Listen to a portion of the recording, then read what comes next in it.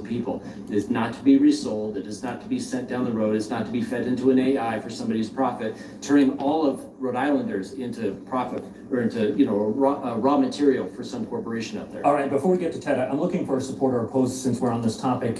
Would you support or oppose, I'll go down the line here. Would you support or oppose a law that would prevent Rhode Island law enforcement agencies from sharing flock camera information to federal agencies? Support or oppose? Is the question whether or not I would support a ban on that? Correct. A law that would ban providing flock camera information to federal agencies, like ICE. Yes. Support or oppose? All federal agencies? No, I would not support that. Support or oppose, Mr. Hoffman? I'm thinking if it's legal. Under this administration, I would support it. And Ms. Zahar? And I would, of course, need to review the individual legislation. I would have some concerns, but would be fully supportive of not sharing with ICE currently. All right, Ted? Candace, I ask each of you to address some of the criticisms you've taken in this campaign. And I would, of course, need to review the individual legislation. I would have some concerns, but would be fully supportive of not sharing with ICE currently. All right, Ted? Candace, I want to ask each of you to address some of the criticisms you've taken in this campaign and in public life. And Mr. Hoffman, I'll start with you. You're spending an extraordinary amount of money on TV ads to try to win this job, including roughly $500,000 of your own money. Ms. Ahern appeared to allude to that in a recent press release when she said, quote, Attorney General is... And I would have some concerns, but would be fully supportive of not sharing with ICE currently. All right, Ted? Candace, I want to ask each of you to address some of the criticisms you've taken in this campaign and in public life. And Mr. Hoffman, I'll start with you. You're spending an extraordinary amount of money on TV ads to try to win this job, including roughly $500,000 of your own money. Ms. Ahern appeared to allude to that in a recent press release when she said, quote, Attorney General is not a job to be bought by the highest bidder. How do you respond to that criticism?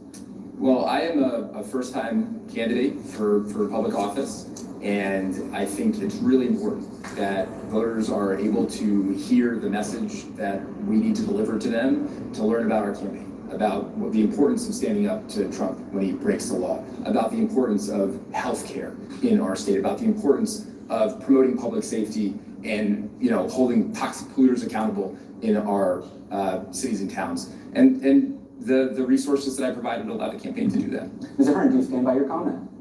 Yes, I do. Why? Well, all of us are first-time candidates for statewide office, and we're all trying to get our message out as we speak. And it's concerning, of course, when too much money is pumped into any political campaign, and it's extraordinarily expensive, right? It's extraordinarily expensive to do what we're doing, to get up on TV, to do these ads. And so it's concerning, but it distracts from the real issue that this office cannot be bought, and experience like I have cannot be bought. What do you say to that? It is very important that anybody who seeks this job be a person of integrity and a person of high ethical standards. Me putting my personal money into this race, in my view, doesn't raise any flags. It's money that is available to get out to voters, unlike, raising funds from insiders and, putting campaign accounts from other campaigns to use toward this effort. I'm really proud of the folks who've contributed toward our campaign. More than 1,000 donors. We've raised more funds for this race than any other candidate. And yes, it's true. I mean,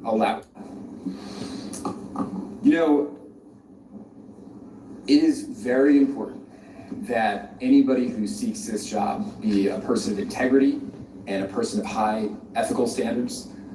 Me putting my personal money into this race, in my view, doesn't raise any flags. It's money that is available to get out to voters, unlike, raising funds from insiders and, putting campaign accounts from other campaigns to use toward this effort. I'm really proud of the folks who've contributed toward our campaign. More than 1,000 donors. We've raised more funds for this race than any other candidate.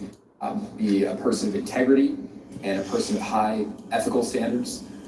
Me putting my personal money into this race, in my view, doesn't raise any flags. It's money that is available to get out to voters, unlike, raising funds from insiders and, putting campaign accounts from other campaigns to use toward this effort. I'm really proud of the folks who've contributed toward our campaign. More than 1,000 donors. We've raised more funds for this race than any other candidate. And yes, it's true. I mean, adding my personal funds to that will allow us to get this message out to a couple 100,000 Rhode Islanders who will vote in this election. And I think it's really important that they have knowledge of the issues. Mr. Hearn, let's talk about your record. Your last big job in state politics was as first ever chair of the Cannabis Control Commission. You told us on Newsmakers in 2023 your goal was to issue retail marijuana licenses in 2024. Chair of the Cannabis Control Commission.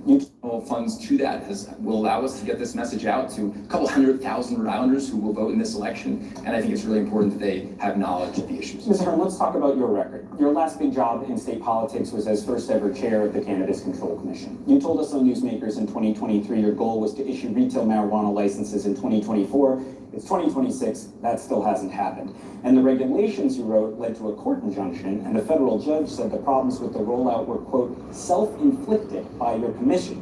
Why should voters give you a promotion when all that went wrong in your last big state job? Yeah, so first, let's talk about the time that I was the first head of a brand new state agency that the General Assembly formed when they legalized adult use. And let me tell you what it was like to be the first chair. We had tremendous pressure from lobbyists, from insiders, from Beverly Hills, California lawyers that wanted a cut of the cannabis industry right here in Rhode Island. And I viewed my role as a firewall against that pressure. I was extraordinarily proud to cast a tie-breaking vote to implement a system in Rhode Island that was lottery-based to give out cannabis licenses. So it's not a NOAA guy, we're not gonna give it out based on who you know, who you donate to, things like that. I'm so proud to have been a firewall against those special interests. And also I'm proud that I built an agency with the pillars of safety, equity, and transparency. We were following the law from the General Assembly and our goal was not speed. So, but what happened? What went wrong that it fell so far behind your initial goal? I mean, you have cannabis, we hear from them every day, companies that say people put a lot of their own money into these businesses on promises you and others made that this would get off the ground, and it looks like a morass. Yeah, so first, extremely litigious industry. So I'll give an example. I became the chair of the commission. Before I was even able to hire a chief legal counsel, we were sued. The state was sued for something to do with the law that was passed by the General Assembly, and sued several times related to the law that was passed by the General Assembly. And you mentioned kind of one of the court rulings that actually stopped progress. That was actually after I left, by the way. When I left, we were But she was talking about regulations, Right. not under your leadership. Right, and so I wanted to add this, that was not the case across the country. If we had that same law in Virginia or Maryland or some other states, that wouldn't have been the case. So there's actually a circuit split in this issue. Of course, we're back in my law school where I took con law. We'll bring the viewers along on this. Yeah, by the way, for con law, you spend exactly one day learning about the Dormant Commerce Clause, and then you become the chair of the commission. It's all you talk about every day. And so this is true.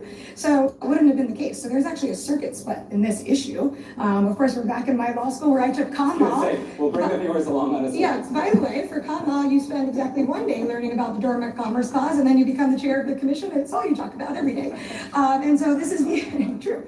So this is the idea that the state can protect Rhode Island interests, right? And I don't blame the General Assembly for trying to do that when these gentlemen passed that law. Okay. We had to follow the law. And so we were sued for doing that, and I believe the commission is back on track as we speak to get those licenses out. Can I rebut? So my opponent is talking about the law that was passed by the General Assembly. In a previous debate forum over at the South Side Community Center, my opponent had previously bragged about passage of the law while she was in the governor's office drafting this bill. A bill that essentially created a position for the chair of the Cannabis Commission to earn $200,000 per year. And while she was in that office, 3 years, she got 0 retail licenses passed during that time frame. So I'm surprised that she's blaming the General Assembly because all we heard was crickets that there was an issue with the law. What do you say? Well, there's 2 additional retail stores open in Foster and Woonsocket, by the way, so that's not accurate. And the job of a regulator, and hopefully some law students out there realize this too, if you take administrative procedures, is to follow the law, to implement the mandates of the law. And by the way, the law was laudable. It was noteworthy in several of its accomplishments, in particular around equity and transparency and setting up very transparent systems.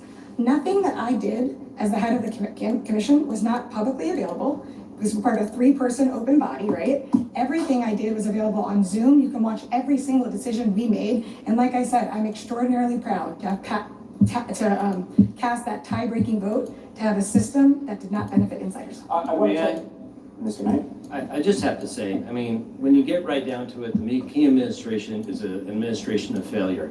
I got a bridge that doesn't work, and I had Peter Alvedi in charge of it.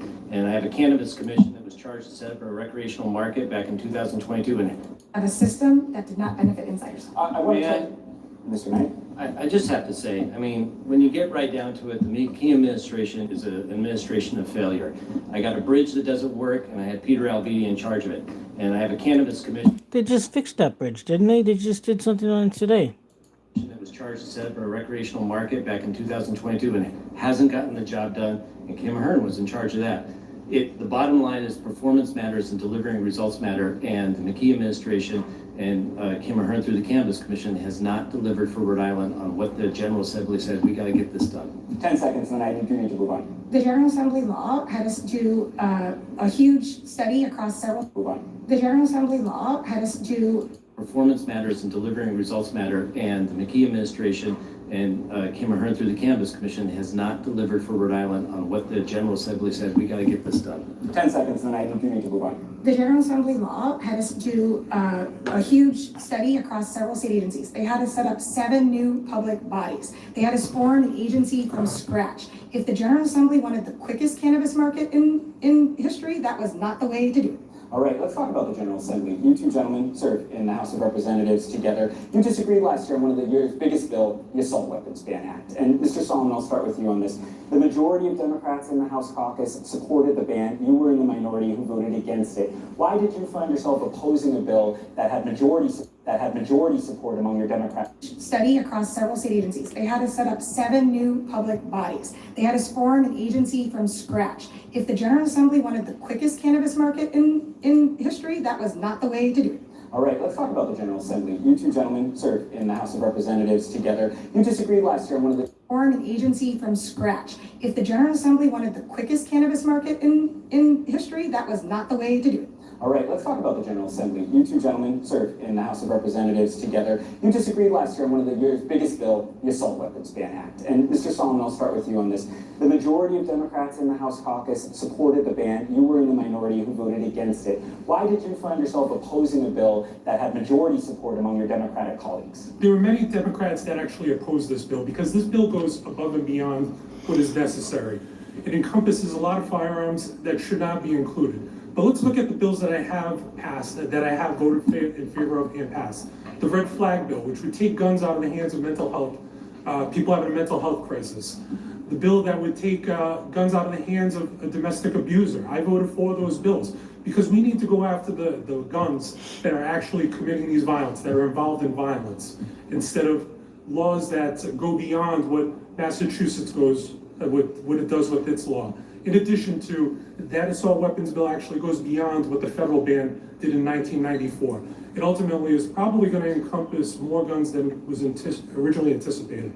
Additionally, the U.S. Supreme Court is likely hearing 2 cases, one from Connecticut, I believe the other one is from Ohio as well. It was going to determine the constitutionality of it.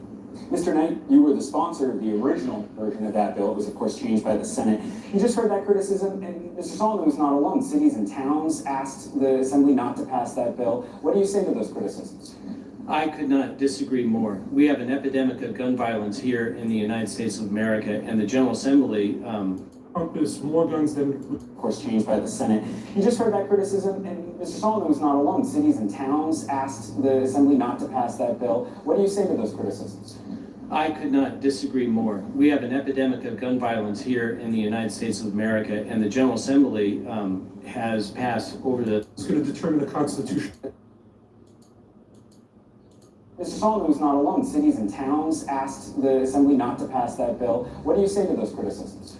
I could not disagree more. We have an epidemic of gun violence here in the United States of America, and the General Assembly has passed over the 10 years that I've served a number of common sense gun safety laws to minimize the chance that we're going to have gun safety here in Rhode Island. You can't get rid of it entirely. We only need to look at the terrible incidents at Brown University and at the ice rink in Pawtucket just this past winter to know that it's still a specter. But anything that we can do to minimize the chance that that's going to happen, the General Assembly should do it because they're protecting the public. That's their #1 job. An assault weapons ban that we passed with overwhelming support of the public goes a long way towards that. And I think that the folks who have opposed it are just simply wrong on the issue. And, you know, I respect Joe's service, but I have to tell you, that just plain wrong. This bill and all the other bills that we passed saved lives. And I voted yes for every single one of them, and I didn't pick and choose. Joe voted no on the assault weapons ban. He voted no on safe storage, which came out of a horrible incident in Johnston where a youngster was killed because of an unsecured firearm, right? Just put the gun in the safe. Make sure it's locked up, or it's on you if you're that kind of person. That's all the bill said. Joe voted no. 30 seconds before moving on. I need to rebut that. There was already a safe storage bill, a law already in effect on the books prior to that bill coming in place. I supported the existing law as it stood. What we need to do is we need to go towards education, because we can pass as many laws as we want, but that's not gonna help the problem. We need to educate individuals how they should store their firearms, and that's how we can alleviate those issues, not look at it. There's already a safe storage bill, a law already in effect on the books prior to that bill coming in place. I supported the existing law as it stood. What we need to do is we need to go towards education, because 30 seconds before moving on. I need to rebut that. There was already a safe storage bill, a law already in effect on the books prior to that bill coming in place. I supported the existing law as it stood. What we need to do is we need to go towards education, because we can pass as many laws as we want, but that's not gonna help the problem. We need to educate individuals how they should store their firearms, and that's how we can alleviate those issues, not look at it after the fact. Mr. Hoffman? We're gonna make improvement on the absolutely unacceptable rate of gun violence in this state by passing laws that ensure that firearms are safely stored, as the General Assembly did, and that dangerous firearms are taken off our streets, and that when the Attorney General prosecutes those who violate those laws, that is how we will make progress. All right, candidates, we have to move on. I'm going to ask each of you the same question. Mr. Solomon, I'm going to start with you. Rhode Island's Attorney General has a standing policy to investigate every use of force by state and local police. If an ICE agent uses serious force and a civilian is injured, would you argue the use of force policy applies to a federal agent, or is it your legal opinion that the Supremacy Clause provides immunity to federal agents? I believe the use of force applies to the federal agent. If they are going above and beyond the law, if they're committing a crime, we are going to prosecute it. Simple as that, because no one is above the law, whether they have a badge or not. And I'm committed to prosecuting those crimes. And we've seen it a lot with ICE lately, where they're coming into the state and a lot of the individuals who are in ICE are just not trained. They're not held to the same rules and responsibilities that local officers are held to. They don't have the same training that our local state and local police have. So if someone's committing a crime like we've seen in many other states, that we will prosecute as. Mr. Hoffman. ICE has become a disgraceful example of this president's tyranny in this country. I believe that just as in Maine and Minnesota, where attorneys general are investigating ICE agents when they have broken the law, I would do the same, and if allowable under the law, prosecute them to the fullest extent of the law. Mr. Knapp.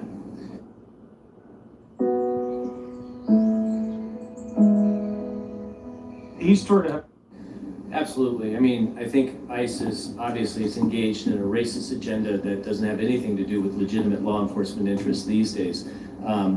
The federal supremacy clause exists. It's something that'd be hashed out in court, but our goal would be if anybody, an ICE agent or any law enforcement person breaks the law of the state of Rhode Island, we want to hold them accountable. Absolutely. There's just gonna be a lot more hurdles with the ICE agent, but as your Attorney General, I will commit that if that, God forbid, that happens in Rhode Island, and I really hope it doesn't, we will do everything we can to bring that person to justice. Ms. Ahern, final word. Yeah, what we're seeing play out across our country and right here in Rhode Island with ICE is not just a tragedy, it's a travesty of justice. It offends me as a mom, as a lawyer, as a resident of this state, and as someone who used to train police officers. When I was at the AG's office, I trained hundreds of police officers in criminal procedure and how to investigate crimes.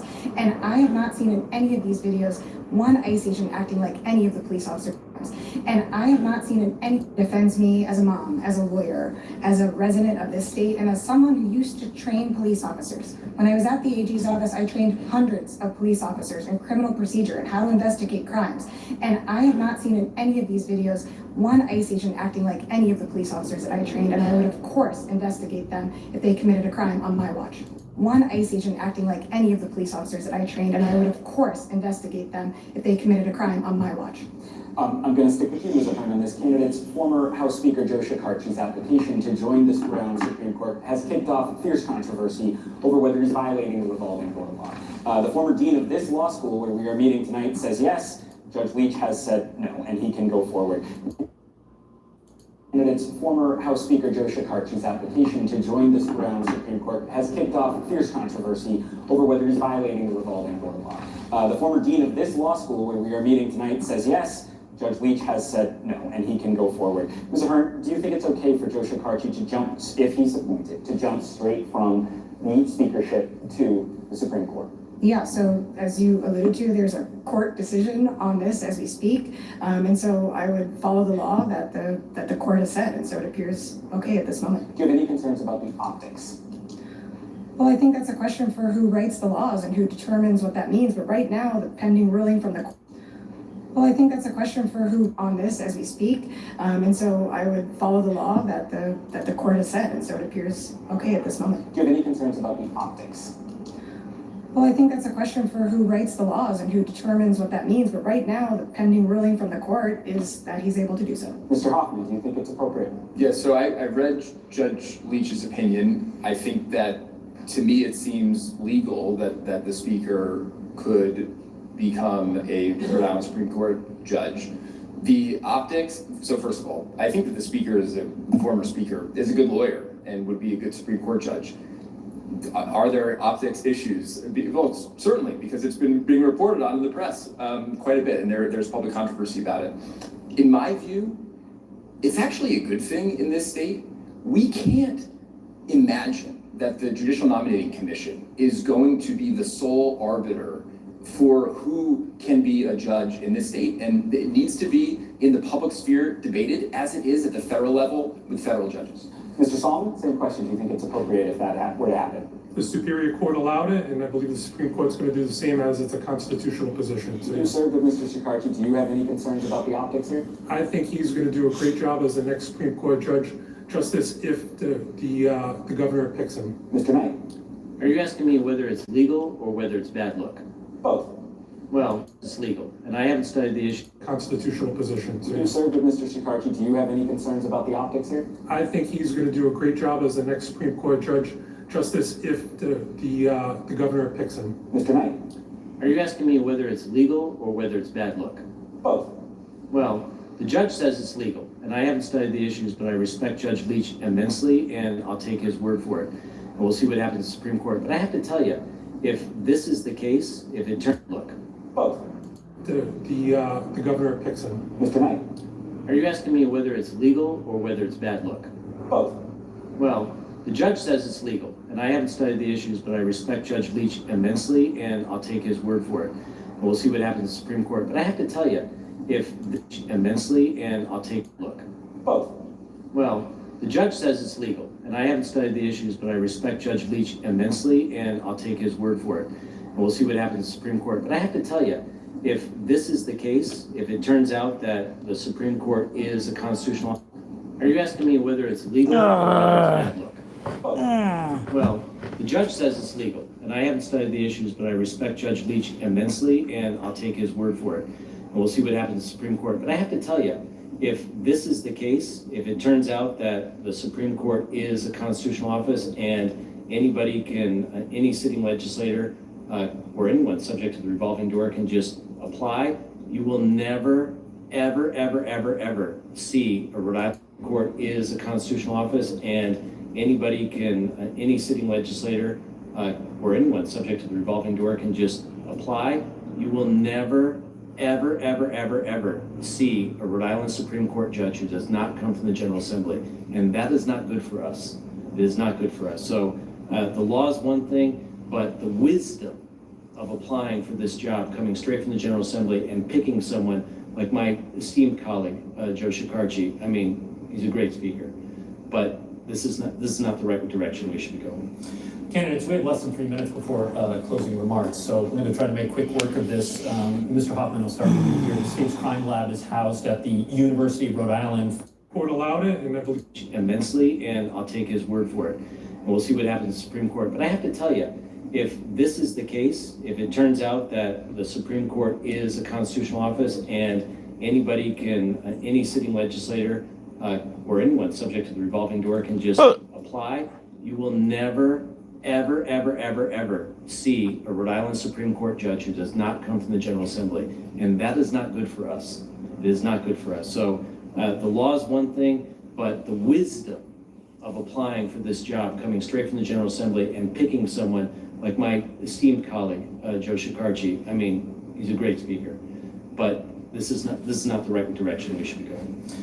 Candidates, we have less than 3 minutes before closing remarks, so I'm going to try to make quick work of this. Mr. Hoffman, I'll start with you here. The state's crime lab is housed at the University of Rhode Island. Following an issue in 2024, there's been discussion of moving the lab under the umbrella of the Attorney General's office. Do you support or oppose moving the lab inside the AG's office, moving it outside of URI? Yeah, so I'm supportive of moving it to the Attorney General's office or to the Department of Public Safety, somewhere else in this state where it can have the resources it needs to succeed. Because what we saw at the State Crime Lab a couple of years ago was that really there was not enough attention paid to the crime lab. And this is a core state function. I think the Attorney General's office could support it, as could public safety. All right, Mr. Knight. A couple of years ago was that really there was not enough attention paid to the crime lab. And this is a core state function. I think the Attorney General's office could support it, as could public safety. All right, Mr. Knight. I think the state crime lab ought to maintain its independence. It doesn't make any sense to bring a forensic crime lab that's really supposed to give us objective information about evidence in criminal cases and bringing under the aegis of the prosecuting authority. It raises all. I think the state crime lab ought to maintain its independence. It doesn't make any sense to bring a forensic crime lab that's really supposed to give us objective information about evidence in criminal cases and bringing under the aegis of the prosecuting authority. It raises all kinds of questions about conflicts of interest and tampering and all that sort of thing. It just creates a mess. So you don't think it could be independent if it was moved under the AG's office? I think you'd be litigating it in every criminal case where there's forensic evidence coming out of this office. I think it ought to stay independent. It has been independent, and that's the best I agree. way to go. Let me get through two other candidates if I have time. Mr. Solomon. it should remain independent because of we don't want to see a situation where a conviction is appealed because it was under the Attorney General's office. So I support the independence of it with more funding because it's a service to all Rhode Islanders, and we really need to step up our funding. I toured the facility prior to even announcing my candidacy for Attorney General, and it definitely needs. Oh, Mr. Solomon, you're a lawmaker. Did you propose more funding to the crime lab when you were up at the General Assembly? I would love to. I don't sit on the Finance Committee, but it's something that I would bring up in the future. Okay, Ms. Ahern, where do you stand? I didn't have to tour it as a candidate because I used to go there when I was prosecuting cases involving firearms and forensic evidence and would take views with defense attorneys that I was doing trials against. And so it needs to be independent. It can't be housed in the Attorney. Where do you stand? I didn't have to tour it as a candidate because I used to go there when I was prosecuting cases involving firearms and forensic evidence and would take views with defense attorneys that I was doing trials against. And so it needs to be independent. It can't be housed in the Attorney General's office. That's going to be the first question that any good defense attorney asks when a witness is on the stand from there. But I'd be supportive of moving it and making it more independent and, of course, giving it more resources.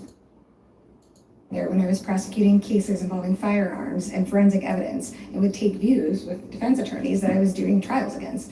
And so it needs to be independent. It can't be housed in the Attorney General's office. That's going to be the first question that any good defense attorney asks when a witness is on the stand from there. But I'd be supportive of moving it and making it more independent and, of course, giving it more resources. All right, candidates, you now have the opportunity to give a 1-minute closing statement, the order of which was drawn randomly prior to this debate. Up first, Mr. Knight, your 60-second closing remarks. More resources. All right, candidates, you now have the opportunity to give a 1-minute closing statement, the order of which was drawn randomly prior to this debate. Up first, Mr. Knight, your 60-second closing remarks. Thank you. We live in dangerous times in America. The Trump administration tears at our rights and strips away the rights of Americans. It tears at the Constitution. These guys lock up people based on the color of their skin, and they've pardoned insurrectionists who have attacked cops. I am a progressive fighter, and I will fight. I will defend Rhode Island and its people from these thugs. I am a Navy veteran. I am a former prosecutor. I am a defender and a legislator. I have been involved in this fight Was a Navy for decades. veteran? Cool. Constitution. These guys lock up people. Prior to this debate, up first, Mr. Knight, your 60-second closing remarks. Thank you. We live in dangerous times in America. The Trump administration tears at our rights and strips away the rights of Americans. It tears at the Constitution. These guys lock up people based on the color of their skin, and they've pardoned insurrectionists who have attacked cops. I am a progressive fighter, and I will fight. I will defend Rhode Island and its people from these thugs. I am a Navy veteran. I am a former prosecutor. I am a defender and a legislator. I have been involved in this fight for decades. When the federal government tried to strip away women's rights, we took action in the General Assembly to put Roe versus Wade into state law. I have fought back against the epidemic of gun violence here by passing the assault weapons ban. And when ICE came to Warren, I took action to pass laws to put some guardrails around their racist tactics. I will protect Rhode Islanders from criminals and wrongdoers wherever they are, in the boardroom, on the street corner, or in the White House. When ICE came to Warren, I took action to pass laws to put some guardrails around their racist tactics. I will protect Rhode Islanders from criminals and wrongdoers wherever they are, in the boardroom, on the street corner, or in the White House. Please vote September 9th, and I'd be honored to have your vote. Thank you, Mr. Knight. Now, Mr. Solomon, your 60-second closing remarks. Thank you. You've heard from all four of us. Here's the difference. I'm the only one who's seen the justice system from every angle. Prosecutor, bail commissioner, and legislator. I've made the hard calls, and I've lived with them. I won't learn this job, well, 60-second closing remarks. thank you. You've heard from all four of us. Here's the difference. I'm the only one who's seen the justice system from every angle. Prosecutor, bail commissioner, and legislator. I've made the hard calls, and I've made the hard calls in the justice system. Thank you, Mr. Knight. Now, Mr. Solomon, your 60-second closing remarks. Thank you. You've heard from all four of us. Here's the difference. I'm the only one who's seen the justice system from every angle. Prosecutor, bail commissioner, and legislator. I've made the hard calls, and I've lived with them. I won't learn this job while Rhode Islanders wait. Here's what I'll do. I'll go after the violent and repeat offenders first. I'll go after the guns causing the violence, the stolen guns and the ghost guns, and I will stop pleading those cases down. And when Washington comes after Rhode Island, I will defend Rhode Islanders. On day one, I'll put a law enforcement liaison in the office because trust between the law enforcement and the community is what gets crimes solved. I'd be honored to keep making these decisions as your next Attorney General, and I ask that you vote on September 9th in the Democratic primary, because I want this job, not the next one, this one. Thank you. Thank you, Mr. Solomon. Now, Mr. Hoffman, your 60-second closing remarks. Thank you. Tonight we've talked about who is best prepared to lead us into a better future as we face challenges here and chaos and corruption at the federal level. I grew up in Rhode Island, and now my wife Rachel and I are raising our children here. I have always represented the people, and I rose to become a senior leader in Peter Nerona's office. The first full-body adaptive ergonomic chair. Whether you're big or slim, recline. I know what it takes to winning court. We've talked about who is best prepared to lead us into a better future as we face challenges here and chaos and corruption at the federal level. I grew up in Rhode Island, and now my wife Rachel and I are raising our children here. I have always represented the people, and I rose to become a senior leader in Peter Nerona's office. I know what it takes to win in court because I've led court cases against Donald Trump himself, and we've won. As your Attorney General, I'll fight to protect Rhode Islanders from private equity giants buying up our homes and hospitals. I'll fight against scammers that harm seniors and for children that are poisoned by lead paint. I'll fight for access to affordable health care and reproductive rights, and against gun violence. Cases against Donald Trump himself, and we've won. As your Attorney General, I'll fight to protect Rhode Islanders from private equity giants buying up our homes and hospitals. I'll fight against scammers that harm seniors and for children that are poisoned by lead paint. I'll fight for access to affordable health care and reproductive rights, and against gun violence and the Trump administration's unprecedented overreach. My community here in Rhode Island was there for me and my mom when my dad died from cancer linked to Agent Orange exposure during the Vietnam War. I'll always fight for our community and make it safer, stronger, and fairer for every single Rhode Islander. Thank you, Mr. Hoffman. Now, Ms. Ahern, your 60-second closing remarks. I'm running for AG because I've dedicated my career to standing up for people who don't have the power to stand up for themselves. For nearly 2 decades, I've served as a prosecutor under 3 AGs, where I put our most dangerous criminals behind bars, as a policy advisor to 2 governors and the head of a state agency. I've taken on the big fights and I've won. And as a mom to 3 young girls, there is no bigger fight than keeping our kids safe. That's why I'm going to create a new reproductive justice unit at the Attorney General's office to ensure that my daughters don't have fewer rights to their own bodily autonomy than me and my wife, Jenna, had as young women. That's why I'm going to aggressively go after getting legal guns off our streets, keeping our kids safe.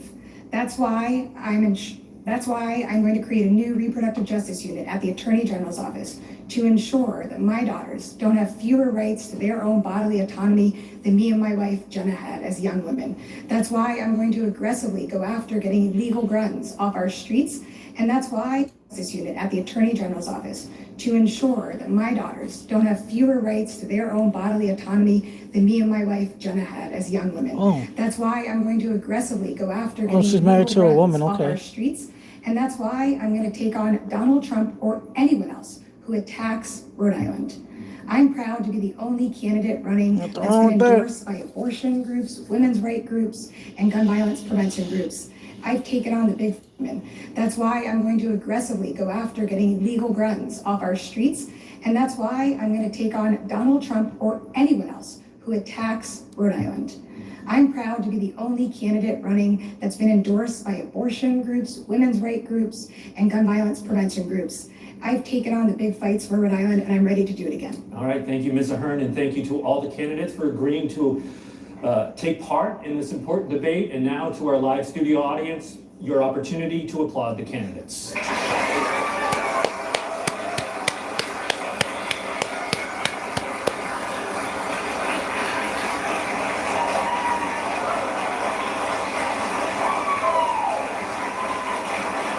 And I want to remind our viewers that our debate series continues 1 week from tonight, Tuesday, August 18th, live from Rhode Island College.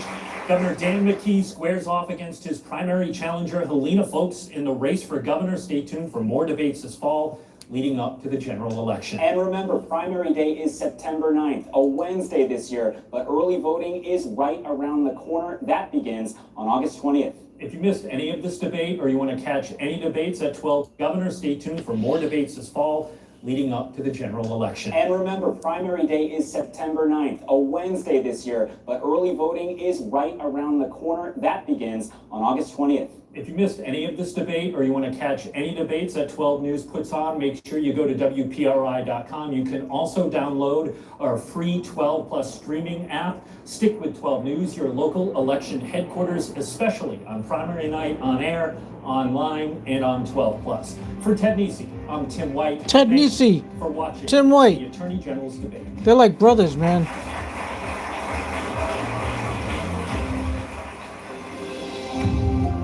But I missed something. They were talking about something after or after. I don't know. Years. Someone came up to me and told me that recently.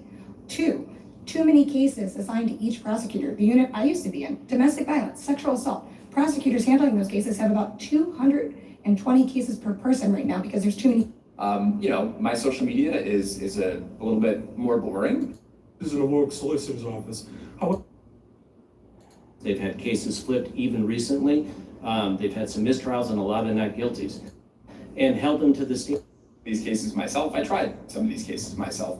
I became a unit chief and then was promoted to the executive team of the Attorney General's office, helping to oversee the entire office, criminal and civil. And I think that leadership experience. This needs a leader. Opponents have a lot of complaints about how the office is run, whether it's deserved or not deserved. One thing I know, I'm the only one who's going to pick. Bluntly, both on social media and really grab hold of the fiduciary relationship that you have with your client, in this case, the people of Rhode Island, to not be flip, to not, to not issue your own opinions when you really don't need it. Particularly in the criminal space, it should be driven just by the facts and only the facts. And commentary on top of it for political gain is really not necessary, and I don't think it was the right thing to do. As you can, simply being an attorney serving your clients, which are the people. Ms. Ahern, you served in the governor's office during the ILO controversy. Do you think the underlying... Oh, I found it. during the ILO controversy... Which are the people. What do they call Ms. this now? Ahern, you served in the governor's office during the ILO controversy. Do you think the underlying facts uncovered should have remained secret since there were no criminal charges, or did the public have a right to know the findings since it involved a public official and public money? Yeah, so I'm always for more transparency in government whenever possible, especially if you're talking about police reports that might be accessible and should be accessible to the general public. But specifically on this topic, I want to tell you a quick story. I investigated a public official once for a sexual assault. I went to the grand jury like I did so often in my just shy of a decade, serving at the AG's office. I expected for the victim of that crime that we would walk out of there with a true bill, that we would have a charged case. And you know what? We didn't. And you know the next thing I did? I broke the news to a victim who thought that she was sexually assaulted and thought she would have a criminal case. And then the next thing I did was I went back to my desk and pulled out my next case file of the hundreds of victims that I was tasked with bringing justice to. I give that example because when the U.S. attorney investigates cases, public correction, crime, narcotics, if there's a no true bill from a federal grand jury, they're not going to have a press conference about it. So that's how I plan to conduct myself as the attorney What would you have general. done in this case? You know how that was. I would not have had a press conference. Would you have issued the report? I would give serious thought to if the report has underlying documents that the press should have access to and releasing those, of course, but I don't think we should be editorializing when people are not charged with crimes. But it does sound like a distinction. You're not even 100% sure he would have issued the report he did on that, let alone comment on it. No, yeah. All right, candidates, a rapid fire section now. We want to get through some topics quickly, so I'm looking for a 1 or 2 word answer here. I will start with Mr. Knight and rotate the order. Attorney General Noronha has been unsuccessful in getting the General Assembly to pass a grand jury reporting bill, which would allow the To not, to not issue your own opinions when you findings, but again, we're sure you agreed with the commentary around it. Is that fair to say, and why? That is fair. Committed to upholding that level of transparency in the future. Mr. Knight, let me turn to you. As I understand it, you've suggested it was correct to issue the report on the ILO findings, but again... What do they call it? The IWO findings? It doesn't say in the closed More caption. boring, but I think that the core issue here of transparency, I think is very important to the mission of the Attorney General's office at a very basic level, and that we should all be committed to upholding that level of transparency in the future. Mr. Knight, let me turn to you. As I understand it, you've suggested it was correct to issue the report on the ILO findings, but... Report on the IWO findings. What the heck is that? Okay, let me see.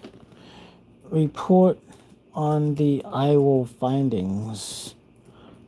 Cause it's closed caption, not saying it. Not Iwo Jima. Iwo Jima is different. Rhode Island. Report on the ILO findings. Oh, ILO findings. Oh, ILO. Okay.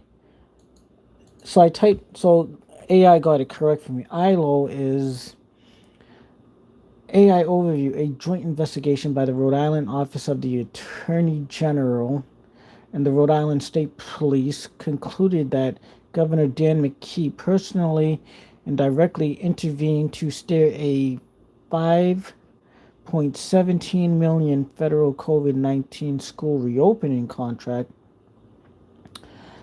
to the newly formed ILO Group, ILO, LLC, Limited Liability Corporation, and a manipulated process, though prosecutors found insufficient criminal evidence to file charges. Well, there's a lot of information. The key findings of the investigation. Contract steering Governor Dan McKee intentionally bypassed and ignored the recommendations of an independent state review team to award that's a lot of money, $5,100,000, which I had $5,170,828.81 contract to the ILO Group Political connections. ILO Group was incorporated the same week Governor Dan McKee took office. Its leadership had close ties to Michael McGee Jr., a top political advisor to the governor, and former head of the nonprofits Chiefs for Change, where ILO co-founder Julia Raphael Beer previously worked. Manipulated process. Investigators highlighted that Julia Raphael Beer helped design aspects of the work ultimately assigned to her firm, noting an internal message where she remarked that the request for proposal RFP was fixed. Lack of criminal charges. Peter Nerona, the Rhode Island Attorney General, stated that despite the administration, I should work for the news, huh? I should work for WPRO. Stated that despite the administration ignoring state procurement rules and undercutting regular regulations, prosecutors lack sufficient evidence to prove a criminal violation beyond a reasonable doubt. Subsequent follow-on actions, contract cut short. The state canceled and cut short the multi-million-dollar agreement with the ILO Group halfway through its term, paying out roughly $1.8 million.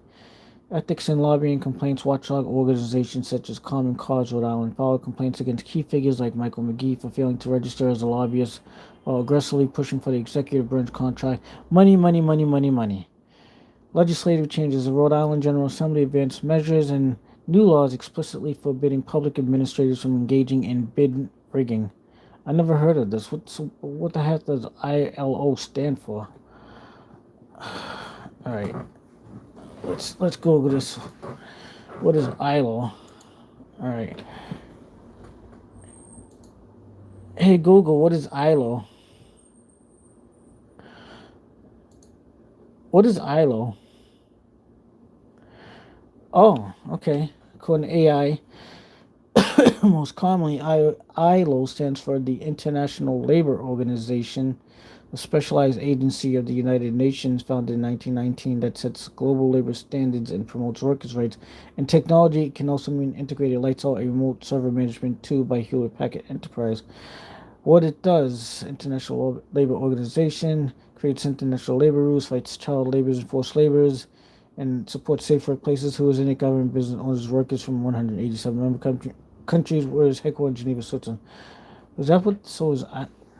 So that's in Rhode Island too, but that's international Rhode Island. Let me type in ILO Rhode Island.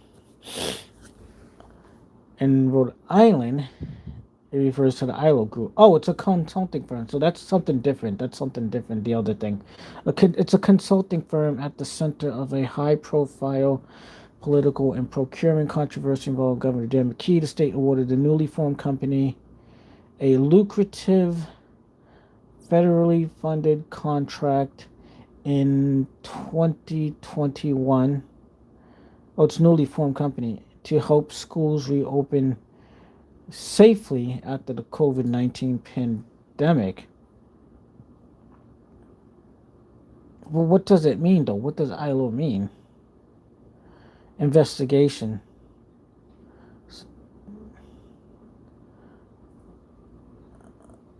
Okay, but what does it mean, though?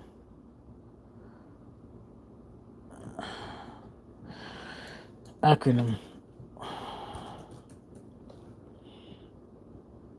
ILO Group. What does it mean, though? What does ILO stand for? No.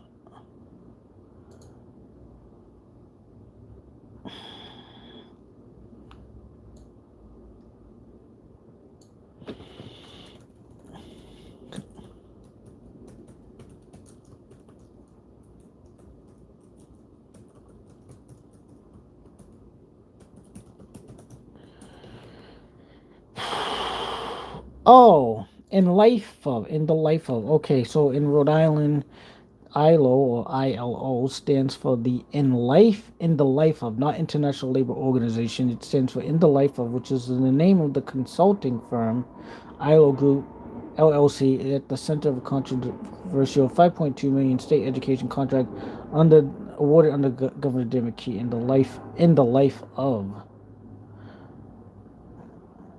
Okay, so let's see what all right, let's see what this group's about. in the life of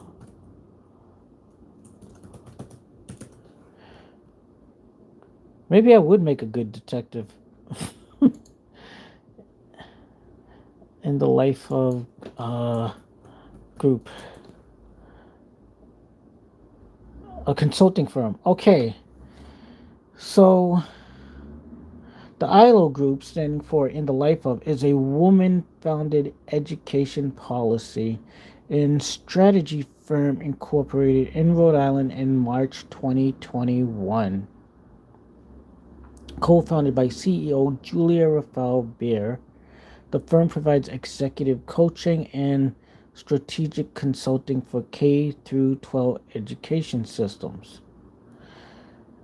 And then there's, what is this? It says here, alternative, you might be looking for Life Inc. No, that's not it, because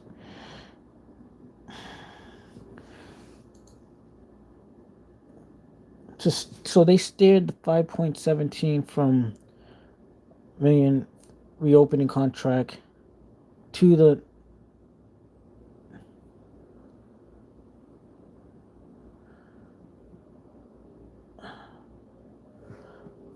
it was to make sure schools open safely after COVID.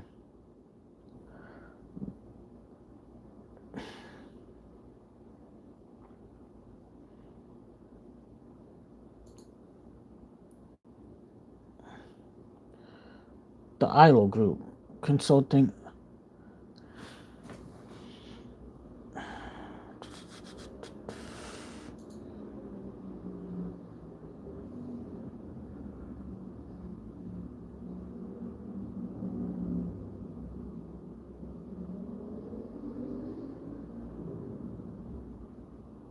Okay, so instead of the money going to make sure the schools open up safely after COVID, they went to this consulting firm, which has to do with schools too.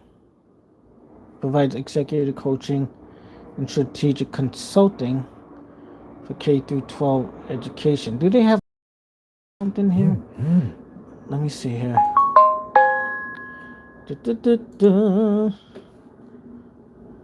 ILO Group, Rhode Island. Webpage. Do they have a webpage? Here we go. The official corporate site for the education consulting firm is the ILO Group homepage for public record findings and joint investigative report regarding state school reopening contract awarded to the firm. Visit the Rhode Island Attorney General's ILO investigation page. So this is an ILO group right here. Accept an ILO group. Is this it? Let me see. Let's look at the team. Who's on the team? Who did they say ran it?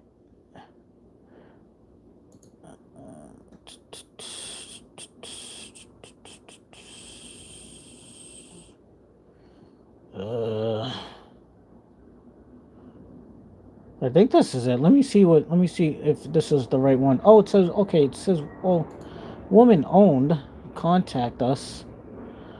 Let me just make sure this is the right one. It says in Rhode Island, about.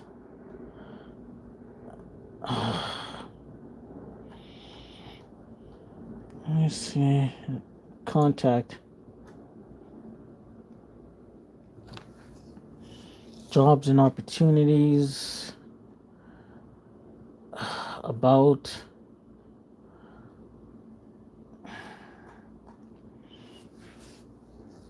So it's the ILO group. Let me see.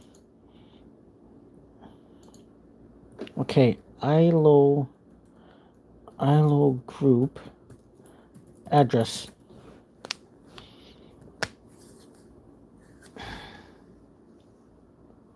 This says Matthews, North Carolina. No, ILO Group, Rhode Island.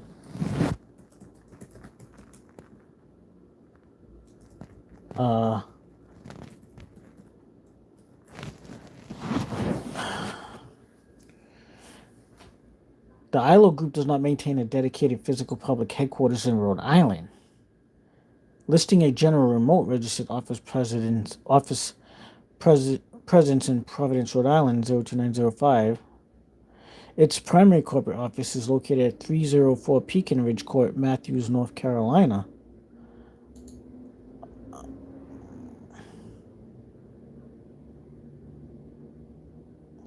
At ILO Group, it says we work side by side with state, district, and organizational leaders to take on the biggest priorities and make them real.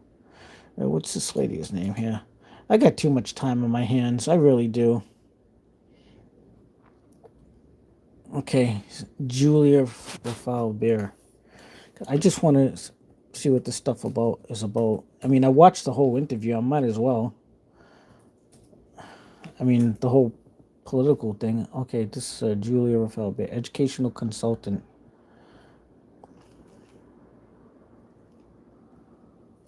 So the money, the COVID money that was awarded to the schools so they could reopen safely after COVID was sent to this organization, which is educational. It has to do with schools. So it still has to do with schools and everything. Anyway, that's enough deep diving for now.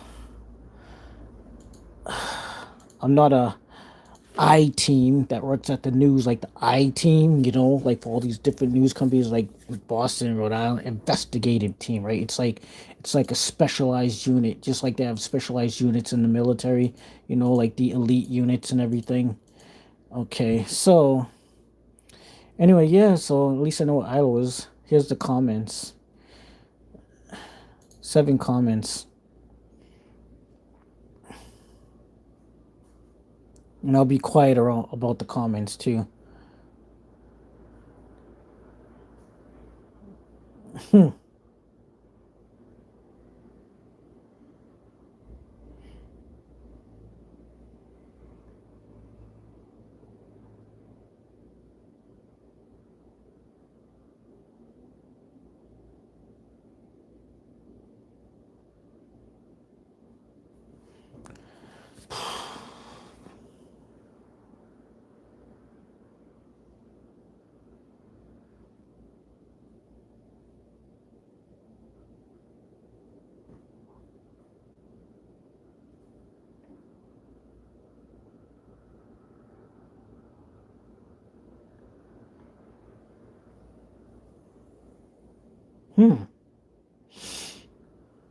Well, we'll click that. We'll click all the likes in the comments so it can push the video out. Wow, they almost got 200K. WPRI almost has 200K.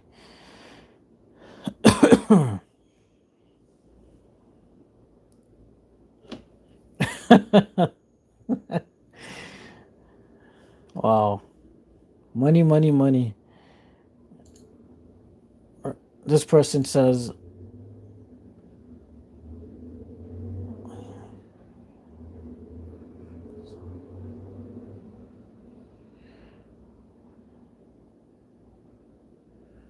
shit, I wish I had $200,000. Or even, yeah, forget the 5 million. Just give me 200,000. If I'm lucky, maybe I'll get an increase on my Social Security at the end of this month.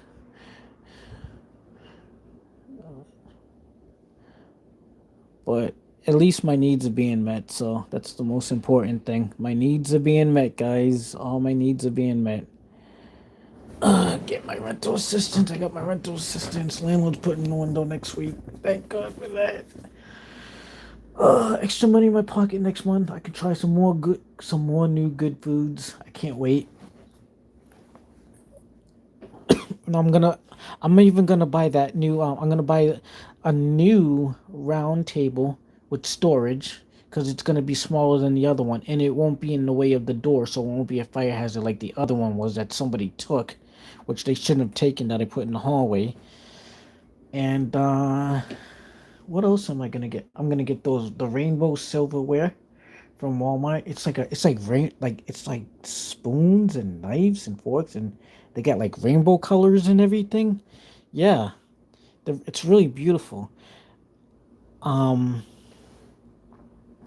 What does this comment say?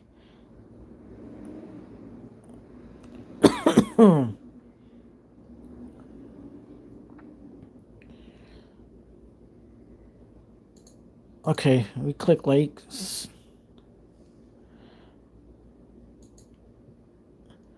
What is this? Oh, this is 7 days ago with the Attorney General.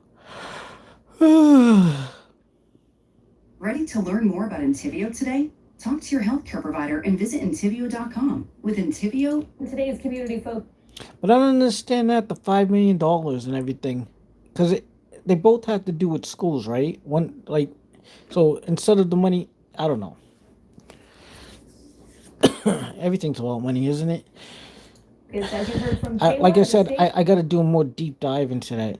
stage is literally set for the candidates to be Rhode Island's next Attorney General to debate tonight. But before they do, current Attorney General Peter Neronha joins me live in studio. Thanks for being I love here. keeping it. So as we know, the four Democratic I love keeping an eye on New England. candidates. We need to hear more about General Connecticut. What's going on in at the Connecticut? Williams University School of Law. You are term limited, which is why you're not running again. What do you think your successor will face in terms of challenges in their role? Well, I think, there are two big parts of the office, criminal and civil. Criminal, by and large, will run itself as long as you have good people in place. There are so many cases there that the AG can't. Are there any salted caramel? What's critical there is that you have Good iced coffee. processes in place and good people. And then that will more or less run itself. It's very reactive, right? Crime happens, we have to do something about it for the most part. Everybody got their The other own side way the of doing office, the civil things. division is much more proactive, meaning you've got to decide how you're going to allocate your resources, what the state needs you to do, what the people need you to do. And I think there were the continuing things that concern me today, and I'm working on today. I think the next AG will have to be able to manage well, and that's healthcare, accessibility, affordability. Some of these hospitals exist at all. How do we reimagine our healthcare system and how we manage it as a state? And then energy and the environment, but certainly energy and climate. Really hard issues to make sure that we keep energy costs down, we keep a sharp focus on our monopolistic public utility, and at the same time move us away from fossil fuels for the benefit of our children and grandchildren. A lot will be on their plate when they're sworn in next year. You can catch that debate live tonight at 7 over on Fox Providence or WPRI.com. They got to have a lot on their plate. Under the leadership of brand new House Speaker Chris Blazajewski, created the Office of the Inspector General, and you're now on the panel who will review the applications and suggest a short list of candidates to the governor. New House Speaker Chris Blazajewski created the office. Leadership of brand new House Speaker Chris Blazajewski created the Office of the Inspector General, and you're now on the panel who will review the applications and suggest a short list of candidates to the governor. What will you be looking for? Well, certainly, I think a prosecutor's background is critically important. I think, frankly, that our office has served that function in a lot of ways. ILO comes to mind. ILO. For example. You said ILO again. Comes to mind in a lot of ways. ILO comes to mind. I think, frankly, that our office has served that function in a lot of ways. ILO comes to mind. For example, working with the state police. So I think that ability to get to truth, prosecutors are well trained to do, but frankly not prosecutors with the typical state prosecutor background, which is more violent crime. You need somebody, I think, who has an ability to do financial cases. A former assistant U.S. attorney would be a good selection, I think. Somebody, with an accounting background or bring in accounts, like retired IRS agents, for example, are incredibly good accountants. They help. IRS? Shoot, the IRS made me pay back $2,000 for a petty amount. I owe Uncle Sam like $2,000, an exorbitant amount of money for something, With a lot of the that's just way too much. That's what I'll be looking for. Of course, I'm one of five, and my colleagues may be looking for something else. But I think those Anyway, are the at least skills, it's half those are paid the off. backgrounds that you need to get to truth in what will be an office which is tasked with that, and the expectations are going to be very high. That's clear. And just quickly, those applications are due by August 21st. You have to make a recommendation by September 28th. Is that enough time? Well, I would have given us more time, frankly, but we are going to try to work within the constraints of the statute as passed by the General Assembly if we can. You know, the question for me, you know, given some of the requirements, in particular, the requirement that you have a certificate from the National Group of Inspectors General, I worry might limit the applicant pool, but we'll see in the end how many applicants we get. Okay, there's a new state law prohibiting ICE agents from being within 200 feet of a polling place. If this is challenged in court, you'll have to defend it. Is it defensible? Well, I think not only is it defensible, yeah, Well, whoever wins, I hope it works out for the good of the people more than anything, because the people rule. but we may need to rely on it to go to court to prevent ICE or some other federal agency from Because we don't work for them, they work for us. interfering with our elections. But I think what we have to remember is there are a lot of state and federal statutes that we can rely on as an office to go to court on election day or before, and we're going to be ready at a moment's notice to do that should the federal government, the Trump administration, try to interfere with our elections. I want to ask you quickly before we're out of time about flock cameras. Yeah. In the headlines a The lot. flock recently as cameras, more yep. Communities are cutting ties with them amid privacy concerns. Yeah. You work hand in hand with law enforcement. What do you think about them? Yeah, look, I think they are an important law enforcement tool. You know, we have these real-time crime centers that are covered a lot by the news. And the point of those stories is what a great law enforcement tool they are. Well, that information's coming from somewhere, not just flock cameras. But look, I remember being in the detective area during our investigation of the Brown shooting, and the flock cameras helped us there. We had a partial plate number, as I recall. We were able to use the flock cameras to determine the actual car. We only had a partial plate. But we were relying on video, rolling video forward, rolling it back, rolling it forward, rolling it back. Not necessarily flock video, but there's no question that video led us to some very significant investigative leads. And I would hate to see a situation where we don't have that kind of evidence available to us. All right, Attorney General Peter Narono, we are out of time, but thanks so much for being. I gotta get back to that video again. AG Torres provides update in Gallup on collaboration with local law enforcement to solve firearm crimes. Where is this? AG Torres. Oh, New Mexico? Oh, that's in New Mexico. That's far away. I'm speaking to you from Darfur in Sudan. Here's what you need to know about this devastating crisis. All right. Well, I didn't get the beginning of that. It's a fair trial, and in order to get a fair trial, Of that, they must have what is competent this? counsel. They must have a competent defense lawyer, and if they don't, about ICE looking for 250 parking spots in downtown Boston.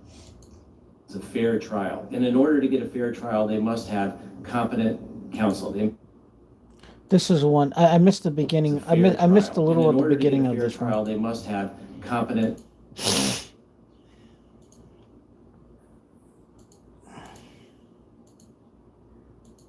Time at the Attorney General's office, I'm proud of We'll my put it record on as a fast play, prosecutor for the past because I don't want to like attorneys watch general. this I forever. have more prosecutorial experience than all of my opponents combined. I was in what's called special victims unit. I prosecuted over 1,000 cases ranging from murder, domestic violence, sexual assault than all of my opponents combined. I was in what's called special victims unit. I prosecuted over 1,000 cases Special ranging from what? murder, domestic violence, what's called special victims unit. I prosecuted over 1,000 cases ranging from murder, domestic violence, sexual assault, human trafficking, and animal abuse. And directly on the question that you're bringing up, I have cases ranging from murder to domestic violence, sexual, general. I have more prosecutorial experience than all of my opponents combined. I was in what's called the Special Victims Unit. I prosecuted SVU, over I've heard of 1,000 cases SVU. ranging from murder to domestic violence, sexual assault, to human trafficking and animal abuse. And directly on the question that you're bringing up, I handled plenty of jury trials in my time there. I'm proud to have been in the arena, and let's talk about Andrew Jett for a minute. He is the defendant in that case. Yeah, let's talk about him. He killed his girlfriend. He went to jail, and then he got out, and he killed his next girlfriend. I'm not ever gonna apologize. Who is I've it? been in the arena, and let's talk about Andrew Jett for a minute. Andrew He is Jett? the defendant in that case. Yeah, let's talk about him. He killed his girlfriend. He went to jail, and then he got out, and he killed his next girlfriend. I'm Wow, not he killed ever two gonna girlfriends. apologize Oh, for shit. anything than all of my opponents combined. I was in what's called the Special Victims Unit. I prosecuted over 1,000 cases ranging from murder to domestic violence, sexual assault, to human trafficking and animal abuse. And directly on the question That makes the Oli thing sound secondary compared to this. that you're bringing up, I handled plenty of jury trials in my time there. I'm proud to have been in the arena, and let's talk about Andrew Jett for a minute. Andrew Jett. Let's see who this dude is. Andrew Jett. Morass. He also mentioned that word morass. Morass means a confusing, complicated, and unpleasant situation. It's either Ted Nisi or the other dude. Life is a morass. Life is a morass. Okay. Oh, there goes the ice cream truck outside. Andrew Jett, she said. Andrew Jett. I don't know if that's two T's or...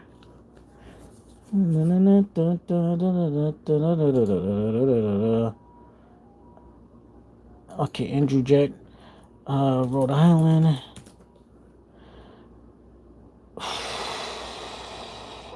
Killed his girlfriend. Oh, this is the dude. After 2 mistrials. What the hell is a mistrial? A man admits to killing girlfriend in East Providence. Okay, Providence Journal. I don't know why they make it so you have to subscribe to them. I'm already paying for the internet.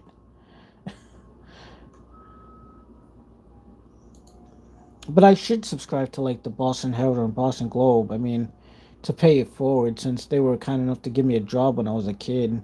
I should subscribe to them. Well, I mean, I would if I didn't have to pay $75 a month to Uncle Sam.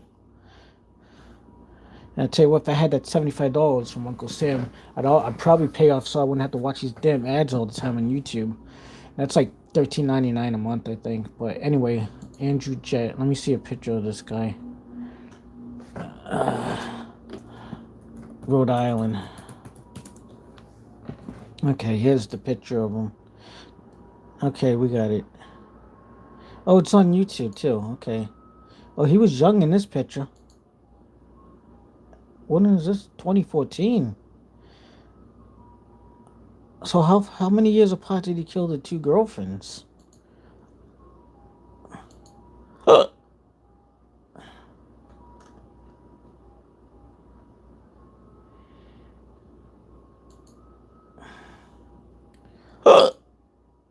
Come on, Providence Journal. How much to subscribe? $1 for the first month. Pay annually, $149 for the first year. Well, that's for the digital one. The digital plus print is...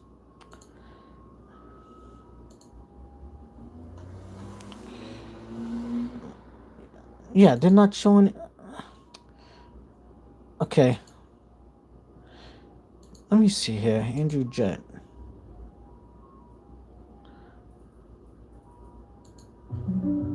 I'm John Betcha. These days, costs are out of control, and families are working. All right, TJ, thank you. We are working the latest now on the 13 years ago. a woman in East That's a Providence. long It's time a story ago. We've been following since a crime occurred last summer. The suspected killer was just arraigned late this morning. It's our top local story, and Eyewitness News reporter Sean Daly was in the courtroom. He joins us live with details from the Providence Mobile Newsroom. Sean? Danielle and The ice cream truck's annoying, man. I gotta wait for it to pass.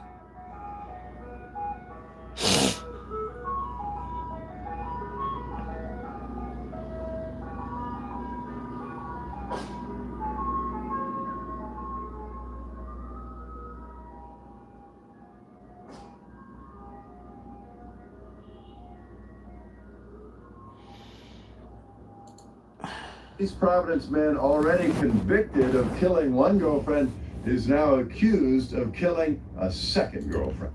Oh, I thought that just happened recently when he killed the second girlfriend. This is 13 years ago. This is old news, 2013. Why are they bringing up something that's 13 years ago in the debate thing? East Providence murder suspect Andrew Jett stood before Judge Wednesday morning for the murder of Michelle Busby. There's got to be a reason why they bring it up in the thing.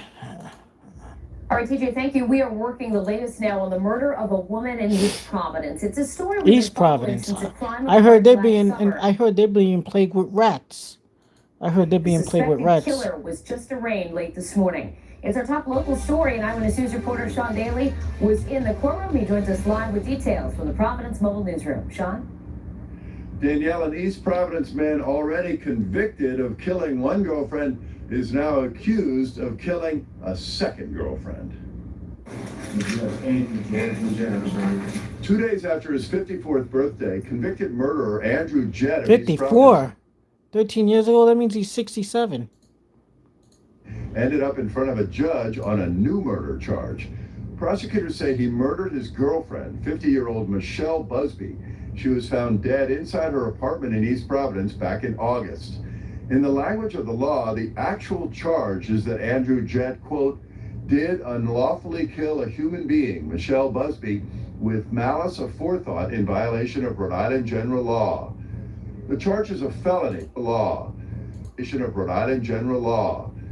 The charge is a felony, and a judge ordered Andrew Jett held in prison without bail because he violated the terms of his probation on a charge of murdering another girlfriend in South Providence 20 years earlier, back in 1992. 1992. Damn, I was young back then. Andrew Jett earlier, back in 1992.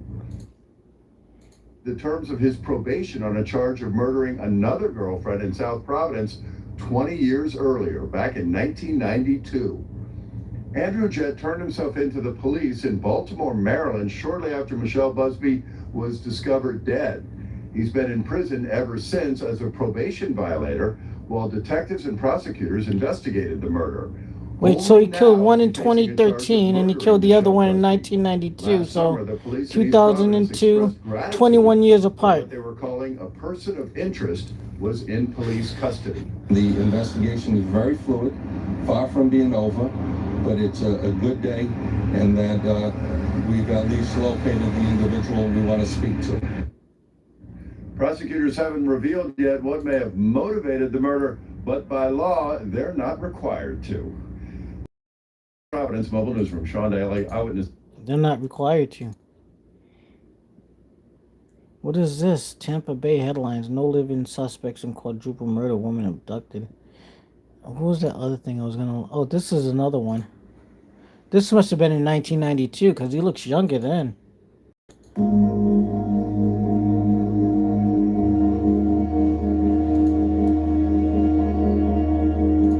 A Rhode Island man who served less than half his prison sentence for murdering his girlfriend was back in court today, charged with killing another girlfriend while out on parole. Eyewitness News reporter Kelly Sullivan joins us now with the latest developments. Shannon, 55-year-old Andrew Jett served just 18 years of his 40-year sentence for the 1992 murder of his girlfriend before being granted parole. Just 2 years after being released from prison, he was accused of murder for the second time. How was he even able to get a girlfriend after he murdered? Like, what kind of girl would want to be with him after he murdered his first He girlfriend? pleaded not guilty. What kind of any girl would want to be with? His girlfriend Michelle Busby in August of 2012. She was found dead in the police alleged Jett murdered his girlfriend Michelle Busby in August of 2012. She was found dead in the living room of her East Providence home. Jett was arrested in Baltimore a week later as a person of interest, and he was charged with her death 6 months later and indicted by a grand jury earlier this year. Now, during his arraignment today, prosecutors indicated they want to make sure he stays locked up for good this time if he's convicted. The state requests this defendant continue to be held without bail, and if this defendant is convicted of murder in the first degree, the state will recommend a sentence of life without parole. All right, now Jett is being held without bail. In February, the Rhode Island Senate passed a bill that would require convicted first or second degree murderers to serve at least half their sentence before being considered for parole. Similar to February, the Rhode Island Senate passed a bill that would require convicted first or second degree murderers to serve at least half their sentence before being considered for parole. Similarly, Half their sentence. So that's not life without parole. I think that's what they were talking about on the debate thing too. Let me see here.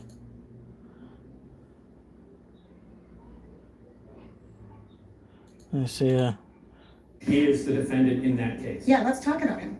He killed his girlfriend. He went to jail. How did he And kill got him? Out, and he killed his next girlfriend. I'm not ever gonna apologize for anything with respect to Andrew Jett, who should never get out of jail. Yes, but did you make a mistake in as you say, it's a high-profile murder case, a capital case, Ms. Ahern. Did you make a mistake? Not just a high-profile case. This is an individual who killed his intimate partner by stabbing her 14 times. So much I so. understand the crime. My question to you is, Yeah. did you make a mistake in this case where it led to... What was her name? Michelle So Busby. much so that the state Let me took see. the most serious action and filed Michelle a right Busby. parole notice.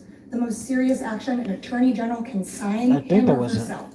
And so when that happens, the stakes are incredibly high. And so I'm proud that Andrew Jett hopefully will never get out of jail. Murder. I'm proud of the work we did. I understand. I just feel like I'm not getting the answer to the question that I'm asking here. We had a respected Superior Court Judge, Kristen Rogers, who had some pretty choice words for you and your prosecutorial partner. What happened? Yeah, the stakes are incredibly high. There was 2 mistrials in that trial. And at the end of the day, the case went up to the Supreme Court. No personal or professional who should never get out of jail. Yes, but did you make a mistake did you say it's a high-profile murder case, a capital case, Ms. Ahern? Did you make a mistake? Breaking news Not now, just a high judge profile. declares a This is an second individual who killed his intimate partner by stabbing her Yeah, Michelle 14 Busby. times. So much I so. understand the crime. My question to you is, Yeah. did you make a mistake in this case where it led to a mistrial? So much so that the state took the most serious action and filed a life without parole notice. The most serious action an attorney general can sign, him or herself. And so when that happens, the stakes are incredibly high. And so I'm proud that Andrew Jett. They don't show a never picture got of the jail. girlfriend. I'm proud of the work we did. I understand. I just feel like I'm not getting the answer to the question that I'm asking here. We had a respected Superior Court Judge, Kristen Rogers, who had some pretty choice words for you and your prosecutorial partner. What happened? Yeah, the stakes are incredibly high. There was 2 mistrials in that trial. And at the end of the day, the case went up to the Supreme Court. No personal or professional violations were found on the state, and the state was able to proceed. And the most serious of violations, and I think you know this, the state doesn't get to do that again. Defendant gets out of jail, gets to go free. That's not what happened in that case. Right. All right, Mr. Hoffman, your resume lacks the kind of criminal experience Ms. Ahern has. By your own admission, your career so far has been largely civil cases. Now, as I pointed out, Rhode Island does not have district attorneys, so it's entirely up to the Office of the Attorney General to handle all. The Southern District of New York has district attorneys. Why should voters consider? I think it was a mix something who just did the Luigi Mangione thing. What was the name? Luigi, Southern District of New York. SDNY, District Attorney. District Attorney. What was his name? Criminal misdemeanors and felonies. I prosecuted. Jamie McDonald, I think. Yeah, I think it's Jamie McDonald. I remember watching that video. Promoted to the executive team of the Attorney General's office, helping to oversee the entire office. Jamie criminal McDonald. and civil. And I think that leadership experience is what sets me apart from the others up here tonight. SDNY, That this entire Southern District of New criminal and York. civil divisions are well run, and Oh. I'm the only candidate with any level of. They have an attorney general and a district unit attorney. chief and the executive team. Have you ever? United States Attorney for the Southern District of New York, James Michael McDonald. Yes or no? No. Have you ever prosecuted? Oh, he's attorney, but not a district attorney. I have not I mean, prosecuted narcotics. oh, he's a district attorney, yeah, Southern District. United States Attorney for the Southern District of New York, yeah. Within the Attorney General's office James when M. he was the McDonald, unit okay. chief on the civil side. Peter Kilmartin was not a criminal prosecutor within the Attorney General's office when he ran for Attorney General and won. You know, I think what is critically important is I deeply experienced. Oh, there he attorney. is, okay. Experience on the criminal side, including leadership positions, and experience on the civil side in healthcare and environmental protection. What was the thing where they were talking about, And the only candidate to have that level of life experience without parole? Hold on. Doesn't escape me is what all the Democrats in the past few years has really been faced with kind of an unprecedented crisis with the crazy. I remember taking civil rights in high school too. I don't know, I can't recall if I ever paid attention to it. This is I like think that they've had some problems in the maybe last like civil few years. civil They've had rights here, cases huh? flipped even recently. And as a legislator, and as a legislator. More attention. I'm gonna give 3 quick examples. Well, quickly. 1, they haven't had an all-staff meeting in 4 years. Someone came up to me and told me that recently. 2, too many cases assigned to each prosecutor. The unit I used to be in, domestic violence, sexual assault, prosecutors handling those cases. Fundamental rights in our. Mr. Solomon is not, he speaks publicly. To really grab hold of the fiduciary relationship that you have with your client, in this case, the people of Rhode Island, to not be flipped, to not. During the ILO contract. Fiduciary. Still sounds like judiciary, but with an F. Rhode Islander is gonna be in trouble and not be able to get health care. We need to make sure that towns have. Part of the reason why they caught that individual. What did he say about life without Keeping parole their thing? data. It's extraordinarily expensive to do. It was in the We're doing beginning to get up on somewhere. TV, to do- Top mistake in this case area when core function of the Attorney General's office, which is to, my precedent in a crisis, AG can do some work on the back end when it's case. The bar for you is lower though. For years, someone came up to me Cases that have been law. Okay, Mr. Knight. I'm not gonna dodge it. Yes, I support it. And you know what? So I support it as the police chief supported as well. This is Mr. Hoffman. Support. Cases of significant public interest, think 38 studios.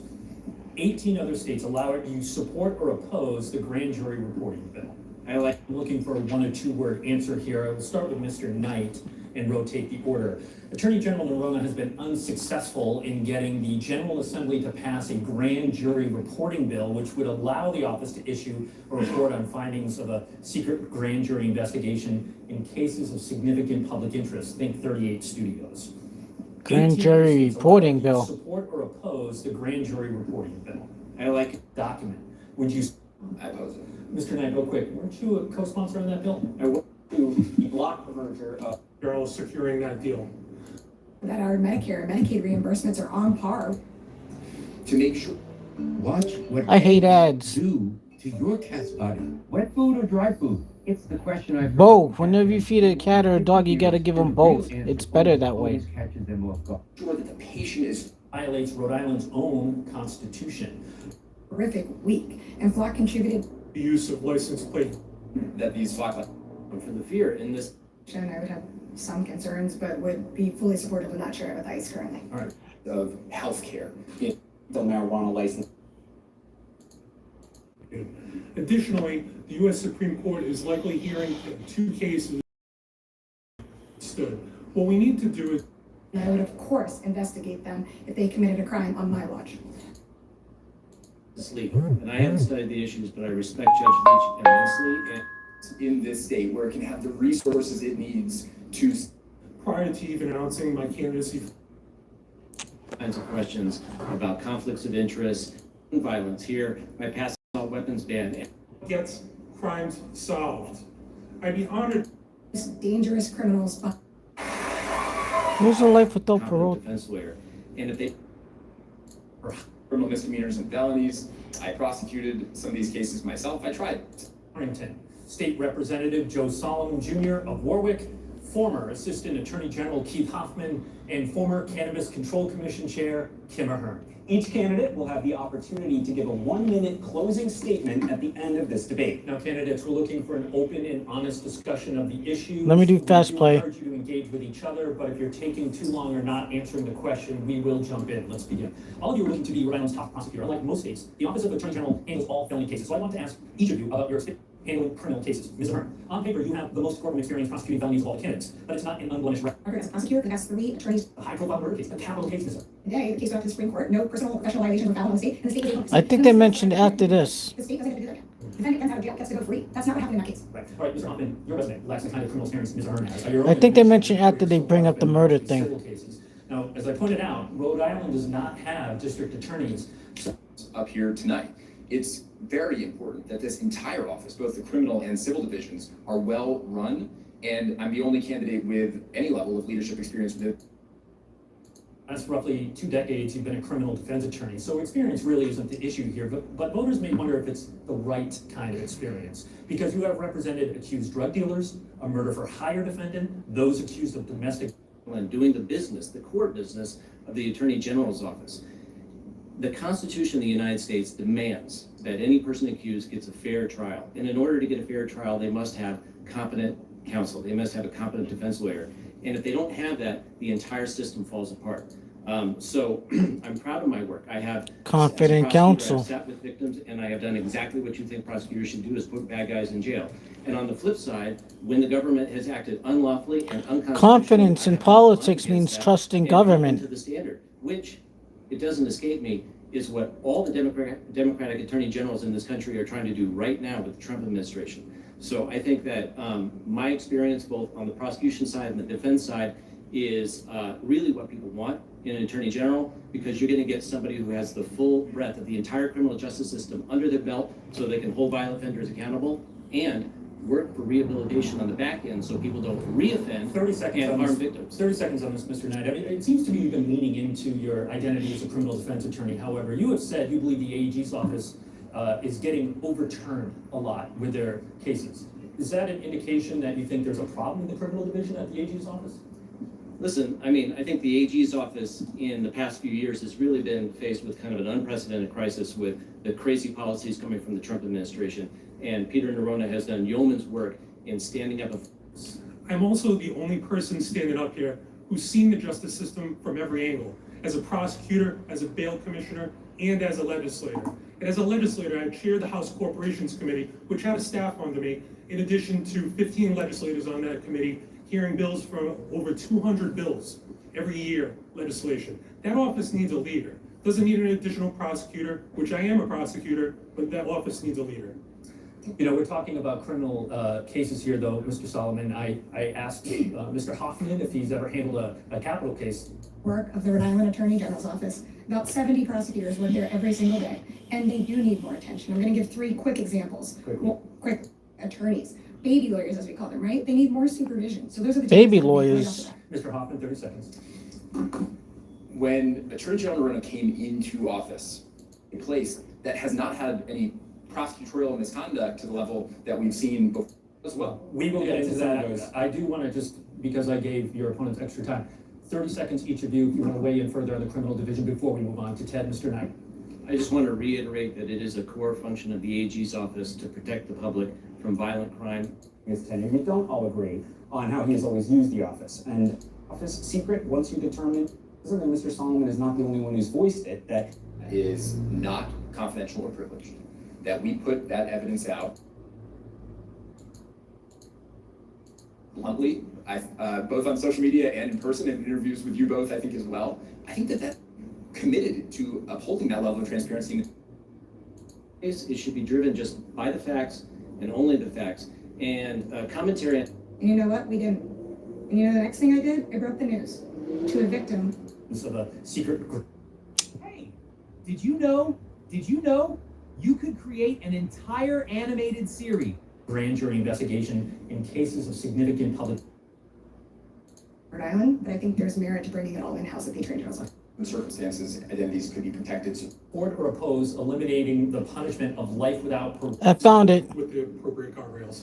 Dueling bills. Okay. Lawmakers have considered a bill that would eliminate the punishment of life without parole for capital offenses. The bill's sponsor has called it, quote, the second death penalty. Do you support The or second oppose death penalty, eliminating huh? the punishment of life without parole in Rhode Island? Eliminate the punishment of life without This session, we can walk and chew at the same time and have more transparency and protect victims of crime. Mr. Solomon. I was the sponsor of the APRA bill 2 years before Representative Knight was. The what and bill? we supported with the appropriate guardrails. This is the other thing that I wanted to know. This is ILO, and I figured out what that was. What is this Afro bill? This session, we can walk and chew bubblegum at the same time and have more transparency and protect victims of crime. Mr. Solomon. I was the sponsor of the APRA bill 2 years before Representative Knight was, and I do support it with the appropriate guardrails. Dueling bills. Okay. Lawmakers have considered a bill that would eliminate the punishment of life without parole for capital offenses. The bill's sponsor has called it, quote, the second death penalty. Do you support or oppose eliminating the punishment of life without parole in Rhode Island? Ms. Ahern. Can you rephrase the question? Do you support or oppose eliminating the punishment of life without parole in Rhode Island? This was a bill that was proposed before the General I Assembly. oppose eliminating life without. Okay. Mr. Knight. I oppose it. Mr. Solomon. I oppose it. And Mr. Hoffman? I oppose it. Mr. Knight, real quick, weren't you a co-sponsor on that bill? I was. When it went back in, and I think it was probably 2017 or 2018, and I believe Rep. Edwards was the prime sponsor. He asked me to sign on to it, and I did because I thought it was worth the conversation. I have to tell you, we had a really heart-rending hearing on that in the Judiciary Committee, and I've gone back and forth on this thing. I oppose the death penalty, and I will tell you that life without parole has been described to me by others as the death penalty in another form. So I think, but I got to tell you, I just want to say, I think we need to keep it and reserve it for the absolute most serious cases. Ted? candidates, another important responsibility. That's what I agree. I agree with that. So I think, but I got to tell you, I just want to say, I think we need to keep it. Reserve it for the absolute most serious. I oppose the death penalty, and I will tell you that life without parole has been described to me by others as the death penalty in another form. So I think, but I got to. Mr. Solomon? I oppose it. And Mr. Hoffman? I oppose it. Mr. Knight, real quick, weren't you a co-sponsor? I was. When it went back in, and I think it was probably 2017 or 2018, and I believe Rep. Edwards was the prime sponsor. He asked me to sign on to it, and I did because I thought it was worth a conversation. I have to tell you, we had a really heart-rending hearing on that in the Judiciary Committee, and I've gone back and forth on this thing. I oppose the death penalty, and I will tell you that life without parole has been described to me by others as the death penalty in another form.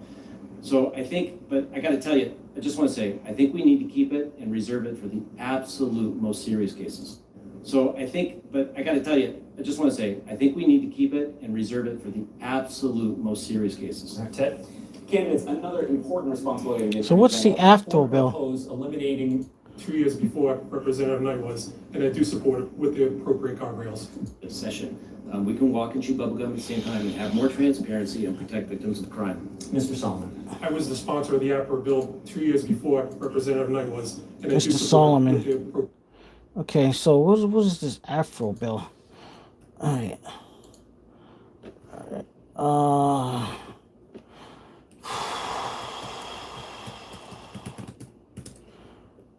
Boy, when I get into something, I really get into something. Joseph J. Solomon, he's a member of the Rhode Island House of Representatives. He's representing the 22nd district, which includes Warwick, which he's lived his entire life.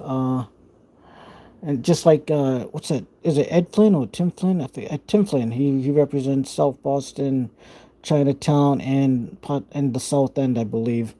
Okay, so let's see. Solomon, Rhode Island. He said Afro bill. I don't know what to call it. Atro bill. I don't know how to pronounce that or say it. Atro bill. What is this bill he's calling?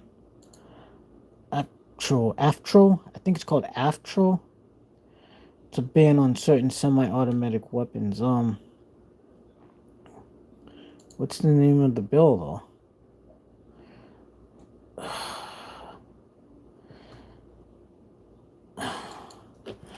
Name of bill.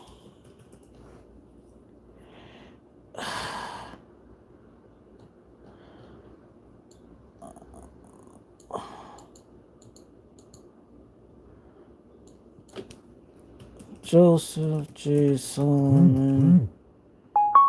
Another notification on my phone?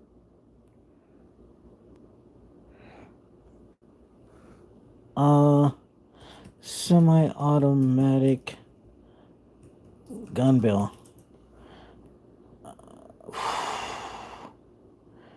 Name of gun bill.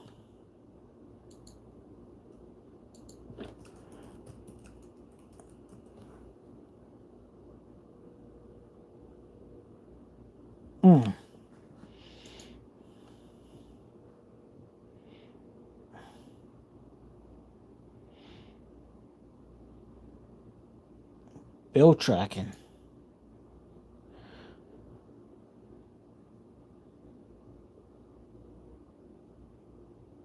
I don't know. I can't find it. It says Astro bill? Astro bill? I don't know. It's a semi-automatic firearms. House Bill H5639 by Solomon, entitled Inaculating the Criminal. Okay. Anyway.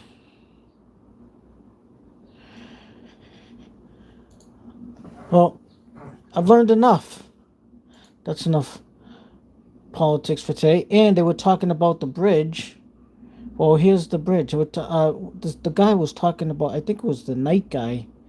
He was talking about the bridge not being fixed. Well, they just fixed the bridge today. I generated 40,000 images. There's a video on it right here. And the reason was I was trying to make my own. Here's the video. Washington Bridge update.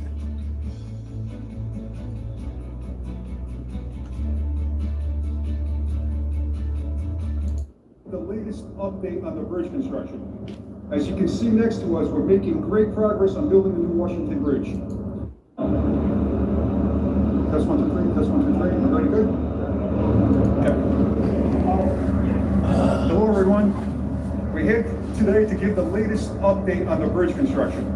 As you can see next to us, we're making great progress on building the new Washington Bridge. Right now, the contractor is installing the foundations of the bridge. They're doing many operations at the same time at different locations across the river. They include vibrating the piles down to bedrock, installing the steel reinforcing rebar, and then filling it up with concrete. Also right now, steel beams for the new bridge are being fabricated. The contractor is looking forward to placing these first steel beams in this fall. Many of the activities are happening sooner than expected. For example, the foundation work you see here wasn't scheduled to start until later this fall. Something else, also the steel beams, that we'll be placing this fall, that was actually scheduled to start next year. So these are all positive signs that this job is going well, and the contractor is working aggressively to complete the bridge as quickly as possible. Residents and commuters will be pleased to know that most of the work will be done off alignment. Oh boy. That means we're building without impacting local roads. Later in the project, there will be some brief traffic impacts, mostly overnight lane closures on local roads under the bridge of Providence and East Providence.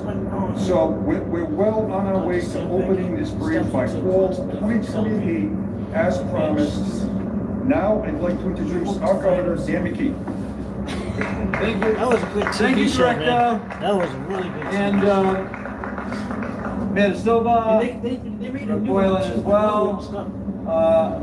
This is great progress, and we're very pleased to be able to share this with our union brothers and sisters that are building this bridge. I say quite often, look, everything that we're building in the state of Rhode Island, everything that we're building in the state of Rhode Island is putting people to work. And those are jobs. And this project is no different. People are getting a paycheck, they're going home, and they're able to raise their families, take care of their own lives. That is a bonus to all of this work that's happened, and we can't get it done without our representation from Local 271, Local 37, Local 230, and many more that are actually working on this project, as well as the building trades and the painters. This is a moment in time where the state of Rhode Island is building more than we've ever built before, and that means people are working more than ever before. But I'm pleased with the progress that we're making on the Washington Bridge. And I want to thank the skilled workers again, the union workers, and of course, RIDA, the people who are working at the Rhode Island Department of Transportation. I got 3 guys. Let's give them a little round of applause for the work that they're doing. I think that's an important point as well. You need skilled people in place to actually build a bridge like this. And we have the best bridge builders in the country with Walsh, and the projected date again is 2 years before Maryland. Unfortunately, they still don't have a contract and they don't have a price. I'm gonna have a half of Misdiagnosed. I hate when I get those spam calls. Right now,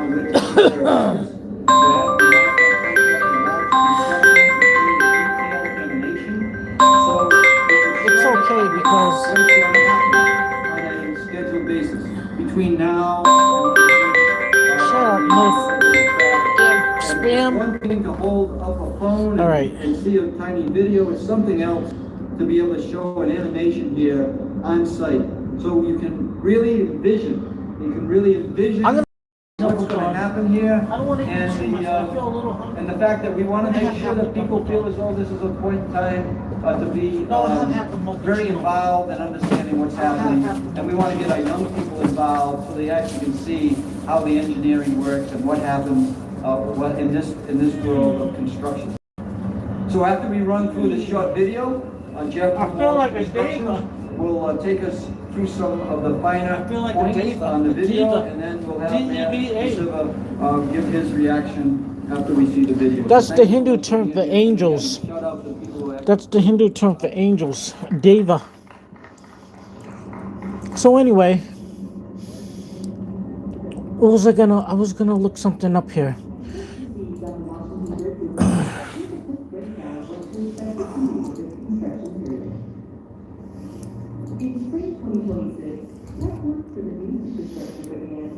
I'm gonna do a short on that word morass too. What was I gonna look up?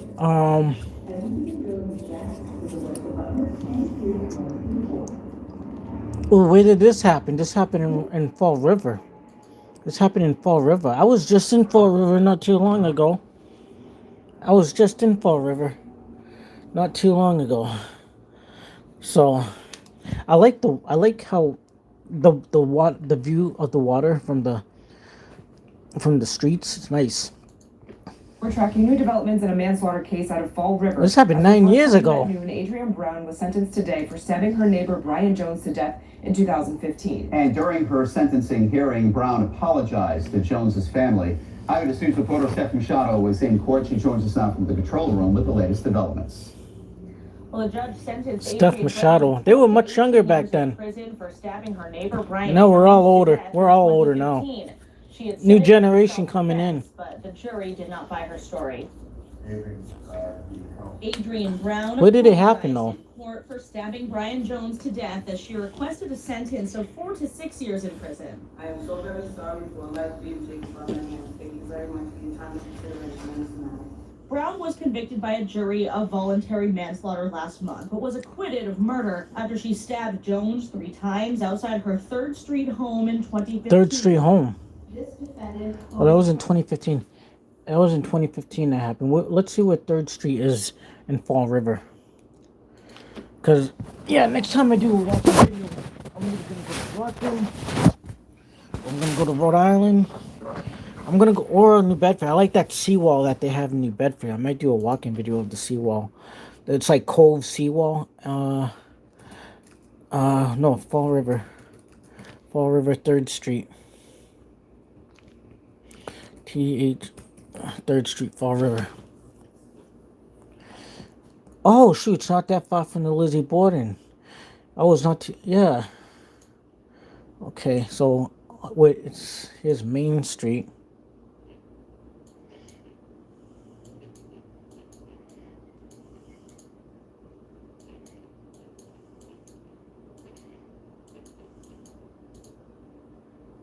Why does it say Rodman Street? It says Rodman Street.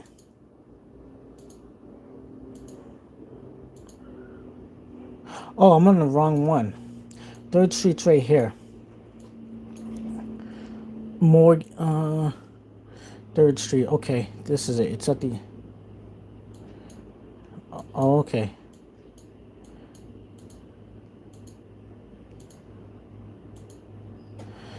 Anyway.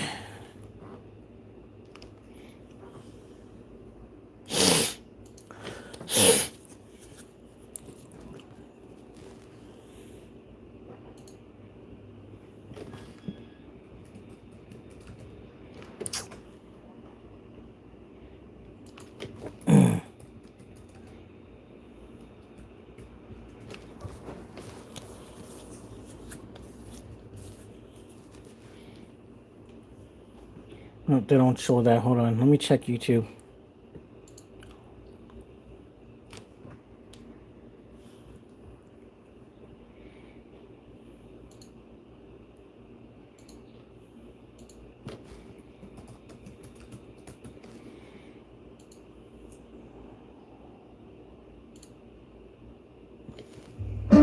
Theorizing that one could time travel within his own lifetime, Dr. Sam Beckett stepped into the quantum leap accelerator and vanished.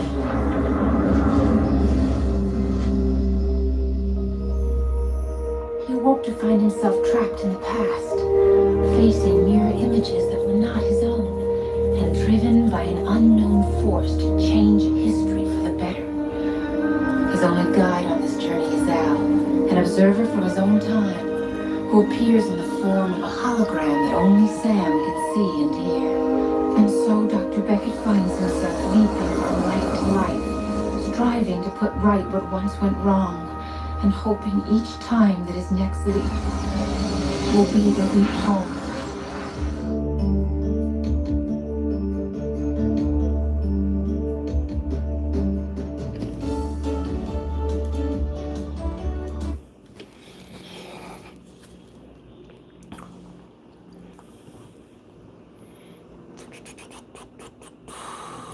Where's the new Quantum Leap? They had a new one.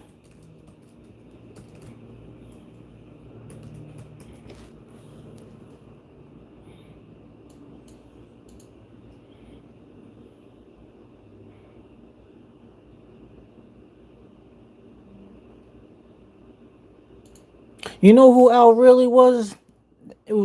Al was his guardian angel. It was actually his guardian angel in that. In 1995, theorizing that one could time travel within their own lifetime, Dr. Steve Beckett stepped into the Quantum Leap accelerator and vanished. After years of attempting to bring him home, the project was abandoned until now.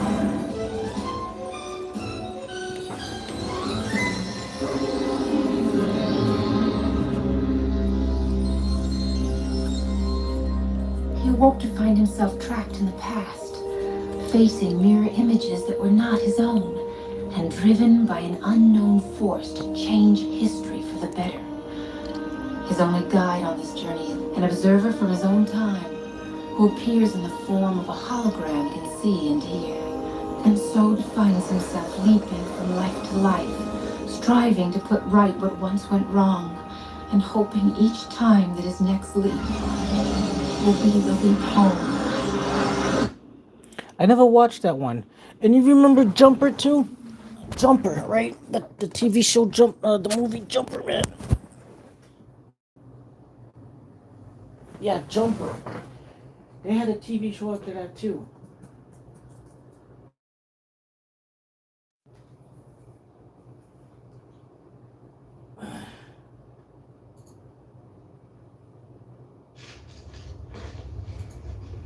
There are people out there who have power.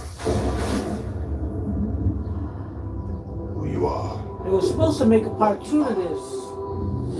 can change history. Just teleport. Hey. What happened to you? David, open the door. This thing that just happened could set me free. But why settle in one place when you can have the whole world? I think there's something you're not telling me. If you don't want to tell me everything, that's fine. Just don't lie to me. It must be hard. Living like this with no family, friends. Hey, you! If you can hear me, you can come home. What I'd like to know is how you robbed a bank without opening any doors. And who are you? You think you could go on like this forever? Living like this with no consequences? There are always consequences.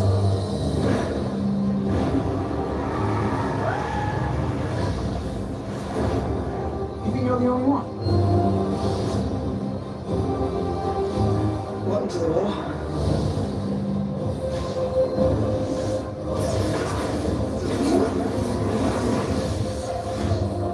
They're trained to hunt us. Or kill anyone that gets in their way. But your girlfriend. We have to get her out of here. I hear you. This is where it ends. Right here, right now.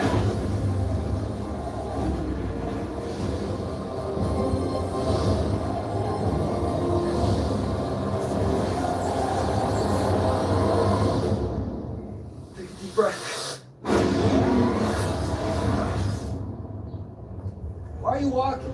I like walking for change. Makes me feel normal.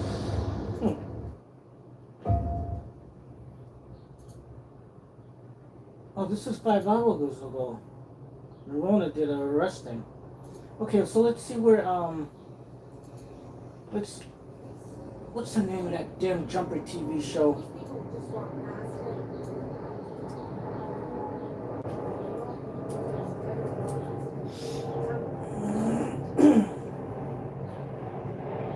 Oh, it's called Impulse. Impulse. That was the name of it. Impulse.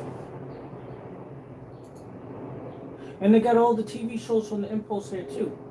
It's supposed to be the TV show of the movie Jumper.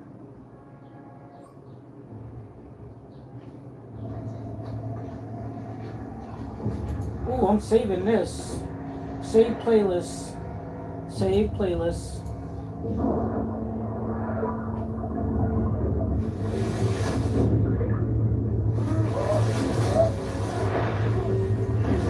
Plus, Towns, you got an A again. Towns. Towns. Impulse, that was the name of it. Okay. What was this movie I was watching on TV? This is an Italian movie. Giallo. It was Giallo. Man, it's freaking hot in Italy right now. It's like 90s. It's like 90s, man. Yeah. Yeah, I looked all over Italy. Rome's like 95, Milan's like 93. It's freaking crazy. Like, their summers get worse than Boston. Probably worse than the deep south in the United States, too. Let me see. Italy's summer's hotter than the deep south. I'm gonna go over that.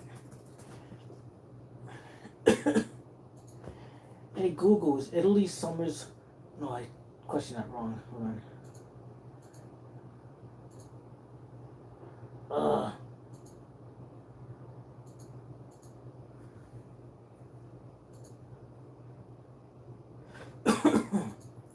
Hey Google, are Italy's summers hotter than the summers in the United States?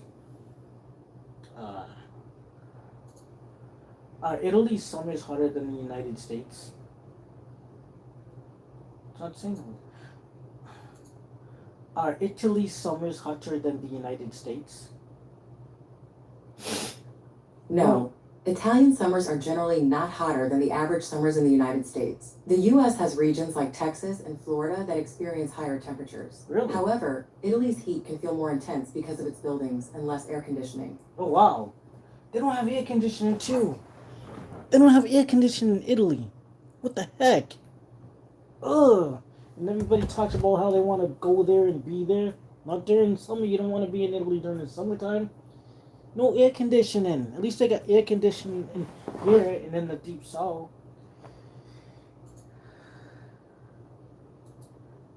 How do I read this thing? Save as, summarize with Copilot. How do I get it to read? There's a thing up here where I can get it to read, right? Or read aloud.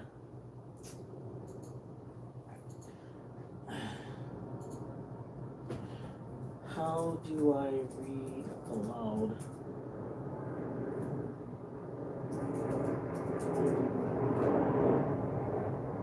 Click 3-dot menu in the right corner. Select more twos. Right here. Select more twos.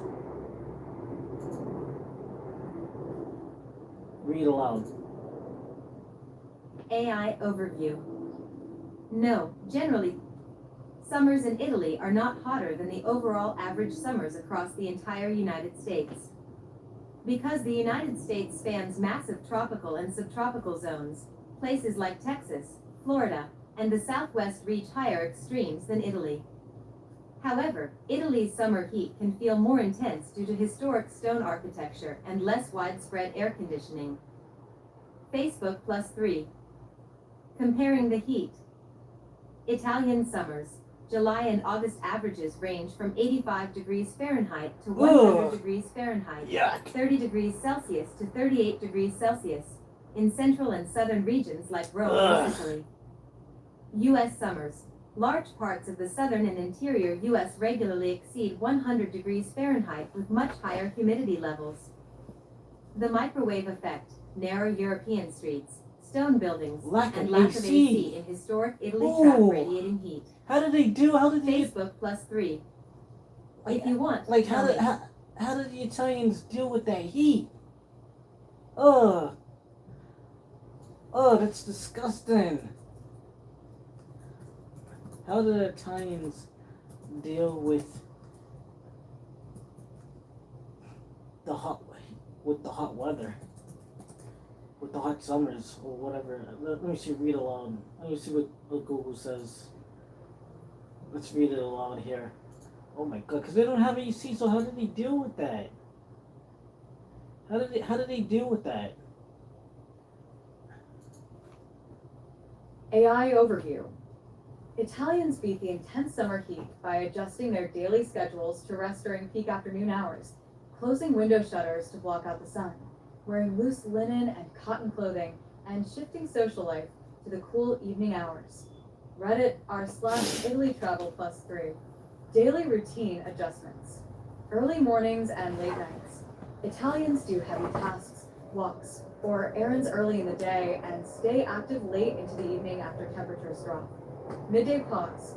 People rest indoors, take a quiet break, or close shops during the hottest hours between noon and 4 o'clock. Vacation exodus. Many city residents leave for the cooler mountains, lakes, or coastal towns, especially during August. Ugh. Imiko Davies +4. Home and food habits. Closed shutters. Heavy exterior window shutters, Persian or Skuri. Stay shut tight all day to reflect sunlight and trap cooler indoor air. Imiko Davies. No hot cooking. Oven stay off in favor of no-cook meals, salads, cold pasta, and refreshing cold coffee, cafe con ghiaccio, or fruit slushies, granita. Imiko Davies. Natural cooling.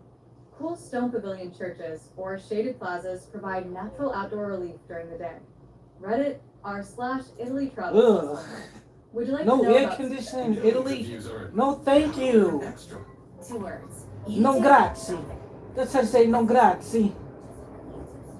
Did I say it right? No grazie. Let me see. Google Translate. Google Translate.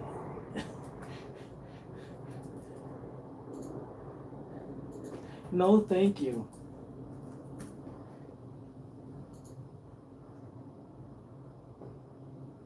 Damn, they must be roasting their asses off. No grazie. No, grazie. Yeah. No, grazie. No, grazie. Ooh. It's not Hofredo, it's I'm hot. How do you say I'm hot in Italian? Oh my god. Hofredo means I'm hot. No, that means I'm cold. Hofredo means I'm cold. I'm hot in Italian. Ho caldo. Ho caldo. Ho caldo. Ooh. It's definitely caldo over there. But let me see what this page is.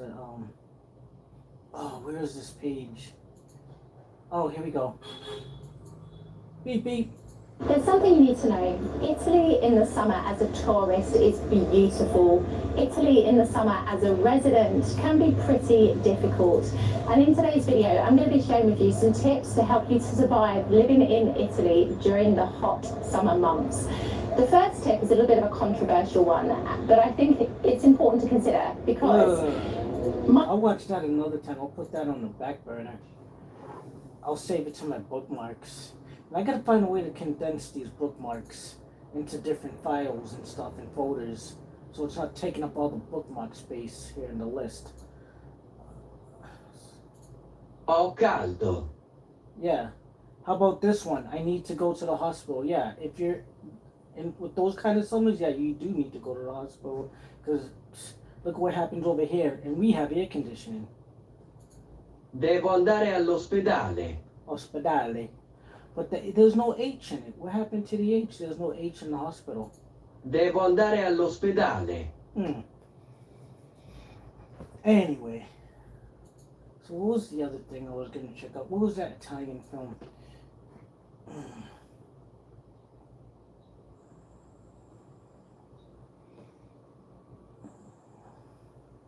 Let me go to my list here.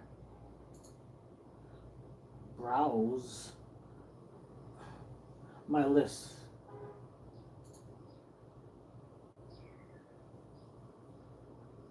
No, that's not the one I was watching. My Stuff. I think it was My Stuff. Continue watching. What was the name of that movie? Oh, this one. Might as well. I'm gonna watch a little bit more of this because this is. I watch halfway through. Dillo tutto, ma non qui, eh? Come lo Arrivo dove posso parlare con Protezione. Senz'altro, commissario. Sarò reperibile in qualsiasi momento. E come? La ringrazio, signora. Buongiorno, commissario. Buongiorno, commissario. Basta così. Non ho più intenzione di sopportare.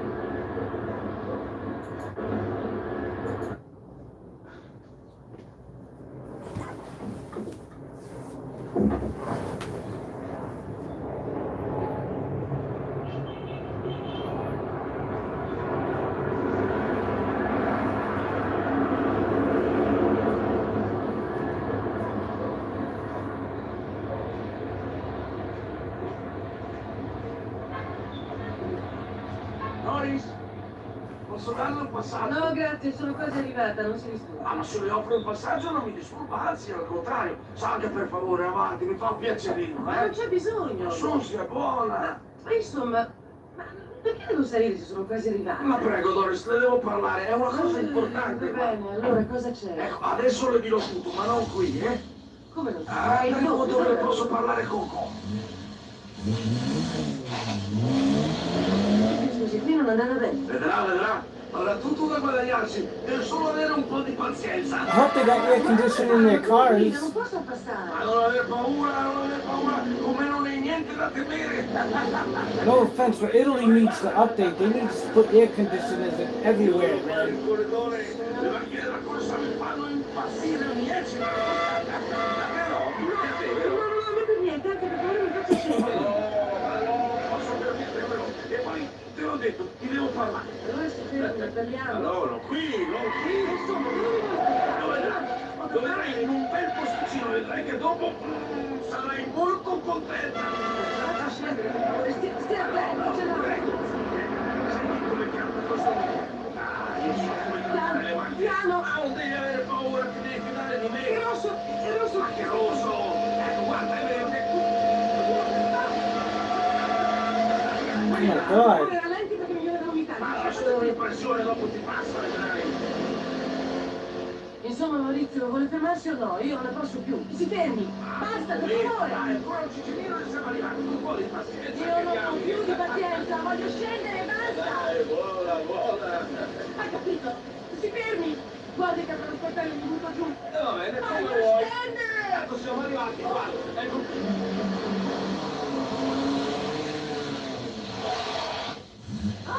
Era ora! Non dovevo capitare proprio con un parto scatenato! Non si faccia più vedere, No, capito? devi andare, Doris, ti devo far male. Mi lasci in pace, non ne posso più! Zitta, ci sento per Ma che piacere. me ne importa, voglio un testino, voglio che mi cacciano tutti, aiuto! Chiamo il taxi per non urlare. Che mi frega! Per piacere, vieni, mi faccio vedere una bella cosa. Dai. Conosci i giochini delle cose, vediamo. Ecco, accendiamo la luce. Ah, damn commercials, man. I'll watch it later. What was that other thing? Oh, guys, so you want to see what I'm gonna get? Right, look at this. I'm gonna show everyone what I'm gonna get. It's $200, right? Hold on. Video analytics. Okay, I'm gonna show you guys what I'm gonna get, right? So, round table storage. Right, I'm gonna show you guys. Because I can't, someone took the other one and then was like, well, you can't have it where the door is because it's a fire hazard according to the fire department. So I found this one. Where is it? Round table storage or round end table storage. Ooh, Lombardi. Look at this one. This is Lombardi round storage accent table. No, I don't like that one. It was from freaking Walmart, I think. Oh yeah, round table storage Walmart.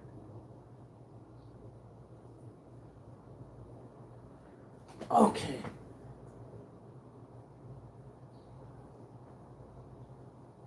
Where is it, man?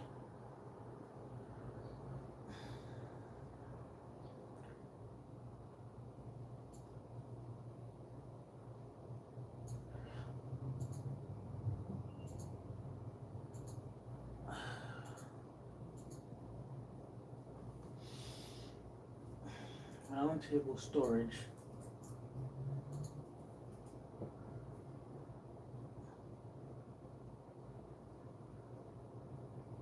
Man, I am so glad I'm not in Italy right now, man. Ugh, that's too hot. Okay, no, that's not it. Where is this damn table? Roundtable storage. They must complain more about the heat than we do. Roundtable storage.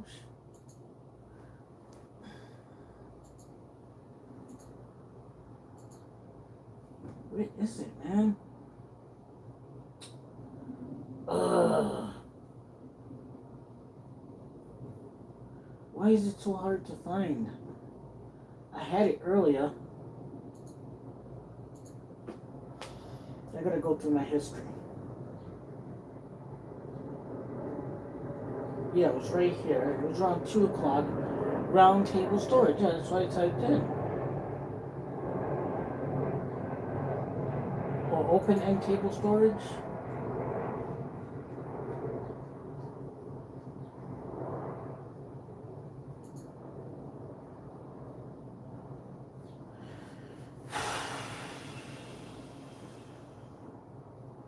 Anyway, let me just show you this. For anyone who's watching. So there's this one. Okay, I'm going to show everyone. Look at this. Look at this. I'm getting that one. I'm either going to get that one.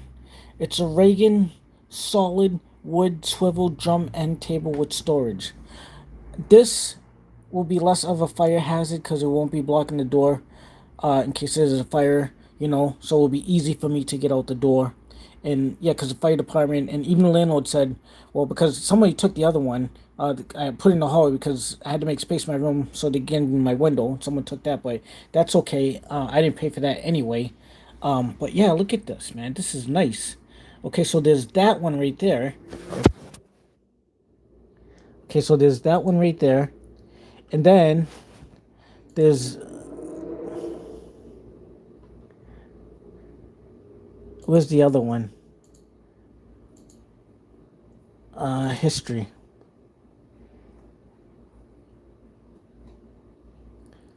Where's the other one? Charlton Home? No. Oh, I think this is the other one. Yeah, here's another one. Okay. This one too. But this says Safavia Tabitha Swivel Accent Table Dock Cherry. Okay. 17 inches in width. 17 inches in depth. 26 inches in height. So this is 17 inches, guys. You see that? That's what it looked like there, opened up.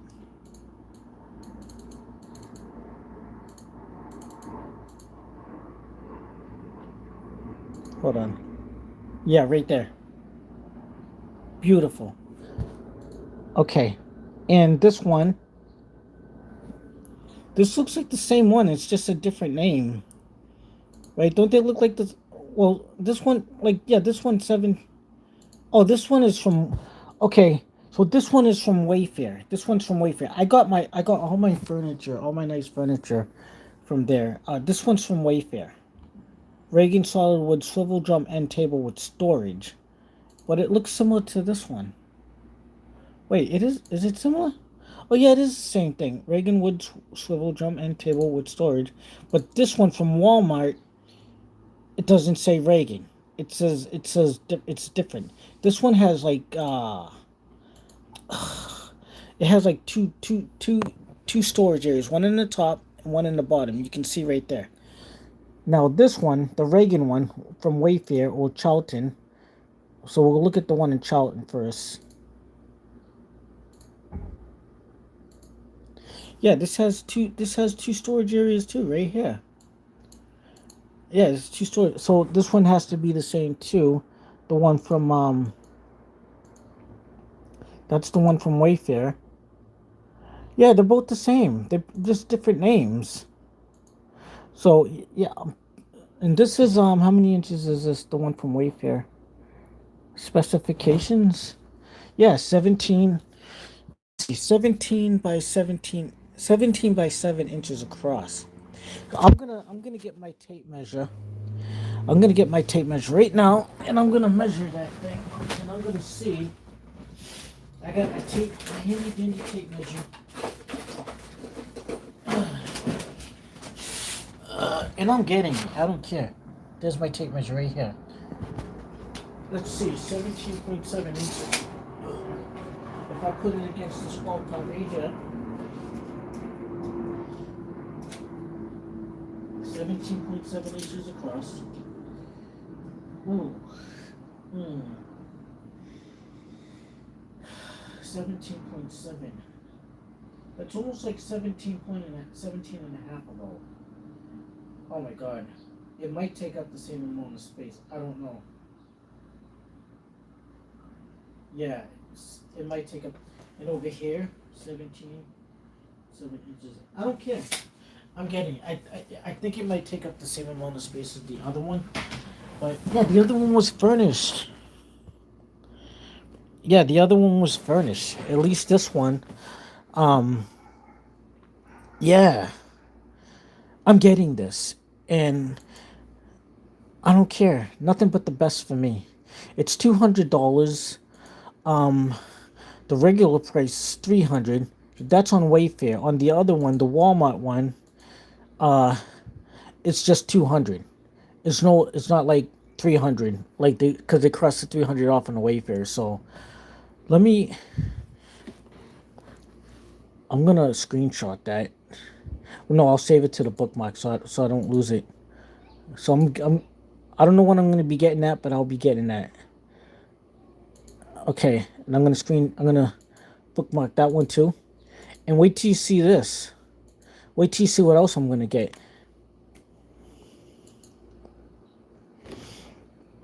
Walmart rainbow utensils. Look at this. Rainbow stainless steel is what they call it. 20 piece. It's a 20 piece. Like, I fell in love with these things. You see? Look at those. But it was a certain one though. I forget the name of it. But it's not those ones.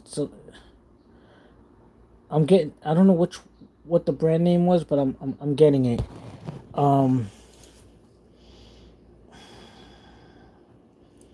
Let me see if I can find what was that brand name of it.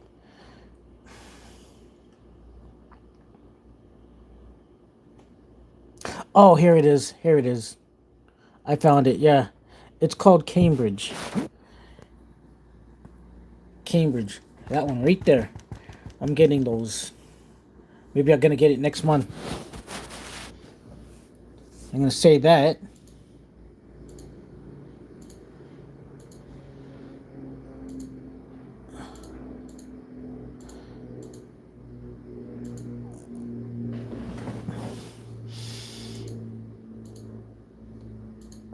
Whoa. Damn, my stream's doing good. Hey, Bugster, how you doing, man? Did you just show up? I hope I didn't miss you, man. Wow, I got 105 people, 368 likes. Where did that come from? I'm just trying to figure out stuff that I'm going to buy because I got my financial assistance. So I'm going to have like extra money in my pocket. So I'm trying. Oh, I got to buy a new fan. You guys gonna want to go shopping with me for a new window fan? Whoever took that fan can have it, man. That fan was old and the blades were dirty anyway. Dual window fan. I gotta buy one of these. I gotta buy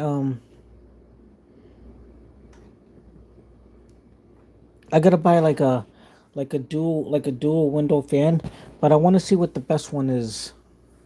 Is there a window fan that acts like an air conditioner? No.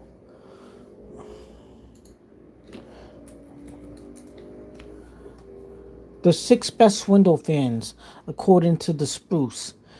The Bioneer Twin Reversible Airflow Window Fan, $56. And the Comfort Zone Reversible Twin Window Fan, $40. Are the best twin window options. The Bioneer offers top-powered digital thermostat and remote controls, while Comfort Zone provides a budget-friendly, high-rated manual. Let me see. No, not that one. I don't want that one. Oh, according to Bob Vila, it says the Genesis A1 window fan. Genesis A1 window fan.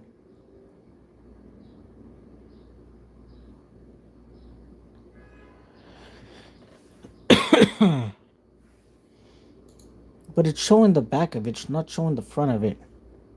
Oh, here it is. Yeah, this one right here. That one right there. Let me see how much that one is. $49.99. Okay, so that's $49.99. And then the other one said Bioneer Twin Reversible Airflow. This is the other one. Oh, this one's $56. I think this is the one I had. This looks similar to the one I had before. Yeah, the Bioneer window fan. Right there. So that's $56. But I don't need to use it. I don't need to get it till next summer, because summer is pretty much over. So I'll put that on the back burner for next year.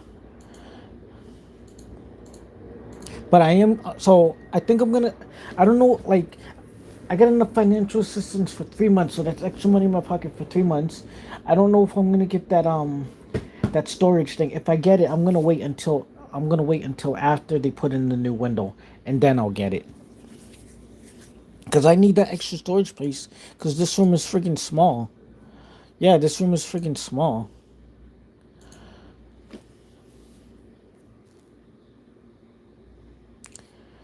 And let me see, what am I going to watch next on YouTube? Oh, what is this? Are they looking to put a some kind of facility there? What's happening? This is 45 minutes. 45 minutes long. I haven't watched this yet. And there's much that's been accomplished. But I need to watch this one right here. And so we want to continue that. And I've got the experience, and that's why I think this election. I need to watch that, and I need to watch. And I need to watch. Where's the other one? Cold Case Investigation. Hi, I'm Nicole Hockley from Sandy Hook Promise. I know this is hard to hear, but it's important. The shooter who murdered my... See you all. Welcome to the Attorney General's office. I'm joined today by Hopkinton Police Chief Mark Carrier. Hopkinton? To my left. Isn't that in Massachusetts? Hopkinton Police Detective on 4, who's over here on my far right. AG Cold Case Investigators Mike Naylor, who's here in the pink tie. John Mc... my right. Naylor and John McHale, again with us today, while conducting surveillance outside of Robert Zerwin's Woonsocket home. I'll watch that later.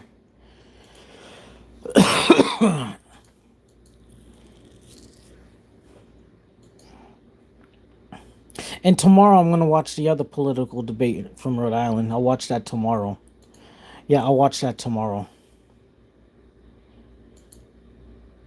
And let me see what I got here. Did I get any comments? Just that one right there.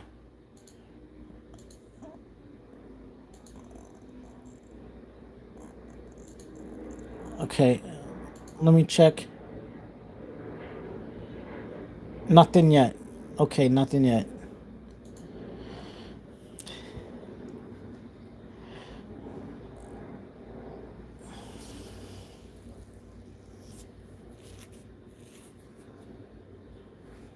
Anyway, I'm gonna mute my stream because I'm gonna be playing some stuff. I'm gonna try to take a nap, and then I'm gonna have all 3 bowls of that Guy Fieri meal. Cause YOLO, you only live once. Alright, but let me get my earplugs. I should turn on this air conditioner now. And I think tomorrow I'm gonna go pick up my new medication. I'm gonna pick up. Oh, Bugster got a new logo. Yeah, I think tomorrow I'm gonna pick up my new medication. Maybe start taking that tomorrow. We'll see. But I want to do more research on the medication before I take it, for the side effects and everything. But yeah, I think I'm gonna go to Dunkin's tomorrow, and also I think I got these burger chips, right? Utz Sizzling Summer burger chips. So I'm gonna get like a double cheeseburger with fries tomorrow from Market Basket, and but basically I want to have those. Oh, and I'm gonna get a hot dog too, because I like they grill the hot dogs. You know, it's not like you just put it in the microwave. They got the grill marks on it. So I'm gonna get that. It's cheap. And I'm gonna get the sizzling summer burger chips I have here. I'm gonna have that with my double burger and fries tomorrow, and see how it, if I like the chips, I'll just have those with the burger instead. But the chips aren't. People said the chips are good, so if the chips are good, then I'll just have the chips with the double burger. If not, then I'll just have the fries. I'll probably have the fries anyway. I'll probably have a mix of both. Why not? Live it up, right? And got my earplugs in now. I got my earplugs in. And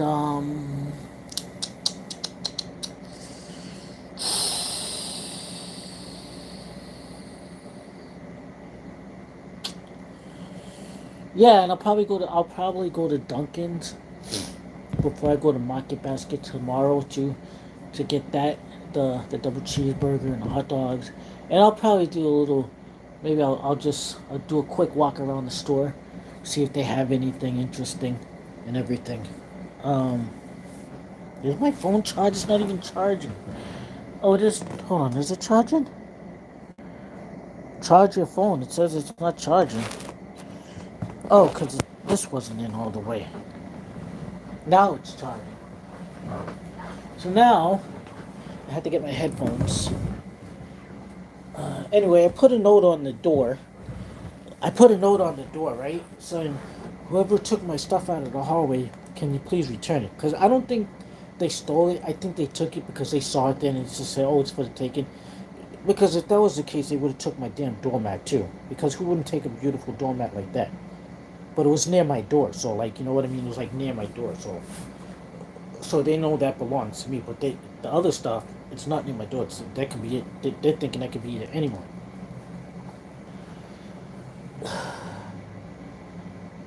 Oh, and Chill Hop. Oh my God! Wait till you see this. Let me listen to I'm gonna listen to my Chill Hop. You're never gonna believe this. This is all. I'm getting this next month. I have to get this next month. Let myself down. Let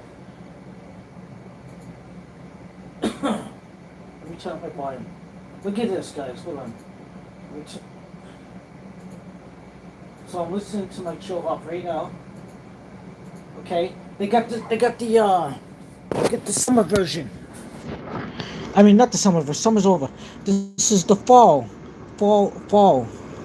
This is for the fall now. They're doing it for the fall. All right. I'm really excited about that. I love it. And so wait till you see. They just came out with the new shirts and the shopping bags. So I'm gonna go to their merch section. I'm gonna go to the merch section. Where is it? Merch. Here it is. No, that's merch. Where the heck is the merch?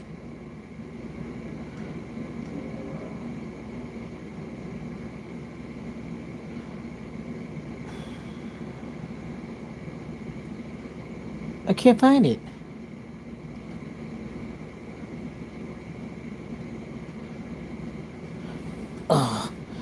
Let me Google it. Let me Google it.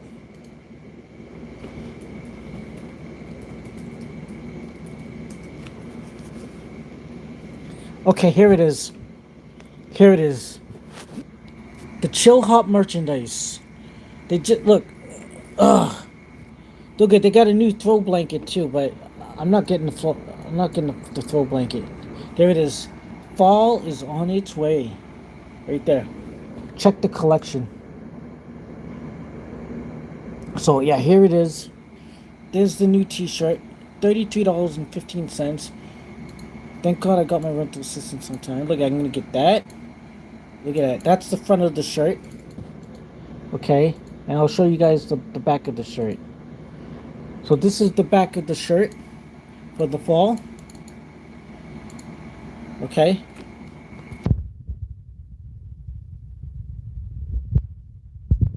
So they don't have any sizes right now because I don't know why. They're all crossed out. And I'm gonna get this too. Look, it's a scarf. Well, it says it's a fall scarf. It's a soccer scarf. But I'm gonna get that for the winter. I'll use that for the winter. $32.15. So I'm a Chill Hop aficionado. I love Chill Hop. And I thought about getting like this, right? But it doesn't come with the frame. I have to buy my own frame, and I don't know which kind of frame to buy. But anyway.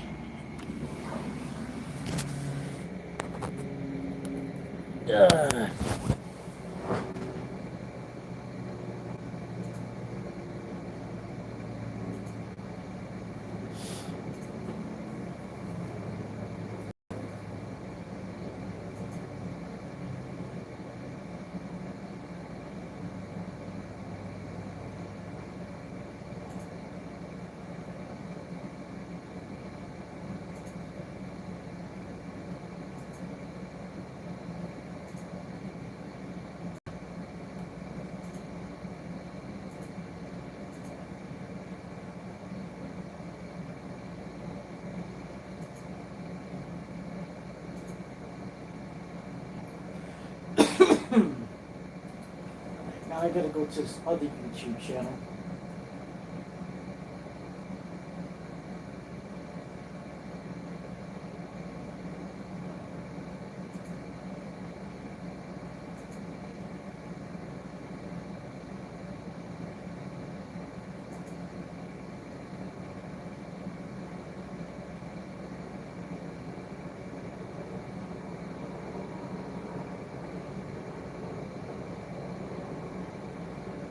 You know what?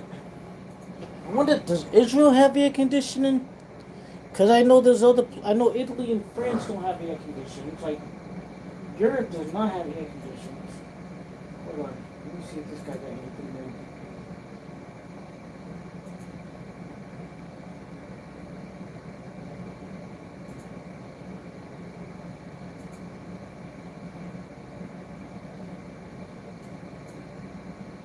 You know, Chris is making egg salad.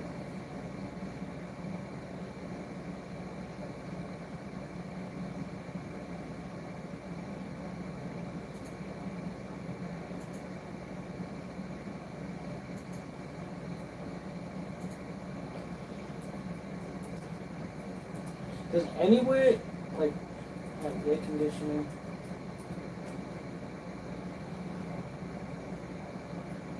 Oh, Israel has air conditioning due to the intense summer heat. What about Lebanon? Because Lebanon's in that area too, right? Does Lebanon have air conditioning?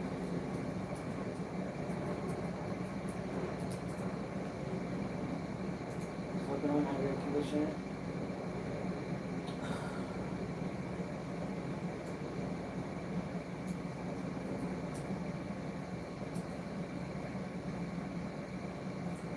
Yes, air conditioning is very common in Lebanon. However, running it depends on stable electricity. Chronic state power shortages mean residents heavily rely on neighborhood diesel generators. And I wonder, like, those Greek islands, you know, the Greek islands, did the Greek islands have air conditioning?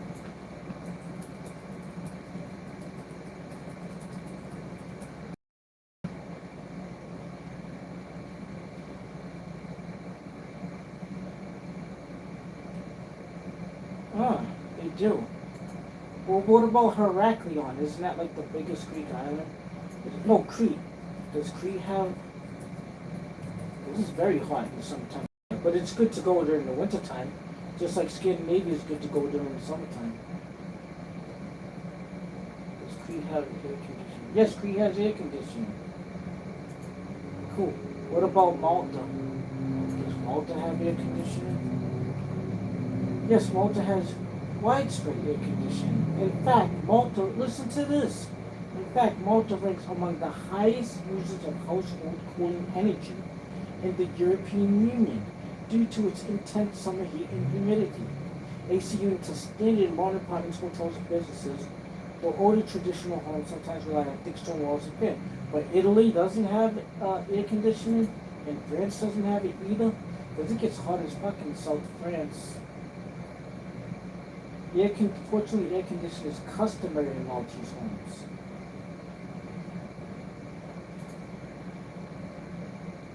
Wow. Anyway, I'm gonna let my stream run since it's doing so well. It hasn't done this well in a long time. 165 viewers. 564 likes. This is a miracle. Maybe this is just a one-time thing only. Before it was like for a month. So I really appreciate it. Thank you so much. Words are not enough. And yeah, I'm gonna take my nap now. When I wake up, I'm gonna have the Guy Fieri dinner bowls. Then I got like the pizza there, and I think I got like 3 days. Let me see if I can do this from later. I got the pizza, I got the Guy Fieri meals. I got the cheaper macaroni. I'm gonna have that with macaroni and cheese on the side here. Get that. So I got 1, 2, 3. I have 4 days worth of food. I have 4 days worth of food left. And then I'm gonna use the money that I have on my EBT card. Because they gave me like $152. I'm going to use that to buy more stuff on Instacart. I'm going to buy the new run I did. I've tried all the new run I did, except for one. It's called like a Marry Me Pasta Dinner. So I'm going to try that for sure. I'm going to definitely get that. I love Rana. I love Rana dinner. I'm going to get the creamy chicken mac and cheese or whatever that is. It's like a tagliatelle with beef in it.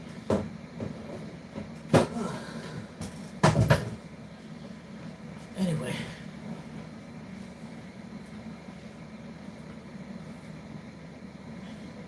I gotta tell the landlord, why did I put my air conditioner on if I got my window open here?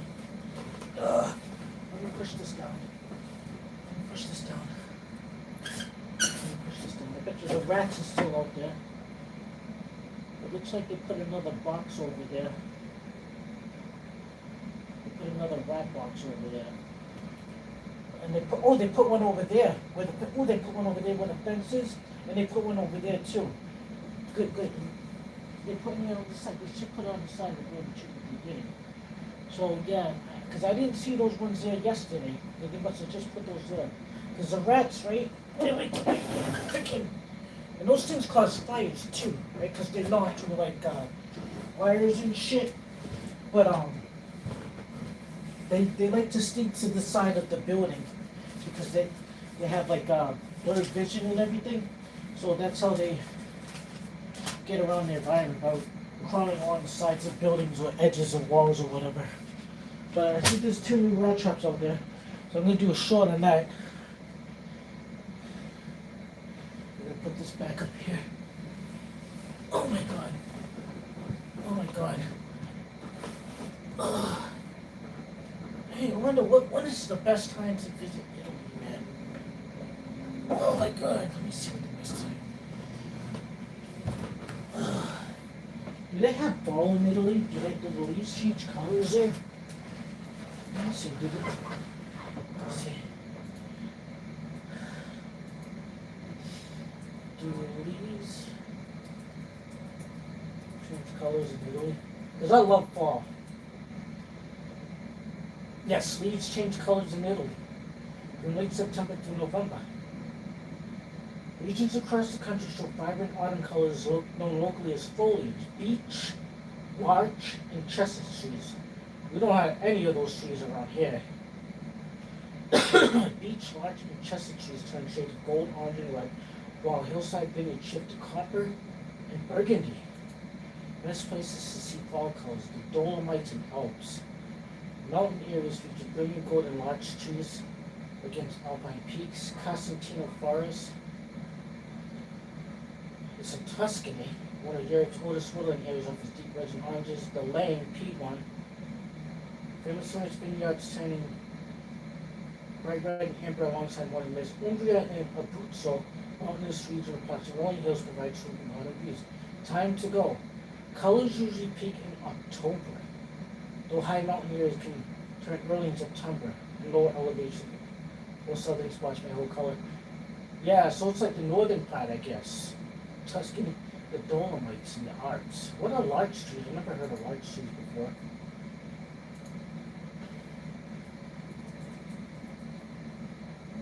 What is a larch tree? Coniferous trees. Let's see some pictures. Beech tree and chestnut tree.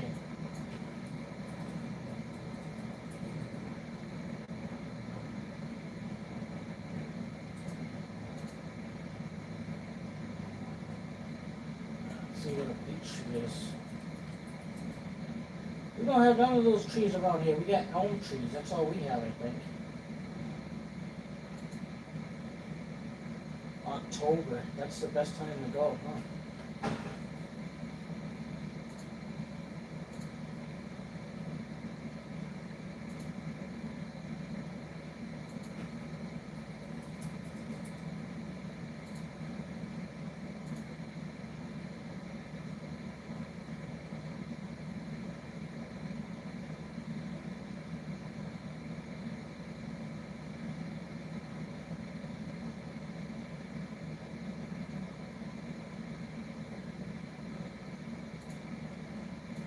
Anyway.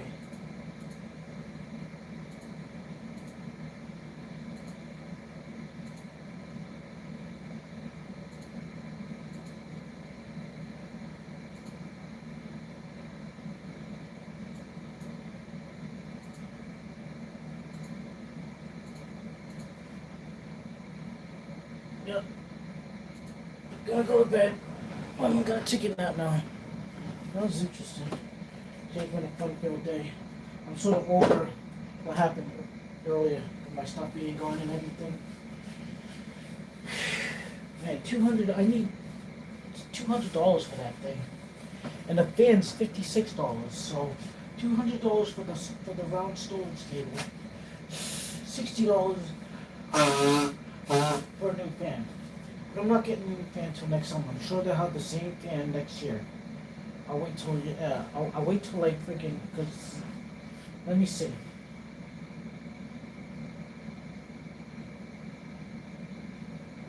Maybe around like spring, summer, around spring. Cause winter's coming now, so I'll probably get it in spring. Next spring. Oh.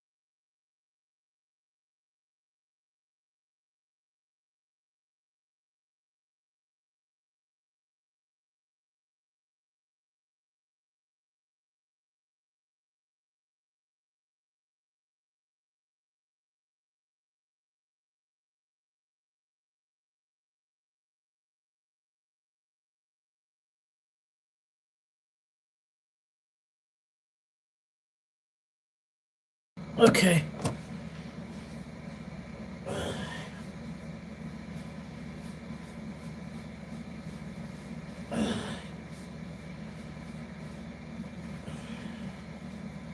Anyway, so yeah, it's good that they, because I seen them crawling across the edge where the fence is, those rats. They put 2 rat bucks over there, they put another one over there. They need to put more on the side of this building. So they need to put like some rat traps on the side of this building. Let's talk to them about that too. See if we can get the exterminator and put traps on this side of the building against the walls and everything. Because I seen them scampering along the walls by the building that I'm in, so.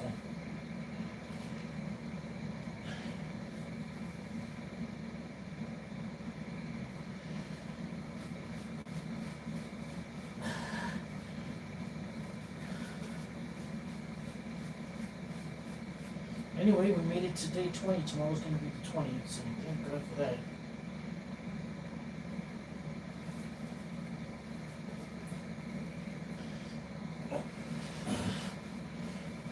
I wonder if those people are going to return my stuff. I mean, I don't care if they do or not. It wasn't, I mean, I'll be fine. But at least I didn't put my sneakers out there. I didn't put my sneakers out there. I didn't put my tent out there, thank God.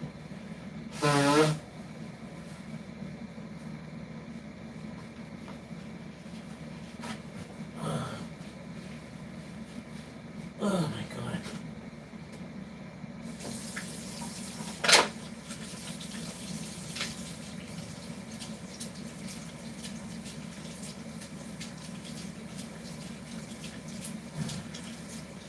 Man, I thought the landlord was gonna put the new window in today. He said today, and then he's saying, like, the stuff that he told me, he said, oh, I told you. And I'm like, oh, I don't recall you telling me this or telling me that, but unless I didn't hear him right, unless it went in one ear and not the other.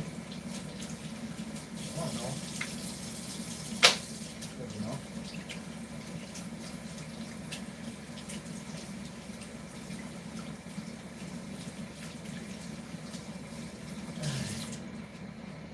Okay, now I can lay down. Just gotta dry these hands. And I'll listen to my chill out music while I lay down. And then I'll wake up, get over my sickness, and then I'll eat, and then I'll watch the rest of that movie, or I'll find something to watch. Tomorrow I'll watch that other political debate.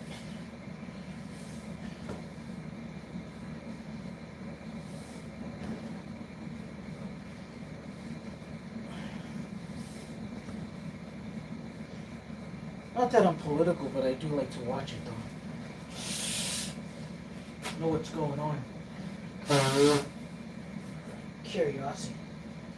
Curiosity killed the cat. Okay. I need to make sure my phone's charging. It's charging at 18%. I forgot to stay on touch of my games today for my phone. For my Toon Blast.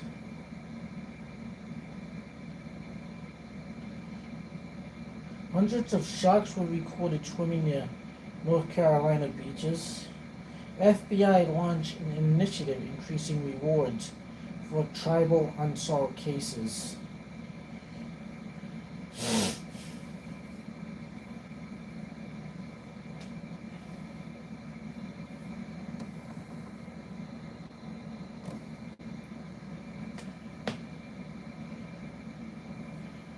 So now I'm at $82.27 page yet from YouTube, but I'm at $82.27. Hopefully, just hopefully, I'll be able to hit the $100 for this one. But I doubt it though. If I do, then I'll get my $100 in September 21st and not October 21st. So, but it's all good. I got my rental assistance back me up now. But yeah, I'm gonna take a nap now, guys.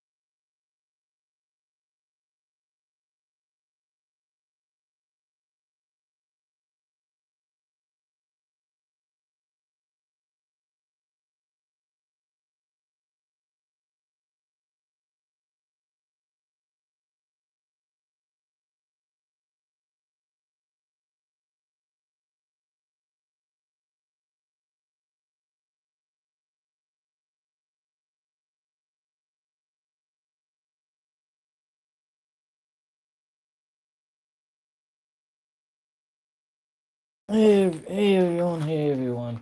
I'm back. I'm back. Oh my god. Can anyone hear me? If you can, throw your hands up. If you can't, leave your hands down.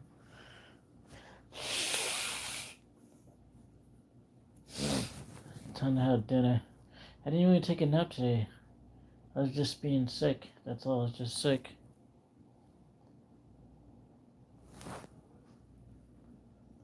Guess David's not around. Why these people fucking so wild? I don't know what they're yapping about.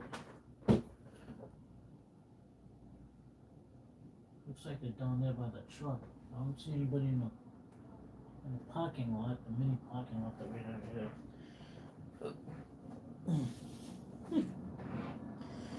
Oh my god!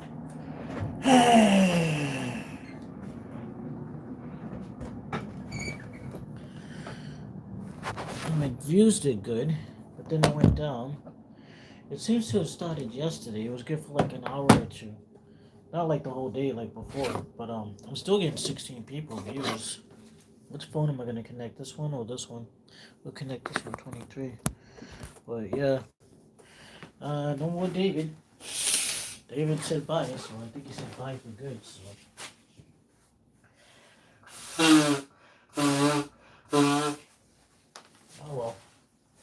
Can always make new friends.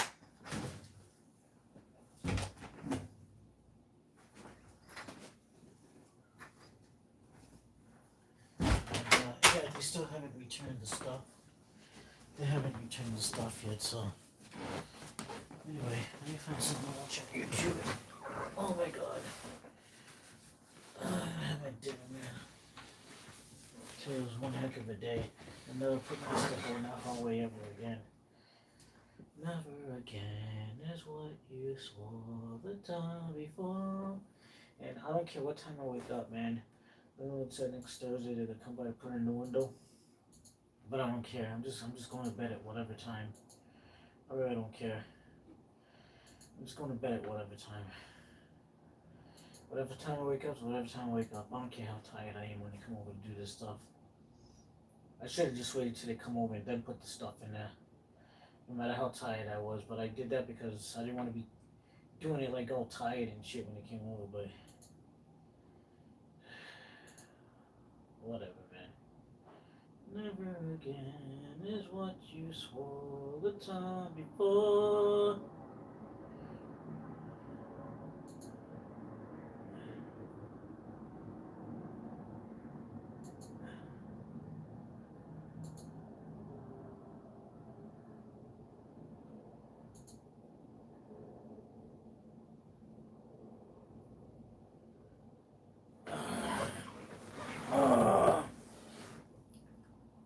I'll be eating dinner very shortly.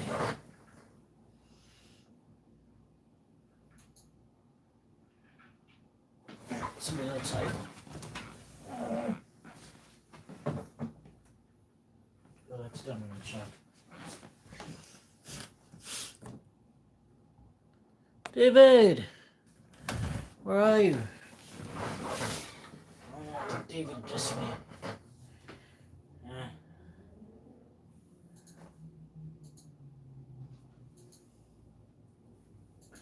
What are we gonna watch? If I can't find anything to watch on YouTube, well, I got this, the Ken Continuum.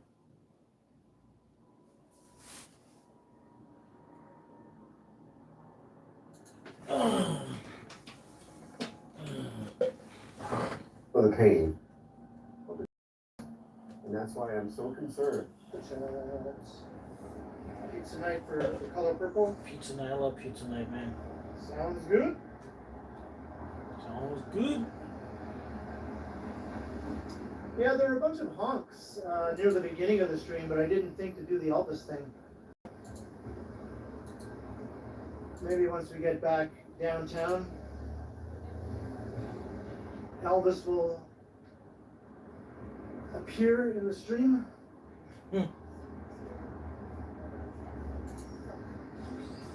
Well, you're the first in. Come on board one of California's great clean and green new electric buses. Because of state investments, we are leading the nation in converting the old, dirty buses to safer, cleaner, and healthier transportation for our kids. Because our kids deserve it, particularly as they come back to school. Welcome. It's kind of nice to see my. I think we just found our new favorite burger and fried chicken joint in New York City. I'm at Salt and Smash over in Park. Man, New York City's got everything. The power bank and the cable seems to be working. Hey guys! I was halfway through Other seal nights coating this it driveway doesn't on the wanna work, home tonight on it just wants to work. Stood right at the end of it, pulled his phone out, and started recording. He points at the surface and goes, "Stop. You guys left footprints. Do you even have the right tools to fix that?"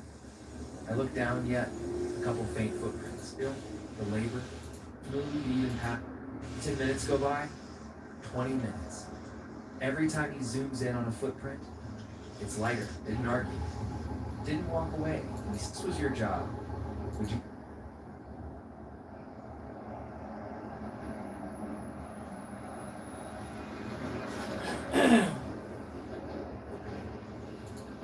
Okay, my friend Ethan just Yeah, I ordered remember all the those medium Simpsons coffee with episodes with signature latte, right, bro? Beatles. The first customer who buys the signature latte pumpkin is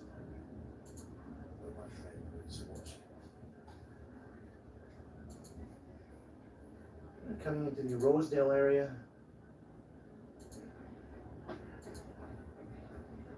Hey, I got the double peace sign from that guy. Hey, Rebecca, hello? Oh, I got that song in my head. Jennifer, Jennifer.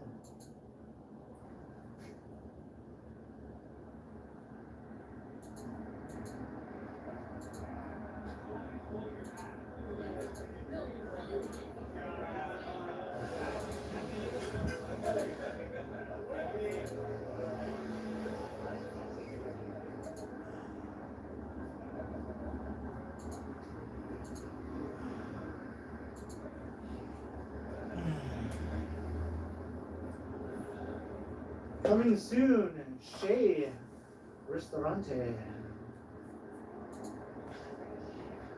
New restaurant in Toronto, cool. These like one-word restaurants.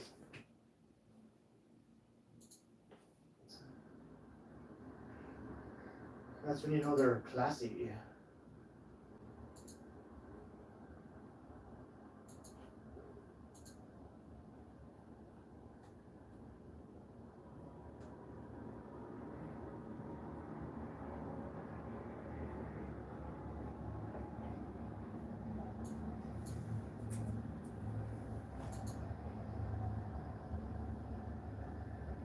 Getting closer to downtown.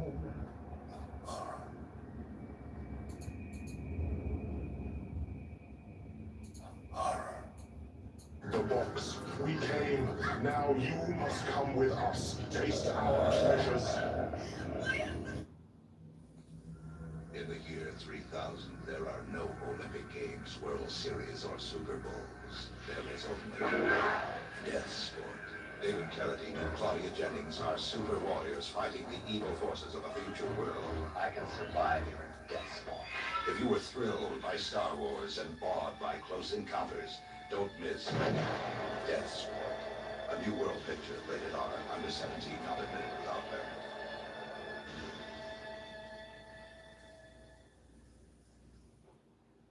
Horror Radio is sponsored by ThinkDewDrop.com. Take an adventure into a world of art, stories, love, a touch of imagination, and intuition. Visit ThinkDewDrop.com. Present Light Out. Everybody.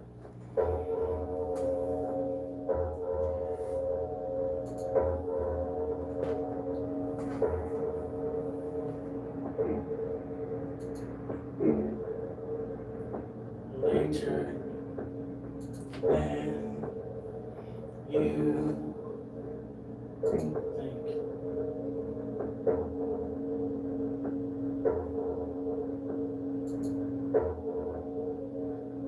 Light our breaking stories of the supernatural and the supernormal, dramatizing the fantasies and the mysteries of the unknown. We tell you this frankly, so if you wish to avoid the excitement and tension of the images you crave, we urge you calmly, but sincerely, to turn off your radio now.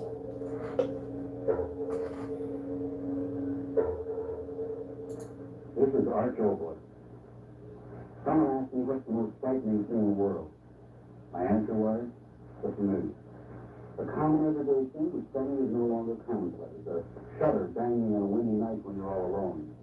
Or your house cat suddenly walking up to you and looking at you with eyes full of nameless cruelty. Yes, the most frightening thing in the world is the familiar, suddenly unfamiliar. And that's what our story tonight is about. And now, light out everybody.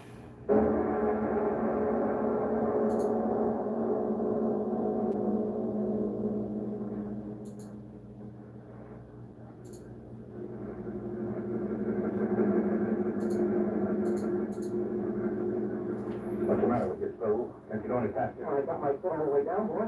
This your roller just happened. Don't cry at your mouth. Trouble with you is you got an answer for everything. What's wrong here? Shut up and keep driving. Sounds like you talk too much. You'll get me there late and I'll break your name. Well, the tire blew out. The tire blew out. Go to those guys, Jeff. The tire blew out. Call for the guys witnessing my moving pictures. And if I don't show up to the moving pictures, they're going to give the dough back, and me, I don't get nothing. I'll get you there, boss. Bet your life you'll get me there.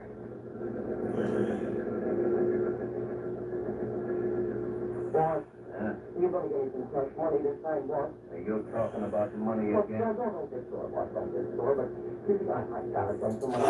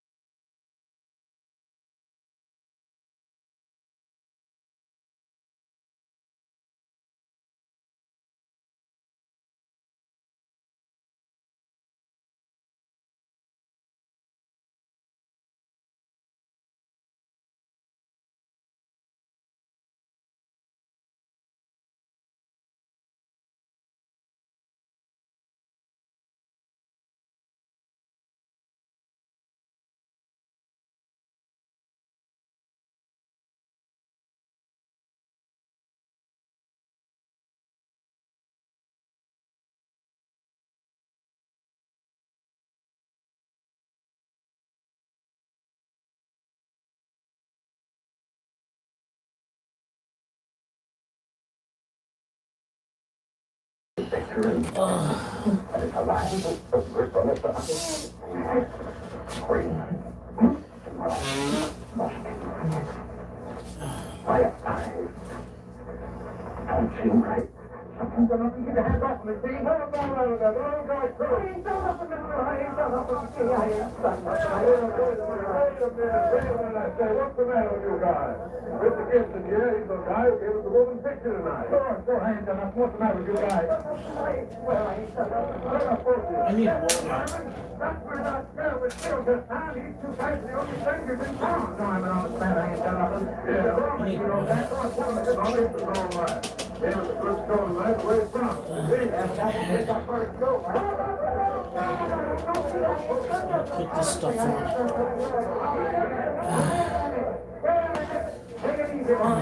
Then I crack my back hack up. First, I know how to look what happens when you see what say is 19. I'm gonna have to buy food on Sunday. Or Saturday. Oh my god. At least I got ice cream out of it.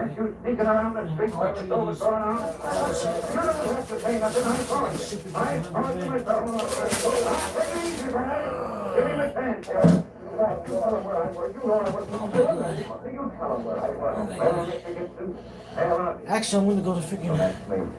So I can say that food something. I'm actually gonna go to freaking Walmart. I'm gonna get that chicken pack. I don't know nothing, Steve. Nothing. Maybe you did do it. How do I know? You know that thing came off the I don't know which is which. Let me sit down.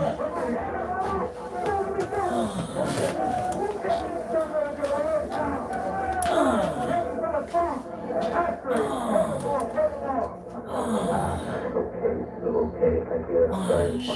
You ran away, they ran after you and me. I got a whole town to clean that over myself. I don't know what this is all about. This monster coming off the screen and all that stuff. I'm gonna find out which is which here. Maybe told him nothing great from This is the chili cheese dog one. I don't know which this one is. Let's see, is this the pepperoni one?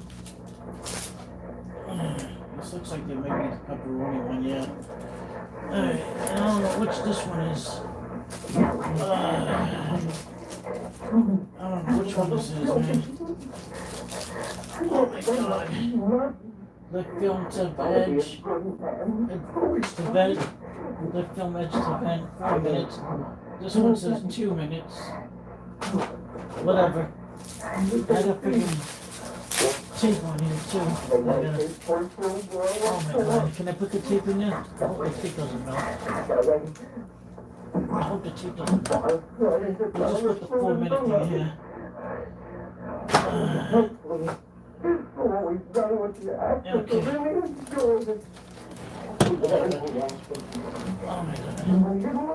I gotta go to my mic. Holy.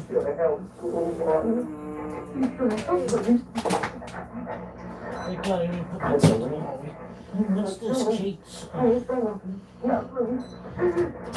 Okay. Okay, put that in 4 minutes.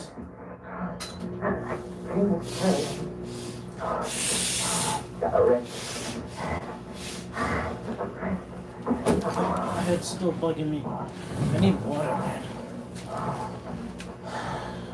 Can't wait to get this window fixed, man.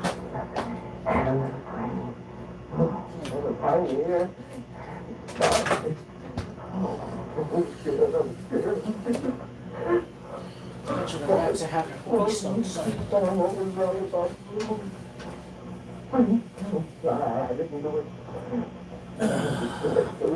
on, man.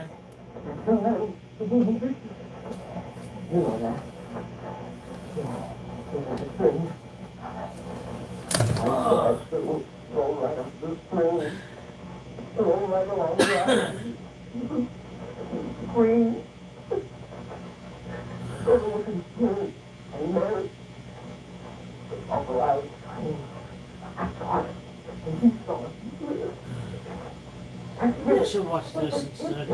I mean, it is a live stream. If this wasn't on, then I'd listen to the DocEntertainment.com.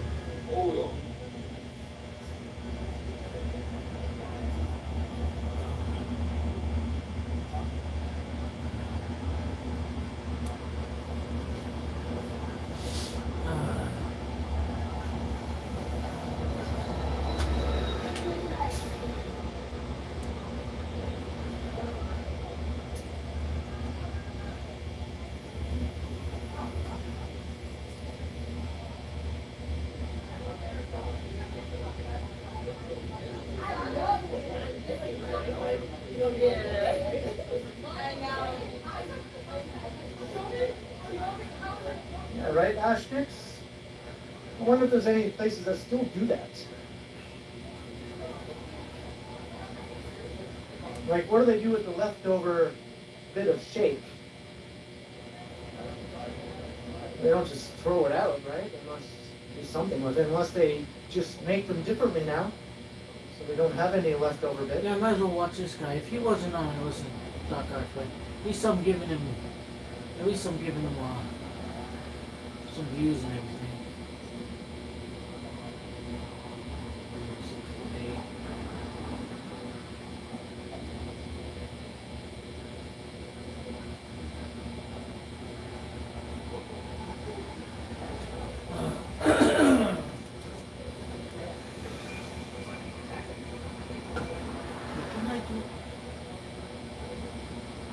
Those days are over. Well, that's a bummer.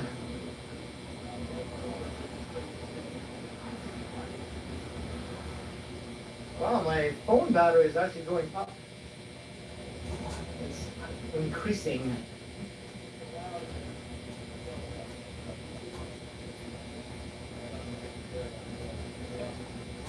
I think it's safe for me to unplug my phone and plug in my gimbal. Here's Toronto's favorite candy store. Cool. Candy, candy, candy, candy, candy.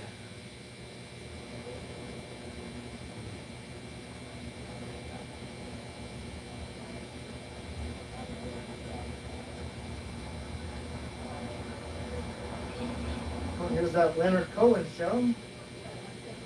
Again, since Rebecca is a big fan.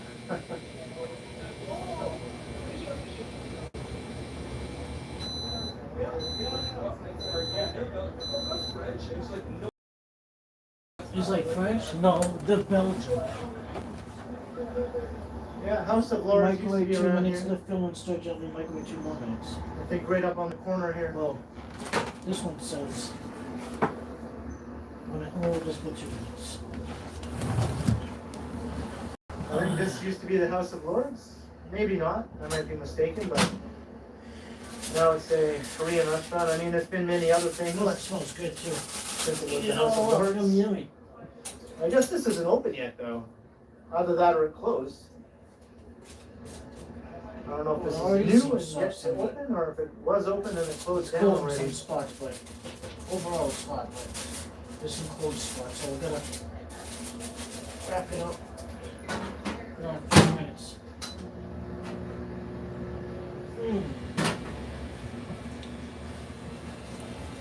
I better take an number. Turned on to Isabella. Because like Do I marinara want sauce. to go this way? Always closing. Do I want to go this way? Do I want to keep going south? Which grocery store do I want to go to? Metro. I wonder, or in Italy, how many Italians have like the GERD, gastroesophageal reflux disease, or just will die from that? Because I think Metro they has consume some a lot of lemonade on marinara sale sauce. right now. Lots of cars are turning onto Isabella for some reason.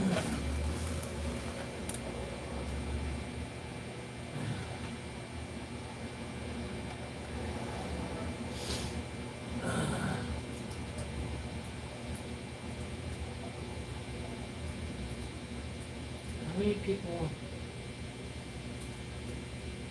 from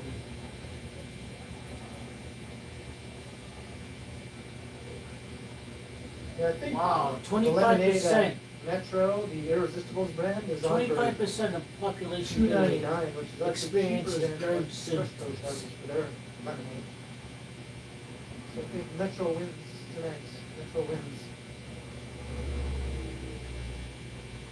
Barrett's esophagus.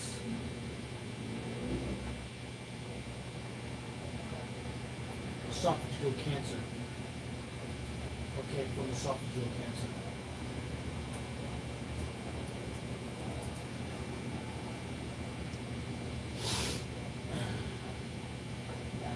$1,500 to 2,000 deaths a year. Tobacco and alcohol use, but have gradual downward trend over the past few decades. That's good.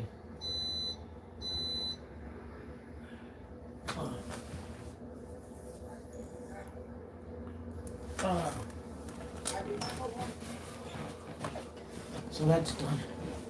So I'm gonna put in the other bowl. I'll put this one on top of the microwave. Let that cool off.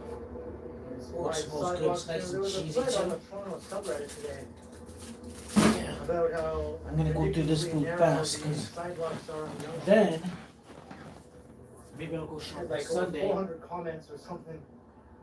which is the 24th or And yeah, so the sidewalks Saturday. are narrow on some parts And of I get those downtown, 8 but on other parts they're chicken actually patties in a fairly bag. wide. That's gonna last me a long It time. depends on what part of the Oh, this city is the you're on. lasagna Either with the pepperoni. Or was this the chili?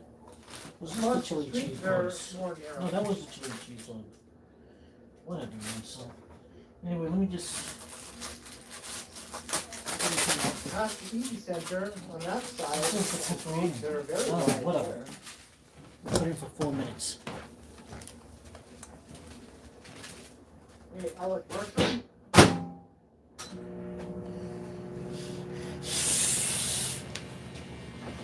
Time to plug in the gimbal. Thank you, God, for this food.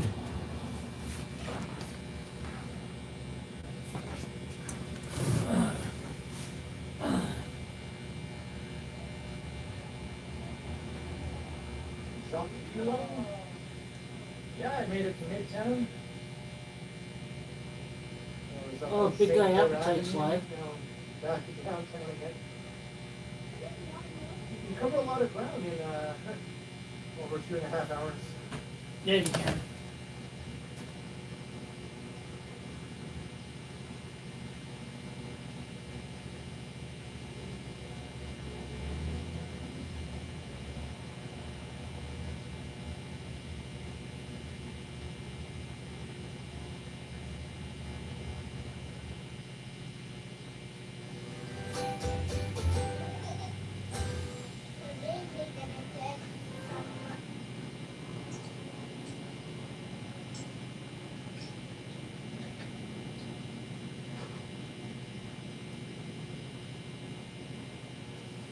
No, it's not. That's okay. No, it's not.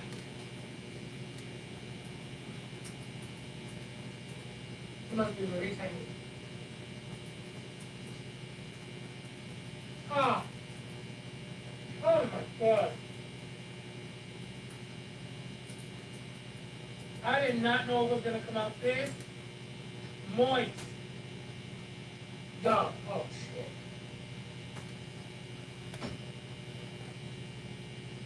Wow. Okay, come on, Dolly Parton. Working 9 to 5, making bomb ass pies.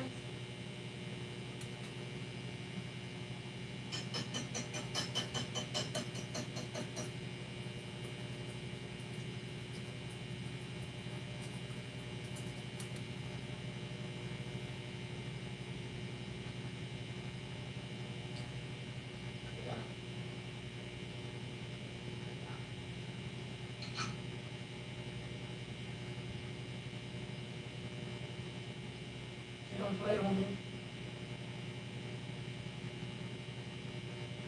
Yeah. The strawberry jam in the middle, perfection. You know what would have been even better? Raspberry jam. Because raspberry goes phenomenal with chocolate.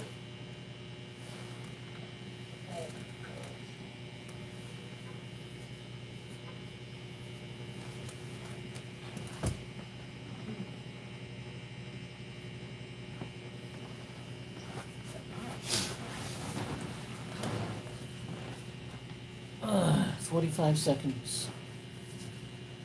Did I put my messages on here? Yeah, I did. wow.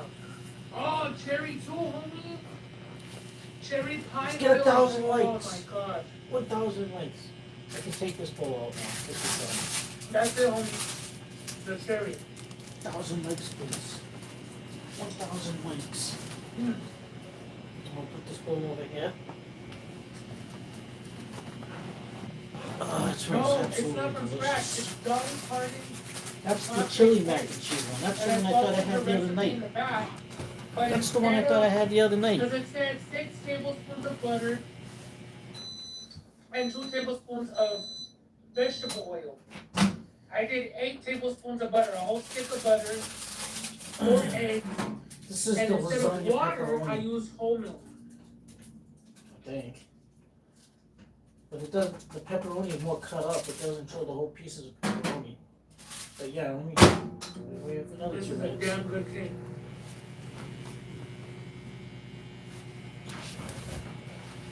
Ugh. I love cake. Damn.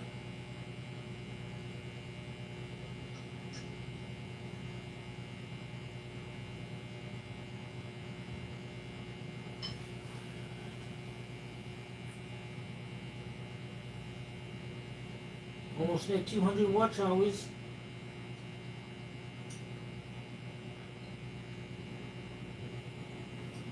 The frosting was everything.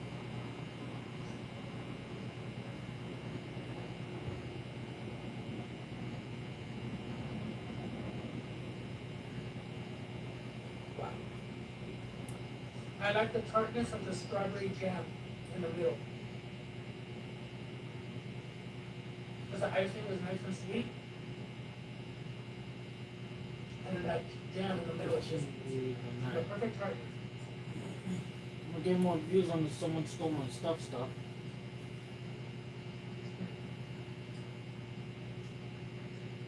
8 to 9. 6 to 7.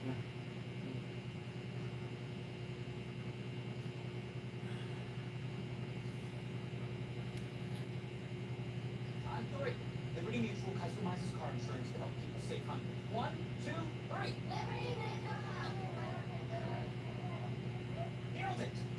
Only pay. So,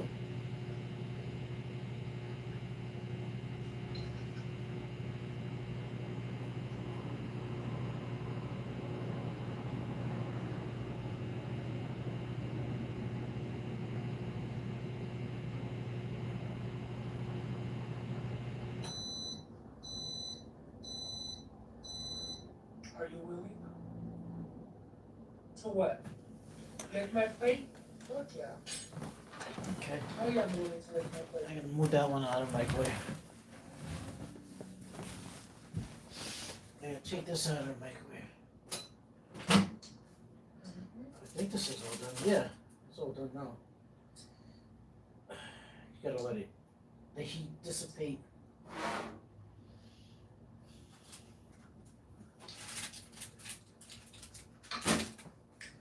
Put that on top of the microwave, let that cool off before I bring it to the folding table. And then I'm gonna put this one in. This is the chili potatoes or something. Guy Fieri concoction.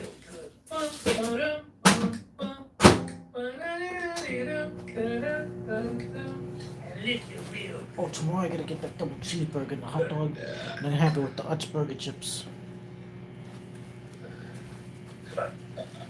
Oh my god.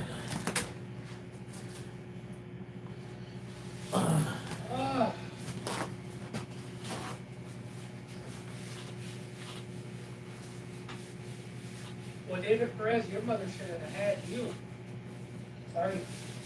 She should have sat on your ass.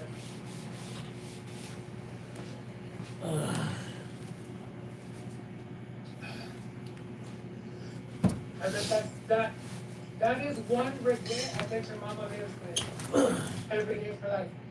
Why did I birth this animal? ¿Pa qué parió este? I gotta buy Band-Aids tomorrow.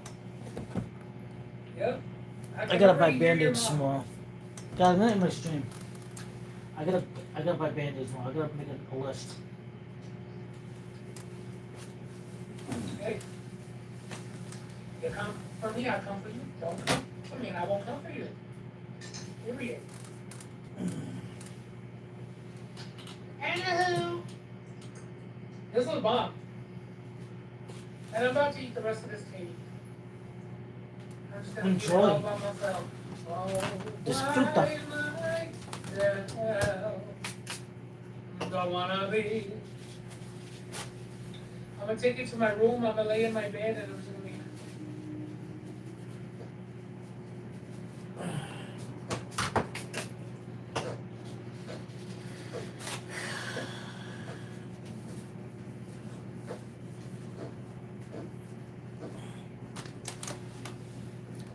you, Miss Sylvia.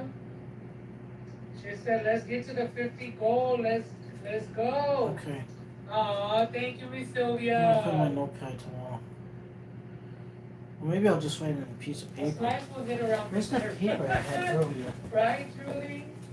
Where's that paper I had I earlier? was looking for a stream with chewing That's not even noises. here. What up, No. striking bear? I can write it in here. Well, you missed it. I was eating like a pig, shouting down, but. Oh. Can I go too? Let's go. Come on, vámonos. I gotta get my Everybody, Prozac. let's go. Wait, there's a spot left on that plate. For anxiety. If you were on that plate, dead, there's a spot left. But you ain't on that plate, homie, so no. Thank you, Miss Sylvia. Aww. Miss Sylvia. My boy Sylvia. Thank you, my love. Okay. I will be right over with ice cream. Come on. Yes. Double Some ham, ice double cream will be cheeseburger. amazing. I'm writing it down on my notepad. Cheeseburger. Hot dog fries. Hot dog. I gotta get band-aids. Next I'm gonna bite my freaking nails. Just in case, you never know. I got hydrogen peroxide already. Someone, Miss Sylvia said, can someone tell her what 6-7 means? Can y'all explain 6-7 to Miss Sylvia?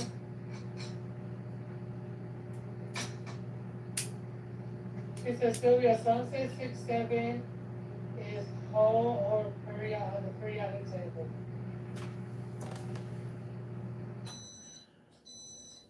Yes, homie, get on that plane, homie. Me and Wally gonna have a buffet with the homie. Okay.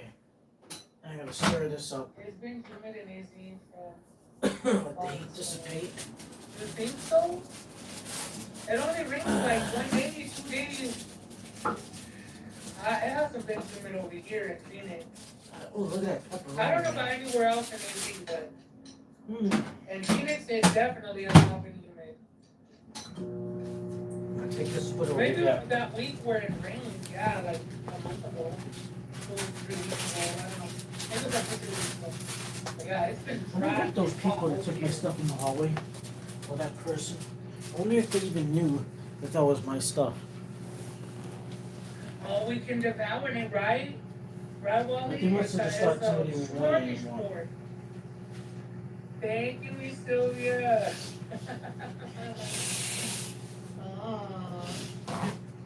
The security system here The sucks. great The wolf. security Thank system you. sucks, guys, because it just records Yes. over. Just records over itself. It has really been that way. Yeah, on the outskirts, I don't know why. We'll be here in the inner city. I should get my own camera and put it up there. I should get my own camera and put it up there. In the suburbs, and then they Put a get camera those, right like, above my room. those are rain Right clouds outside my over door. there.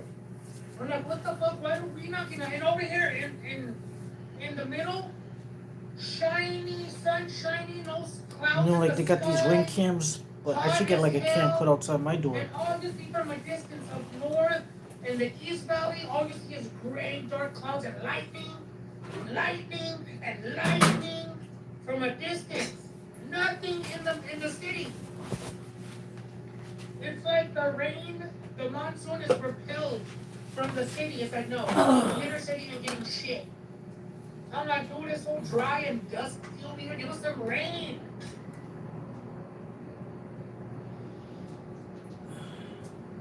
It makes sense. I'm on the outside of the valley in the mountains. Yeah, we see it all the time. My mom's always like, oh, those are rain clouds over there. Hopefully they come over here. Yeah, they never come. They never come.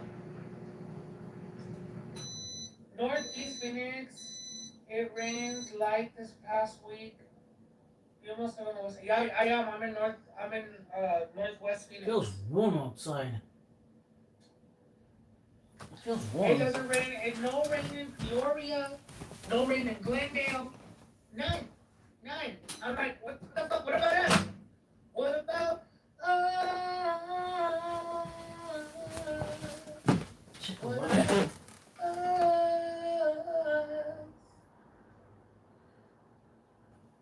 525,000 days without rain.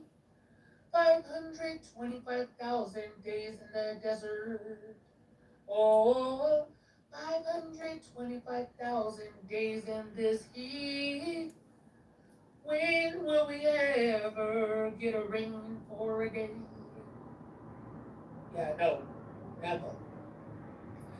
He lives in Phoenix, this guy. Are you thinking my favorite play, Red? I sure was.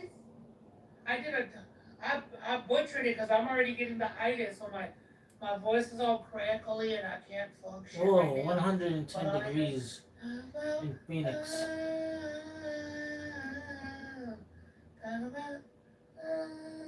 And it's 7 p.m. Oh.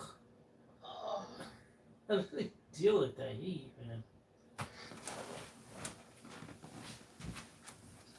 Say that in New York City on Broadway 4 times. I bet you everyone just breaks up with the song. Okay, I can put this over here. I can already imagine. Take this plastic off. Right? I just need it to rain one time. Oh my god. Now I can eat. Zelda, what's up? Oh, Mimi, hell yeah. I'm about to pop an ibuprofen and lay my ass down and. Is it hard to sleep in that kind of weather? I mean, I know it's a dry heat and everything. I should Google that.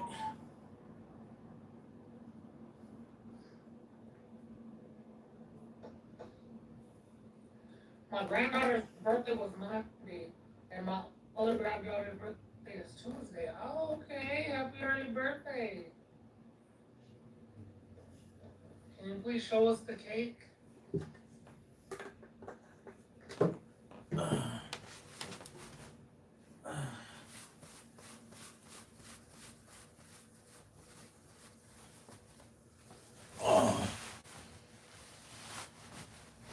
Are you still going on a cruise? Oh, hell yeah.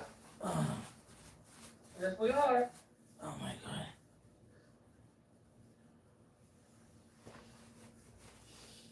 Let me say something here.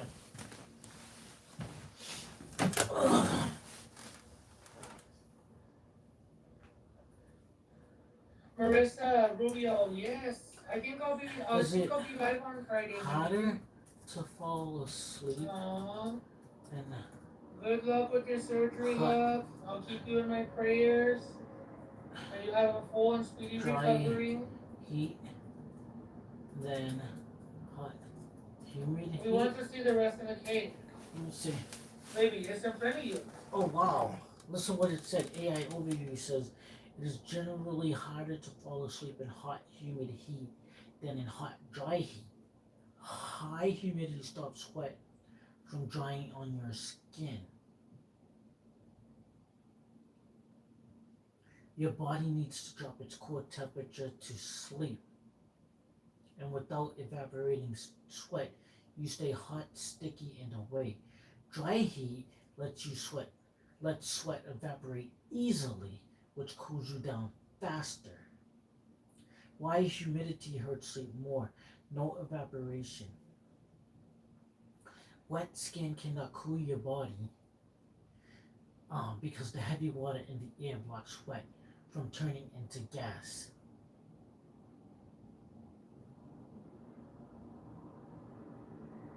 Heavy air, thick moist air makes breathing feel hotter and causes restlessness. Broken sleep cycles. Humid warm cuts down deep sleep and rapid eye movement. Why dry heat is slightly easier. Natural cooling. Sweat dries fast on your skin in dry air and lowers your body heat. Less stickiness. Your skin stays dry so you do not stick to your sheets. Easier breathing. Clean dry air feels lighter on your nose and lungs. Wow. So yeah, both of them get hot, man. Like freaking Phoenix and like let's take the hottest. Like Houston's supposed to be the most hottest humid, like biggest city, and Phoenix is like the hottest humid, like driest city. So like it's easier to fall asleep in Phoenix than it is in Houston, even though the temperatures are very hot. So if I had to choose, I'd take the lesser of the two evils. I think I'd rather live in Phoenix than in Houston.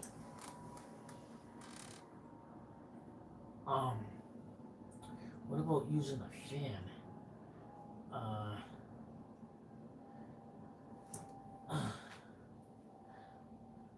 Does a fan work better in hot, humid heat or dry, hot heat? Or hot, dry heat? A fan works better in hot, humid heat than in extreme hot, dry heat. That's what AI says. In humid air, a fan moves moist air away from your skin and helps your sweat evaporate. In very hot, dry air above skin temperature, a fan can act like an oven and heat your body instead. Wow. Damn. So, yeah. I mean, what's better then? I mean, yeah, I'd still choose Phoenix, man, over friggin' like Houston or Miami or New Orleans. You don't use a fan, and you can. I mean, yeah, it's saying it will help you the sweat evaporate, but you're still gonna breathe heavier though, regardless with the fan. Interesting. So that desert cities, yeah, they're like desert cities. So it's better a desert city than a hot, humid city. Desert warrior, desert cities, like Palm Springs, all those places, huh? Anyway, back to the video. Ain't easy. I can't even That was imagine interesting to know, huh? what women go through being pregnant and Let me unplug my mic. no ma'am. Y'all go through hell and back. Wash my hands. And then y'all can't eat certain foods. Y'all can't do nothing. Everything's so restricted, no drinking, no nothing. I could never survive as a woman. And if I was a woman, I'd be a very terrible woman. I'd be like, I don't give a damn if I'm pregnant. I'm eating muddy food. I'm eating shrimp. I'm eating fish and oysters. I don't give a damn. I'm not allowed to have a beer or 6 a day just because I'm pregnant. Y'all tripping. Wow, man. I'll have a whole 12 pack That's interesting. of seltzers. Y'all said I So can you're have better off in a desert city, like with high dry heat than But God knew what he was doing when he made me a man. you know, like Because he knew I would Miami or not survive one day freaking as New a woman. Orleans, Hell no. Houston, all those places, man. I give it to women. I heard Charleston, South Carolina. Y'all gets, the better sex. I'm just I gonna heard say. Charleston, South Carolina In is our like society, it's one of the so crazy richest how men richest cities in the are South. the Yeah, I heard it's one of the richest cities in the South. the better sex. It is beautiful. It's one of the most beautiful cities too, Charleston. But we all know women rule the world. We all know there's power I wouldn't in. mind visiting Charleston. There's women are strong, resilient, This might have a powerful. phone, man. They give life. I'm They gonna use this carry phone. life. And I get it. Because I bet. I know. And then when you're at your last month, you can't get comfortable no matter how you lay down. Your back hurts. You use the pregnancy pillow. I'm saying all this because my goddaughter's mom, I remember she would always complain. She'd be like, oh, no matter what I do, I can't get comfortable.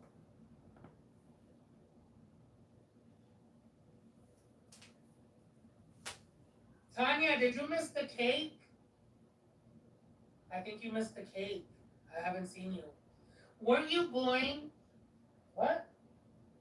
Weren't you born as Natalie? No, Natalie was born in my teen years. But no, I wasn't born first Natalie. Alright, let me do this video.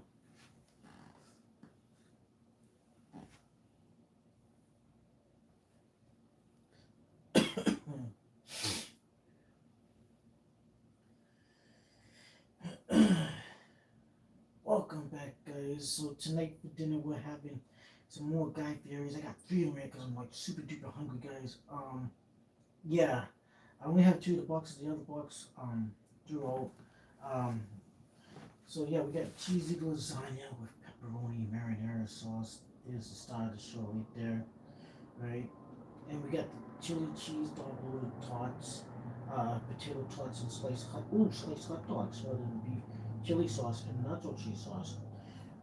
So okay, one of these is like a sloppy Joe mac and cheese that I thought I had last night, but I didn't. And this is it right here, the sloppy Joe mac and cheese. But I don't have the box, so sorry about that. This is the cheesy lasagna pepperoni marinara sauce. It's this one, okay. And this one right here is, yeah, like I said, it's the chili cheese dog loaded tots, potato tots and sliced hot dogs smothered in beef, chili sauce, and nacho cheese sauce. So give you a close up. Okay, one last time, yep. Anyway, guys, stay tuned for the shorts. I can't wait.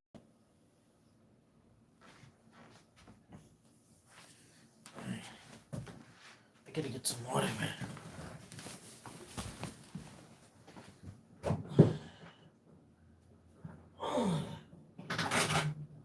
Oh my god. Okay, that's cool. I need to buy more cream cheese too. Look at all that stuff. I gotta check in that Great Value chicken patties again.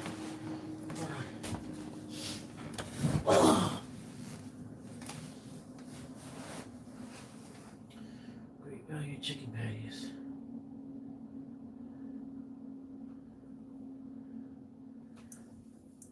Yeah, at least you can breathe better in humid environments. Great Value chicken patties. Let's see what these. Yeah, that's the one I got. How much were they? How much were these? And how many come in a pack? Yeah, in a package. Oh, they said they couldn't find it. Oh, it's the chicken fillets. That's the one. Yeah, $14.46.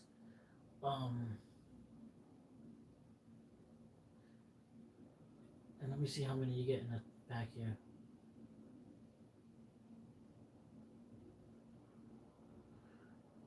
I don't know how many it says in the pack.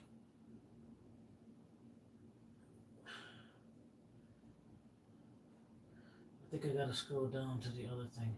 I gotta view all. Okay. 12 servings per container. So you can get friggin' 6 days meals out of this freaking thing. And you can cut it, you don't have to make sandwiches all the time, you can make it into like strips and stuff. Like, yeah. But I like the sandwiches better. I can get imagine that, $14.46, right? You buy the bread, right? You got the mayonnaise, you get some cheese, right? It's gonna be like $20. Maybe like 20 you spend $22 for like 6 days worth of food. Not bad. I had these almost every day last time. They're so good.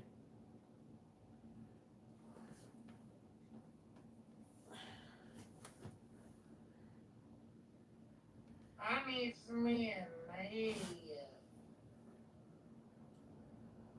I could hardly contain my eyes as they're rolling behind my head.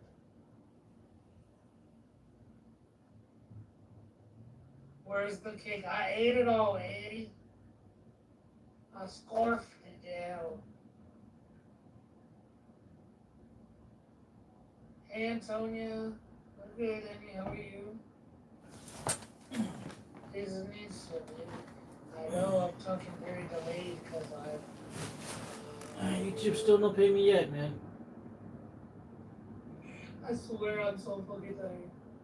Here's the cake.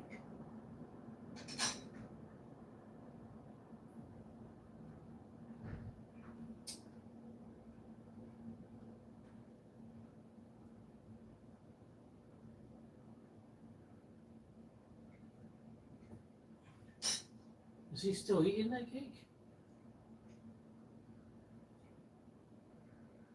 But he's done.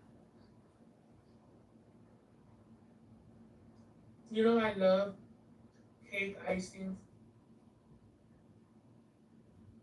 See what's on you too. This food needs to cool down anyway.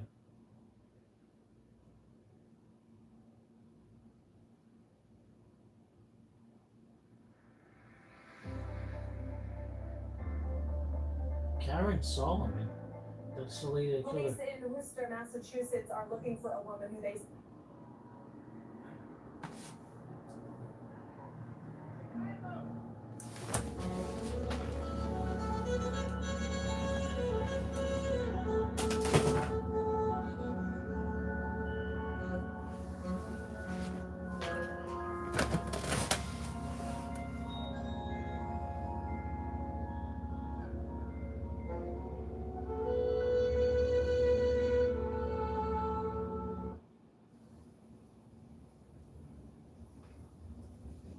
I'm a big camping fan, and I don't just mean camping out in some.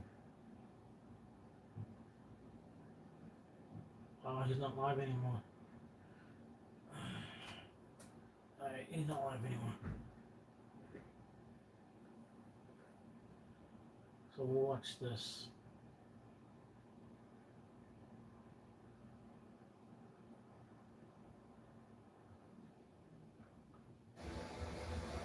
This is dinner tonight.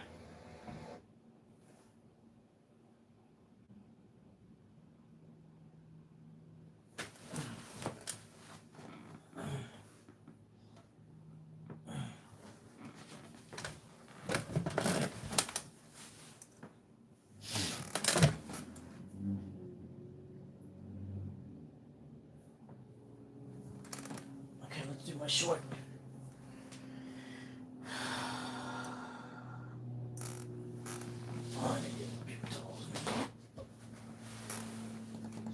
So we're gonna do this one first.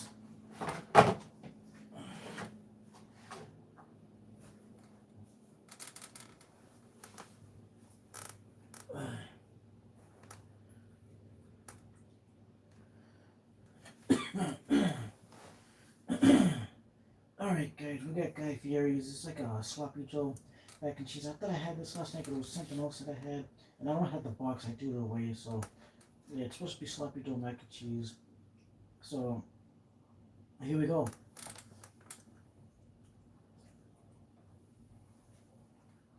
Mmm. That is delicious. Alright.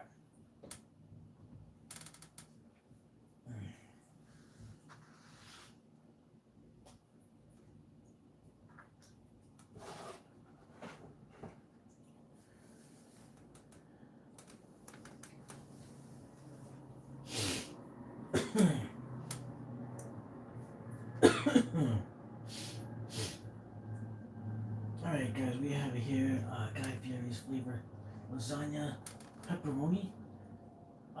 Lasagna with pepperoni marinara sauce. There's the box it came in. Okay. Let's try it out.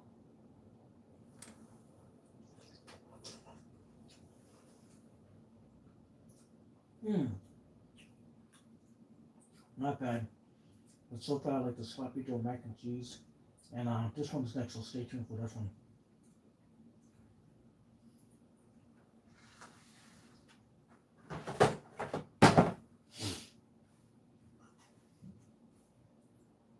Alright guys, we have here Guy Fieri's Flavortown chili cheese dog roller tots, potato tots and sliced hot dogs rather than beef chili sauce and nacho cheese sauce. Yeah, that's the box. Where'd they come from?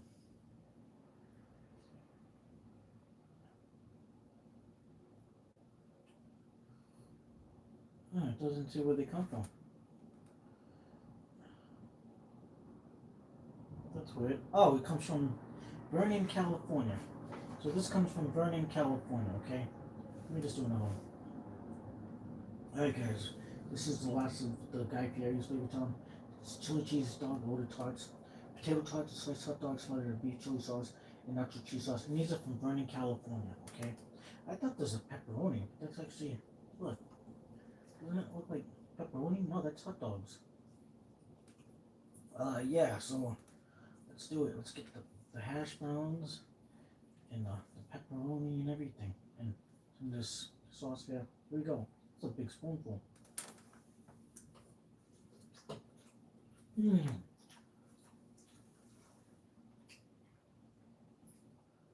Mmm. Those hot dogs taste good.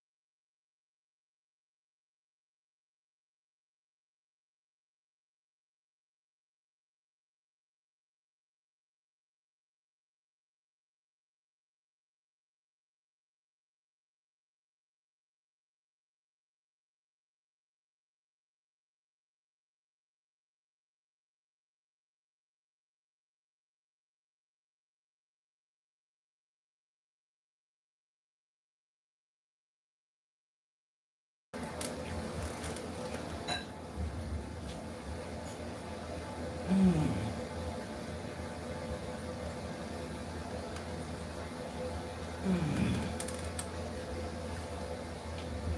my God. Oh. Man, I feel good.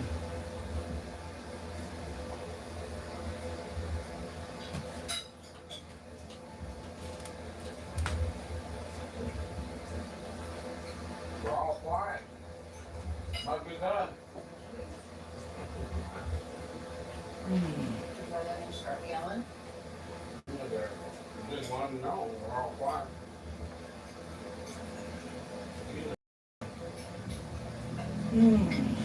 This week we're real good.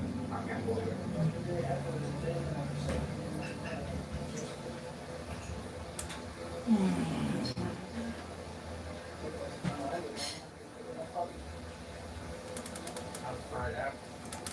Oh, delicious meal.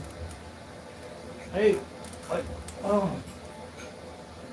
I ate like 1,500 calories, man. I'm good to go. Oh my God. Let me post these videos, man. Wow, it was so good, man.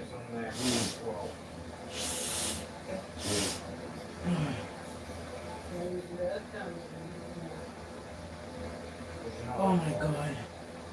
That was delicious.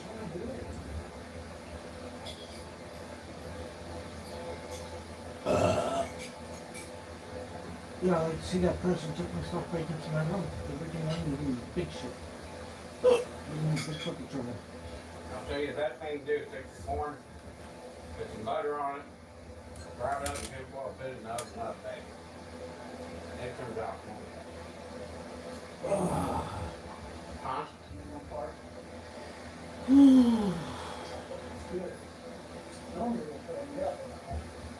Tomorrow, I'm gonna work, man. I had to cut them all in half.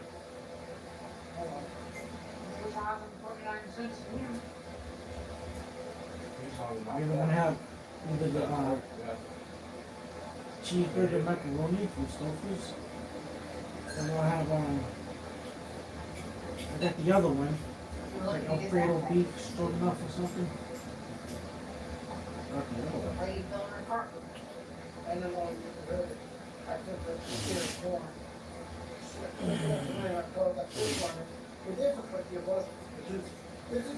I got like 3 days worth of food left. Then I'm gonna buy those chicken patties again, man. And I'll buy some hamburgers too. Factor, so you don't have to. I lost 8 pounds in 8 weeks. I'm gonna let the ad pay so they get paid. So instead of I trying really to like these out-diet people. myself, They're a wholesome family, you know what I mean? Factor.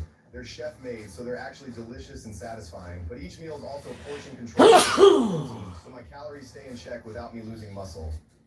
I'm down 8 pounds in 8 weeks, all without feeling miserable or settling for bland, boring meal prep that it took hours to make myself. But I do know one thing, someone from No planning or Full cooking, Blown so is I'm still not burning messed out. up. I'm actually staying consistent. If you care about performance and efficiency, this is the smarter way to lose weight.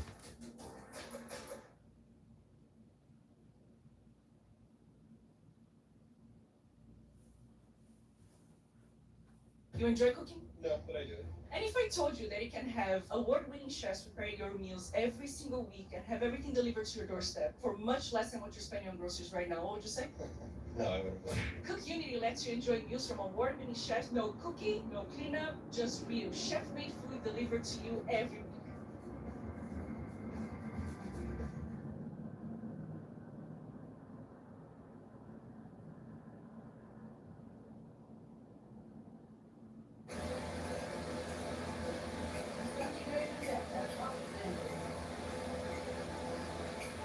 Right now, it's too late there, time. It's just not right for them to do that. All right. They also buy one old calendar. I gotta do the old Indian style, and I buy the fish, corn, cover it up in And you know that neighborhood cat's gonna be in that garden bed tearing it up. Well, I'll keep the fence up. Down, man. He comes on top of that fence. Alright, guys. You know, it does not get in it. That little guy, he's a pretty smart little character.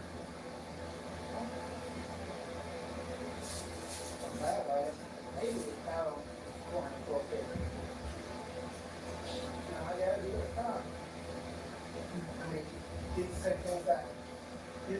more better. His will be more better than my water at the trader, that's for sure. Oh.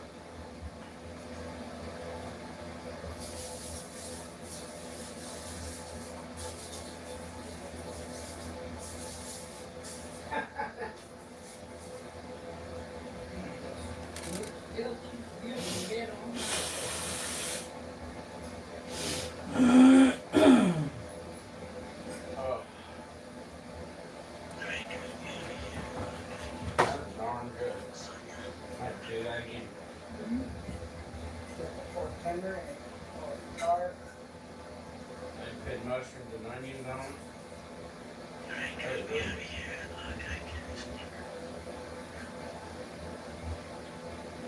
Bob's right. I did that one of these. Everybody said it wasn't that great. That's what Dad said. Alice went over and got some, and all it was hard as a rock. Jules' corn was pretty good. That was not bad at all. Maybe I should go field one so that I can finish.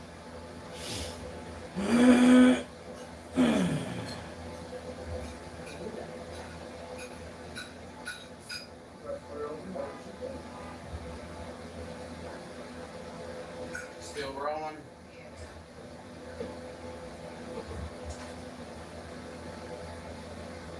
This is the day that it's kind of off, still off a little bit.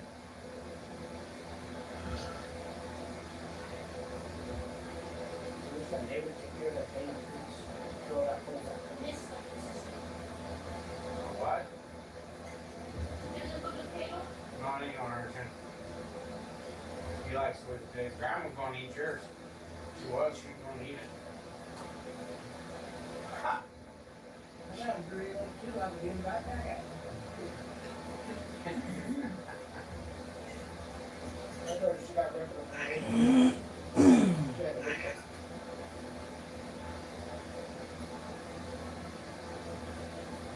Sweet potato nice and soft for you.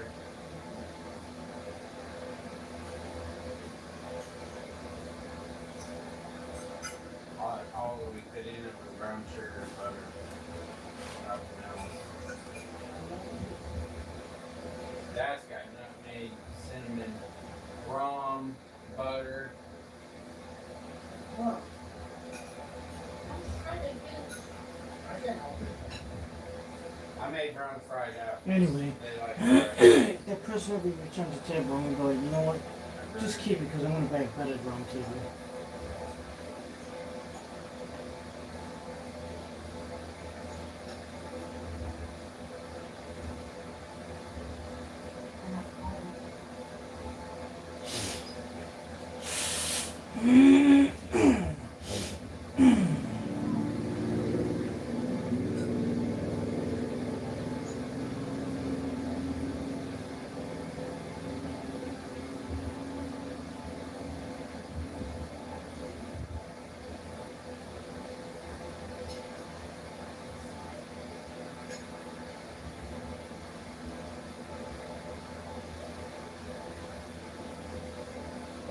Even though I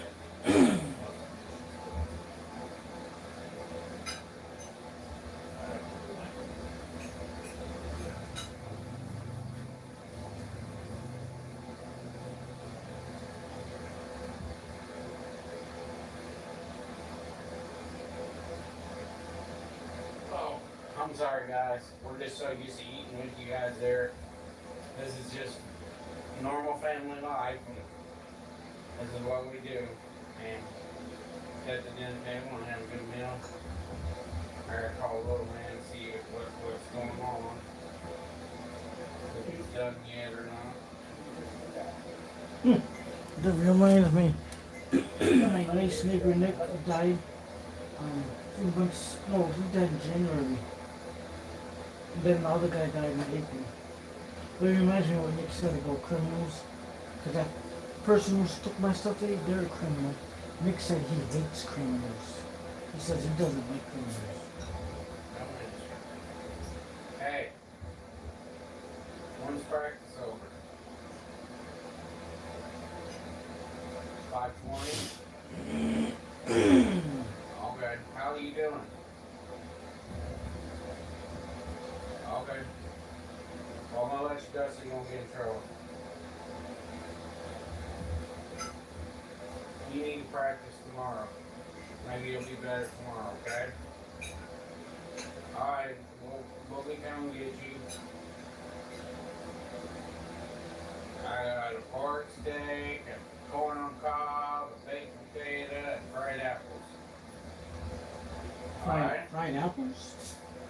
Alright, love you, bye. They're getting ready to do the mother. He's been helping cold. Welcome back, guys. So today, what happened? Some more back areas. I got 3 Americans watch Signature Hungry, guys. Yeah. We have Jukebox, the other box, Drew. So yeah, we got cheesy lasagna. Downtown Manhattan. Mary Harris. Yes, the start of the show right there. Right. And we got chili cheese. Well, I know there was fire in the school because they outside the school.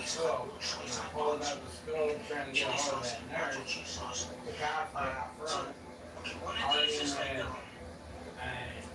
A Spanish lady and she looked kind of mixed, I don't know. And they was arguing outside, and there was 2 cops outside.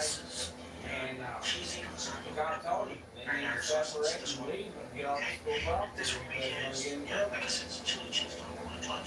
And they all had the kids with them.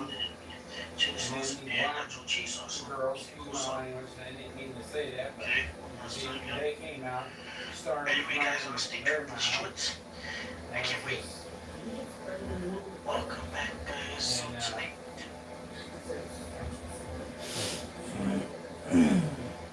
And they started arguing in there, and I was glad I finally got hold of the nurse and found out what, tell her what was going on, and just like I told him on the phone, I said, you just need to stay there and do what coach, what you're supposed to do. And he sound like he's okay, he's helping. He sounds good.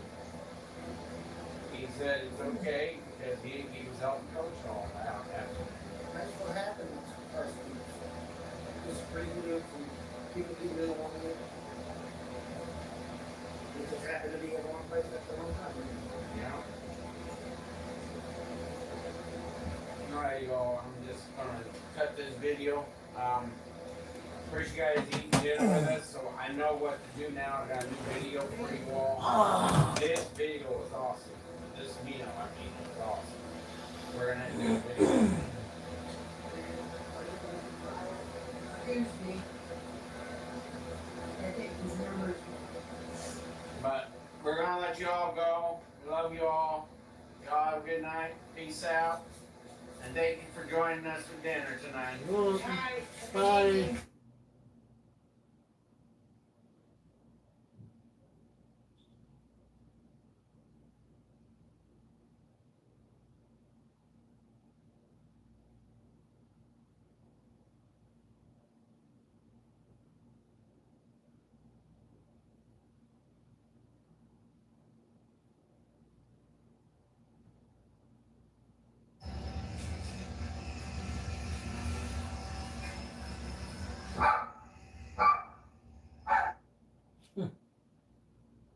Oh shoot, they got imported Red Bull flavors now?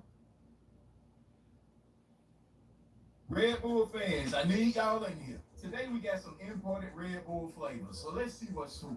We're gonna kick things off with this one. I'm gonna assume this is the OG. That's different. This that classic Red Bull flavor we all know and love. It's definitely the OG. You can't go wrong here. Next up, we got blueberry blackcurrant. Ooh, that's smooth. Listen, blackcurrant is so underrated. It's kind of giving this exotic vibe. And the blueberry comes in and brings everything together. Y'all, this is a banger. I give it grab 2 status. Last, we got apple grape. Ooh, okay, now that's a winner. This tastes like Red Bull just made a regular soda. 0 sugar and all. My only complaint is we don't have this in the States. Red Bull, we need to change that. But I ain't gonna hold it. If I had to pick a favorite, I'm rolling with apple grape. This is fire, and it's unique. Again, Red Bull bring this to the States, and you can bring this blueberry black currant right along with it. So I'm gonna put my stamp of approval on both of these. Shout out to Baba Exotics for looking out for your boy. They even threw in these two as an added bonus. Which flavor y'all gonna try first? Red Bull fans, I need y'all in here. Today we got some imported Red Bull flavors, so let's see what's who. We're gonna kick things off with this one. I'm gonna assume this is the OG. That's different. This that classic Red Bull flavor we all know and love. It's definitely the OG. You can't go wrong here. Next up, we got blueberry black currant. Ooh, that's smooth. Listen, black currant is so underrated. It's kind of giving this exotic vibe. And the blueberry comes in and brings everything together. Y'all, this is a banger. I'll give it grab 2 stacks. Last, we got apple grape.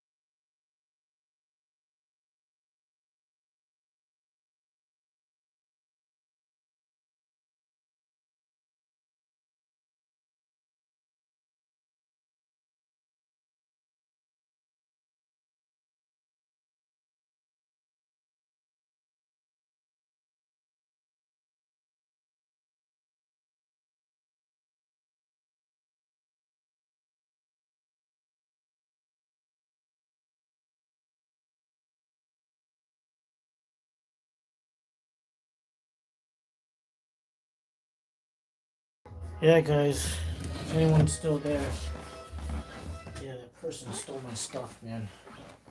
And something tells me they know who it belonged to, too.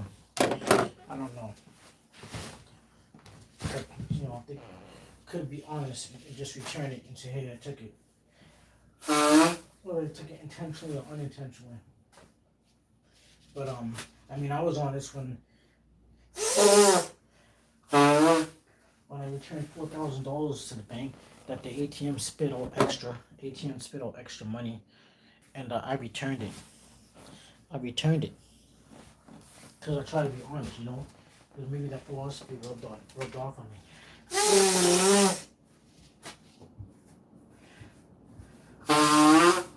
But not everybody's honest.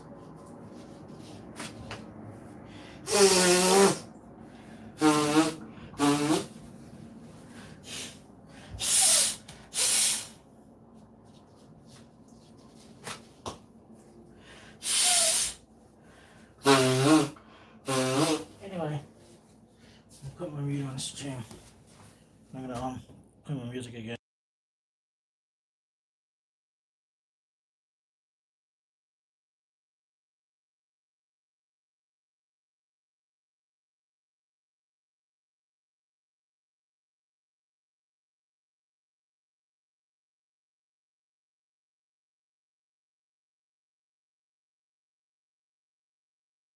Anyway, I made my list and everything.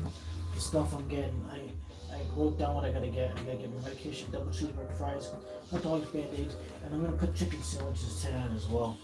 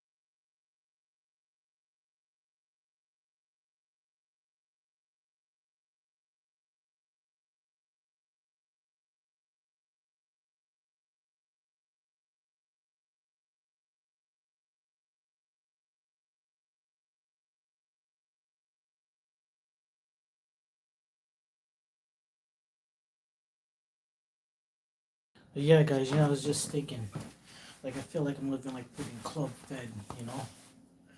Like, but I'm stuck in this room for the rest of my life in this freaking building with all these other people.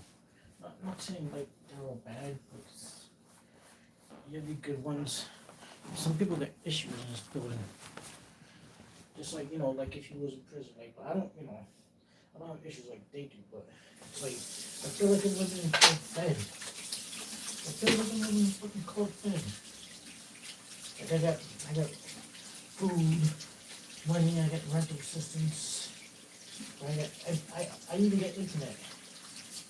Look, you know, how many people complain about prisoners who have internet? Right? But I'm not a fucking prisoner, man. Like, I should be having my own freaking house. Like, I feel like, not, like, I don't know, I guess I can relate to someone who's living in club fed, but, you know, I'm not a prisoner, I mean, I would never want to be, but I'm just saying, like, it feels like club fed, like, it feels like I'm a prisoner.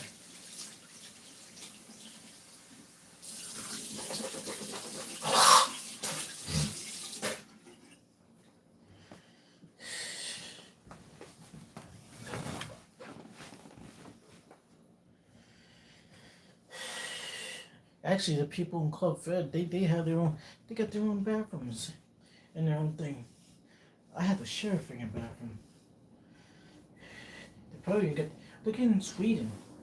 In Sweden, that's definitely Club Fed over there. They're probably living better than I am, and they don't even live in the hood. Like the noisy hood. You know? With fucking, I don't know. With violence shit, there's no, if you go to Swedish jails, there's no violence in the world. I mean, maybe there is, I don't know. My life is Club Fed. I'm living a Club Fed life.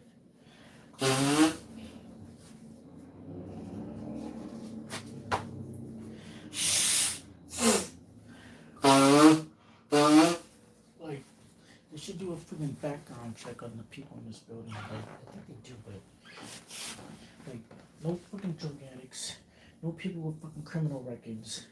Like, no. If you're a fucking drug addict or fucking whatever, criminal alcoholic. I mean, I don't know about alcohol, but like, you should be living in this freaking building, man. But it's all about the money, right? So yeah, I just comb my hair, so.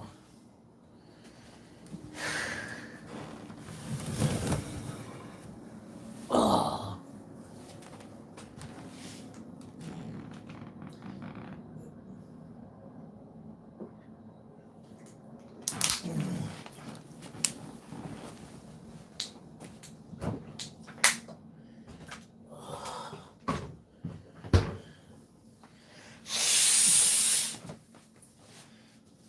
Anyway, I hope the person who stole my stuff wasn't the guy that called me a whale the other day. 'Cause who knows, he could have probably took it. But that guy didn't like me very much. And he had another person complained about him too. Yeah, another person complained about him too. I'm turning my AC. He probably stole from that person too.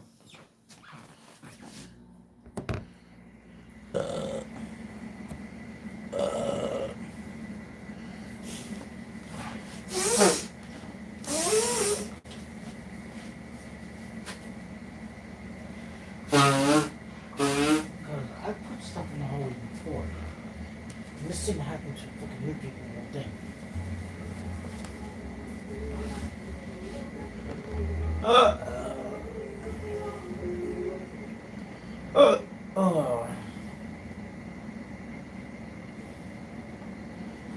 Anyway, I gotta get my market basket bag.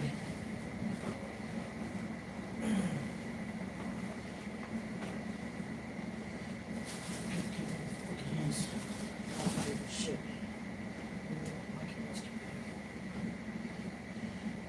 I don't even know. Is this? Yeah, what is it? I'm gonna have to get some energy drinks tomorrow. I don't know. People can't keep their hands off people's shit.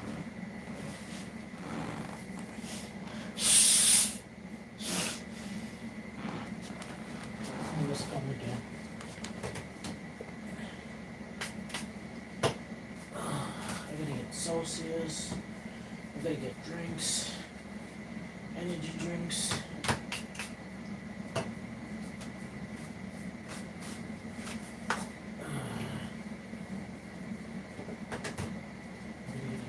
Toilet paper in the closet.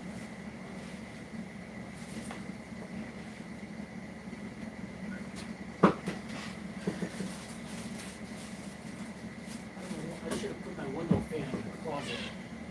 So stupid.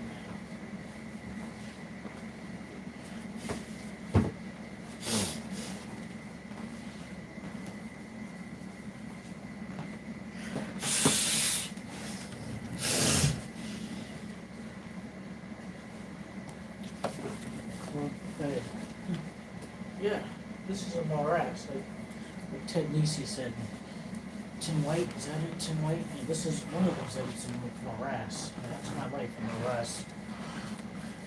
Yeah. This damn don't feel this way. I want change in my life.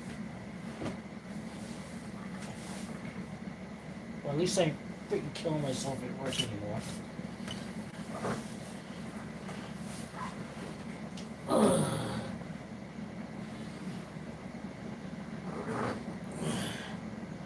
Gotta write down all the stuff I gotta get away. Yeah, I'm probably just gonna get burgers.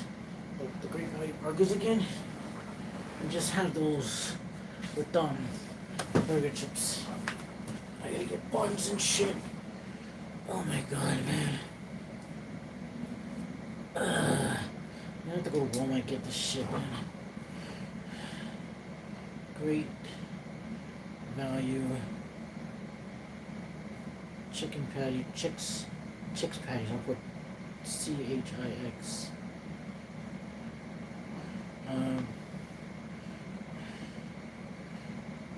Great Value cheeseburgers. Maybe I'll get the bacon cheeseburgers. See, I do eat pork. I don't like pork chops, so I'll eat bacon cheeseburgers.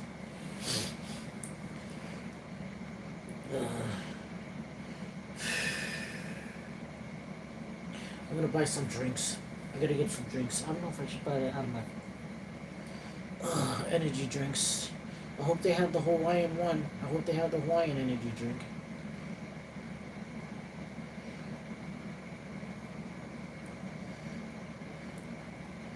I gotta get Rana Marry Me pasta.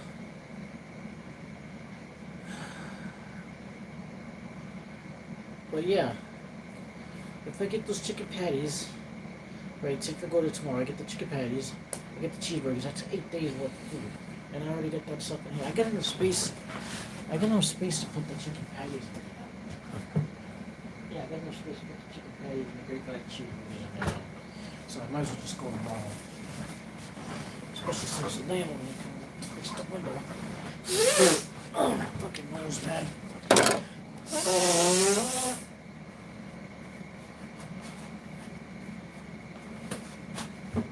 Anyway.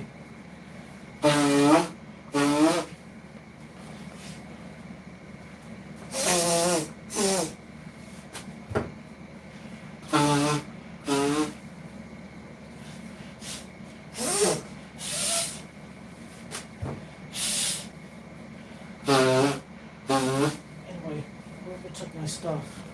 I hope they get bad karma. Whether they took it intentionally or unintentionally, I hope they get bad karma coming back to them, because that's how the Lord punishes people. The Lord set that in motion when He created the universe, the karma, bad karma, good karma. You steal from people, bad karma comes to you. And then people can't wonder why their life is so fucked up. Well, it must have been because of karma. Because my life is good right now. And I must have like good karma right now.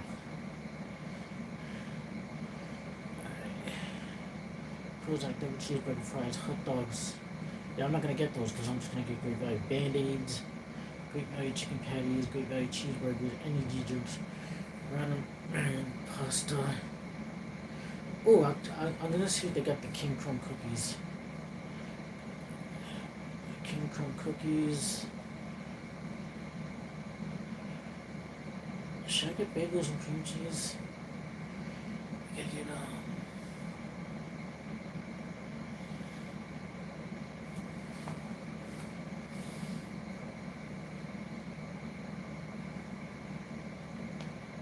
oh yeah, I gotta get cheeseburger buns. I gotta get burger buns. Burger buns. What's it called? Burger buns. Burger buns. Anyway, I know someone from downstairs took my stuff, that's all I know. And I hope it ain't who I think it is. Burger buns, I need mayonnaise. There's only a 6-pack, so I don't know how long, if I get 2 of them, I gotta check the expiration date. If the expiration date doesn't last long, I'm only gonna be able to get 1. I have to get another cheeseburger buns at Market Basket at a later date.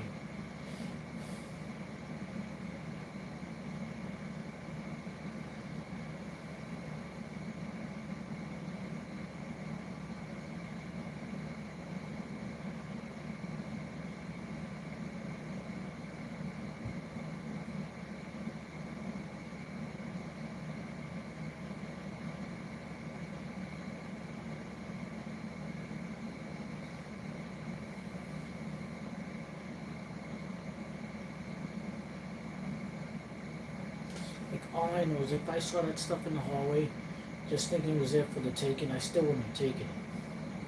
You know, because you don't know. I would have asked, like, I don't know. I got ketchup, I got mayonnaise. Oh, I'm gonna look for the new crushed soda. Crushed soda has like a new Trooper or something. Crushed soda. Trooper. So that's another thing I'm gonna. Oh, I gotta get cheese slices. I gotta get cheese slices for the chicken sandwich because it tastes better with the chicken sandwich. Yeah, cheese slice. I always get like the orange ones. I like the orange one instead on the chicken instead of the white ones. Okay. Band-Aids, great value chicken patties. Probably gonna spend like, well, that I don't have to get. Probably gonna spend like, I don't know, $30 to $40, man. I don't know if I should use my damn card. Because I'm already getting low in my bank account, so.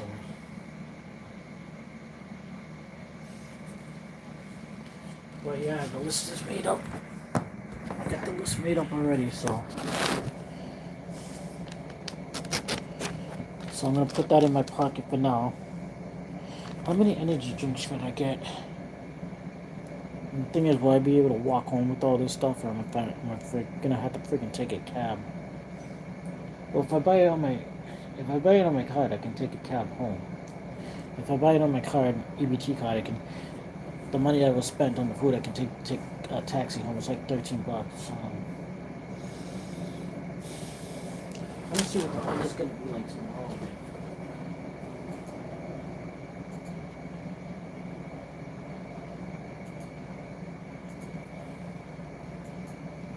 Anyway, my landlord says I'm a good guy.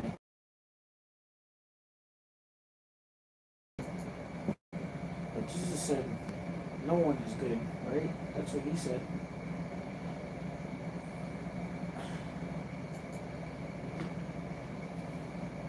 There is no one who is good.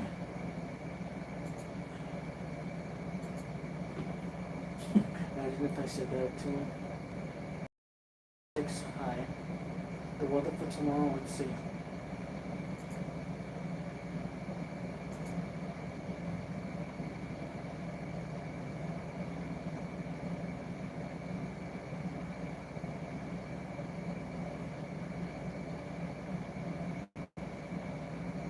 Tonight, 88. Tomorrow's supposed to be 82.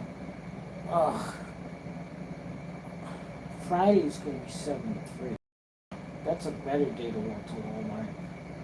But I mean, I can rough it if I have to. I can rough it tomorrow if I have to. I just want to get the shopping out. Well, I gotta shave tomorrow too, man. Maybe I'll just wait until Friday. I don't know. Saturday is gonna be 69, but it's gonna be raining.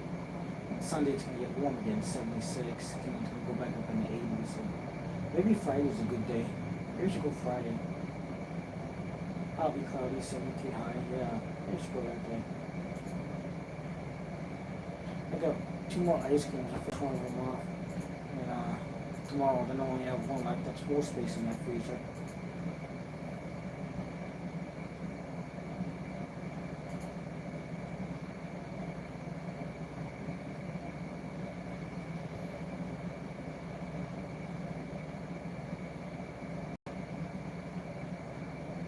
Hey, they say, the desert cities like, High Desert and Mojave, Antelope Valley, right? They say it's, cooler in the wintertime than like Palm Springs and stuff. Like, yeah. Low desert, yeah, it looks like the high desert is better to live in than the high desert, like Lancaster, because of the higher elevation is cooler winter. Let me see. Let me ask Google.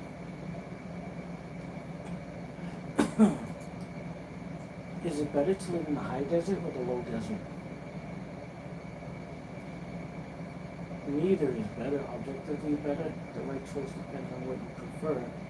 But it says right here, high desert sits higher at 2,000 to 5,000 feet, such as Mojave Desert and Joshua Tree. Climate. Genuinely cold winters, occasionally dropping below freezing with light snow. Large day to night temperature swings, more rural, quiet, and isolated. Oh, okay, low desert has mild, pleasant winters, but bakes under intense, scorching summer heat.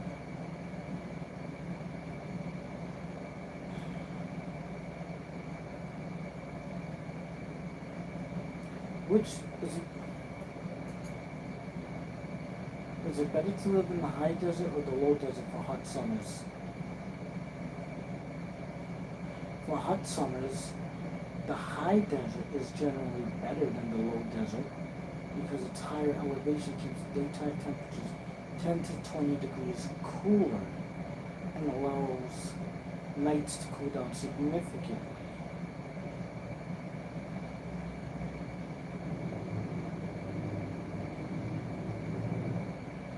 Winters much colder with occasional freezing and snow. But in the low desert is exceptionally mild and warm. It's too bad you can't switch back and forth between each place.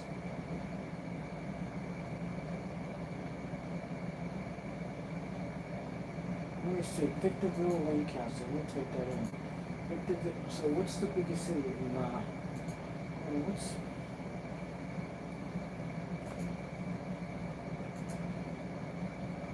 which is the biggest city in the high desert? Oh, Lancaster, okay. Which is the biggest city in the low desert? Phoenix, Arizona. No, Phoenix, Arizona. I'm not talking about that. Southern California. Oh, Palm Springs, okay. Palm Springs versus Lancaster.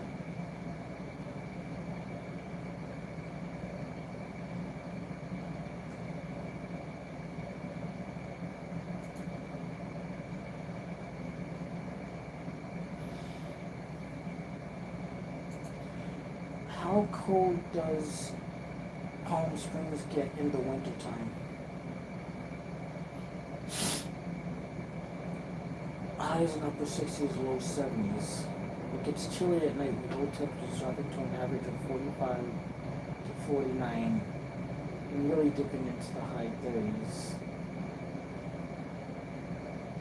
Average night time around 45 to 49, make evening bursts once the sun sets behind mountains.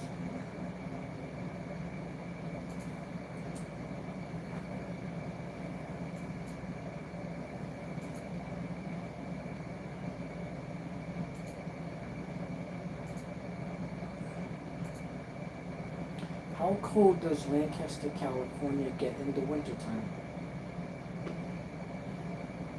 In Lancaster, California, winter daytime highs averaging upper 50s to low 60s around 14, while nighttime lows regularly drop into the mid-30s, around 1 degree Celsius, into the mid-30s Fahrenheit. Temperatures can occasionally fall into the low 20s on the coldest nights, though snow is rare and minimal.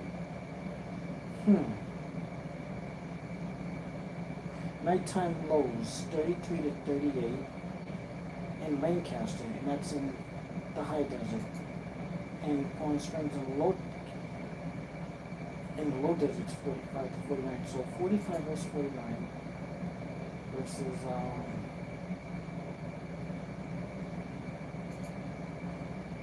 33 to 38. It's still above freezing. If you ask me, I think I'd rather live in the high desert in Lancaster, California, or Victorville than Palm Springs, which is in the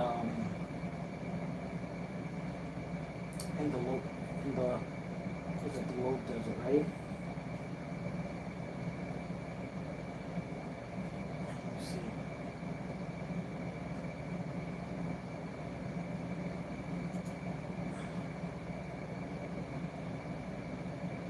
Yeah, high desert. I'd rather live in the high desert than the lower desert because its summers are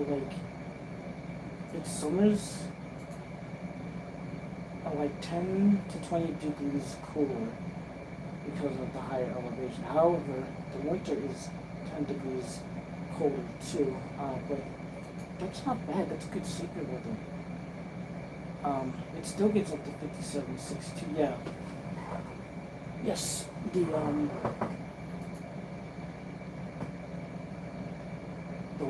low desert is better. The low desert is better. Higher elevation, yes. So who cares if it gets a little colder? It's good sleep. It doesn't get like freezing cold. And then in the daytime it gets like up to 57. Yeah, because they said it gets up to 50. Let me see. It gets up to in Palm Springs it gets up 68, 73. Lancaster gets up to 57 to 62. So Lancaster 57, 62.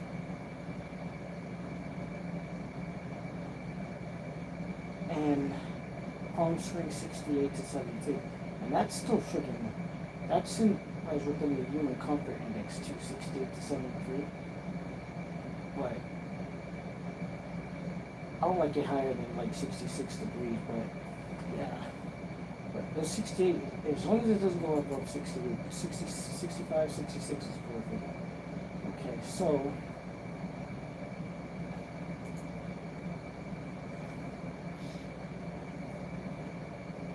let me see.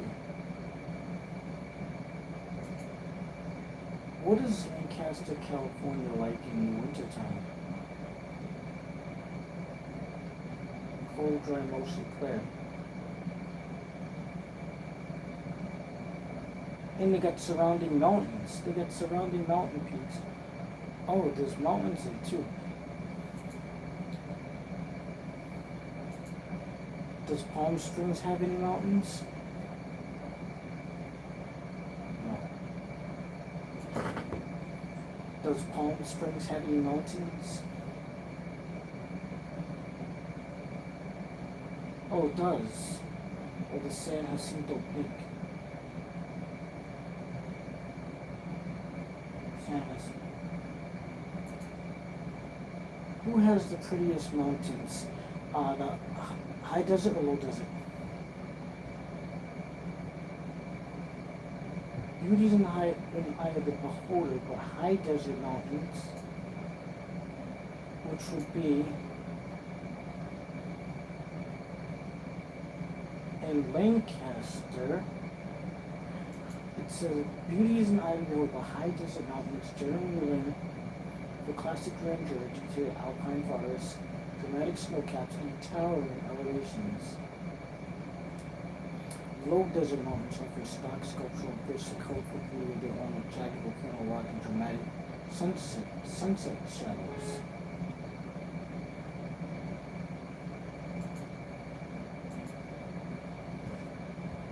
High desert mountains features high elevations, cooler climates, pine trees and winter snow. 5. Lush alpine meets arid land. Examples: the Sierra Nevada backdrop with the Sangha, the Coastal Mountains, and the Taos. Low desert mountains, lower elevations, extreme heat, sparse vegetation, exposed rock. 5. Broad dramatic ancient geological forms, Oregon mountain. Yeah, so the low desert wins. The low desert wins. Victorville, California, Lancaster, California. San Bernardino is not a desert city though. I can tell you that much. I mean, Bakersfield. Is Bakersfield, California a desert city? Nope, it's not.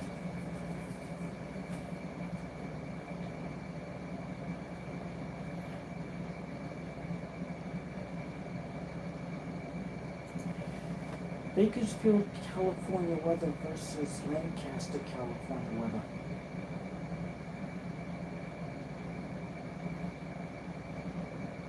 They both have hot, dry climates with scorching summers and mild winters, but Lancaster is higher in elevation, high desert, making its winter nights much colder and its summer days slightly windier.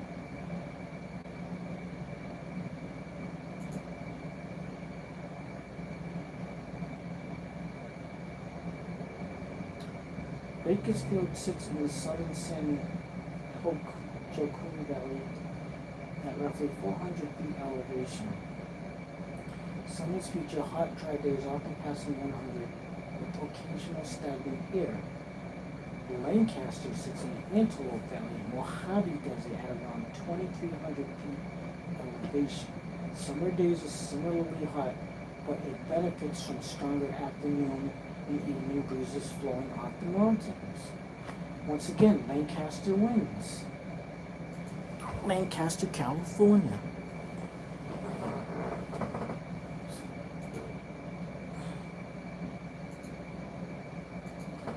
Let me see here.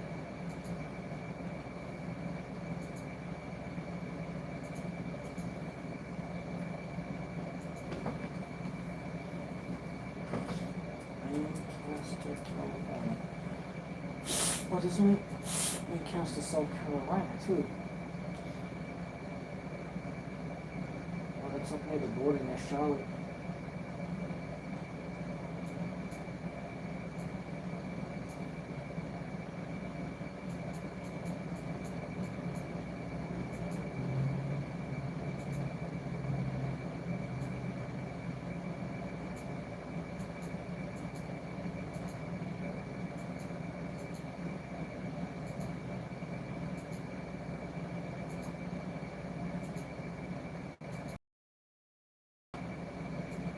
This is a nice house in Lancaster, South Carolina. Anyway, Lancaster, but they got a Lancaster in Massachusetts too. It's the oldest town in Worcester. Lancaster, New Hampshire.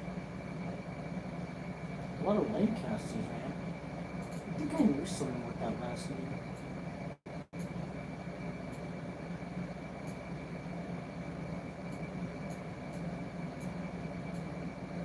Lancaster, New Hampshire, Lancaster, Pennsylvania.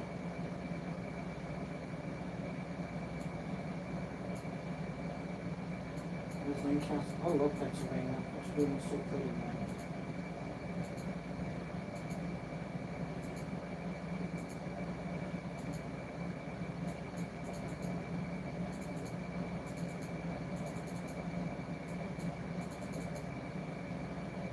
Okay, Lancaster.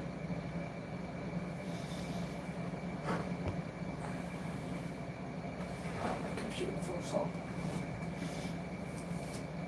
Lancaster, California.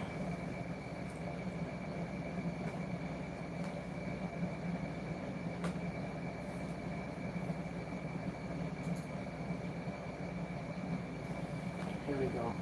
There's Lancaster. It's in the Mojave Desert. You even got a city called Mojave too. So the Mojave Desert is in the high desert. And Palm Springs is in the low desert. So yeah, there's Palm Springs. Palm Springs right now, 101 degrees, 7:59 p.m. It's August 19th, it's the summer. Right, Palm Springs, 101, right? And I go to Lancaster, another desert city. But this isn't high desert, not the low desert. 89. That's still freaking hot, man. In the nighttime, that's hot. But I'd choose that over the other one. Let me look at Palmdale. Palmdale's 88, it's like 1 degree cooler. Lancaster. What about this place? Rosamond. Rosamond's 90. Edwards Air Force Base. California City. Hey, I need to make friends with Governor Gavin Newsom. I need to make friends with him so I can move out there. Quartz Hill. What's this place? Quartz Hill. Quartz Hill is another, that's an unincorporated community. Sun Village. What's this place over here? Lake Los Angeles. There's a Lake Los Angeles here. Oh, there's Victorville. Oh, they said Victorville too. Let's see what Victorville is. Well, Victorville's 92 degrees. Hesperia, let's see Hesperia.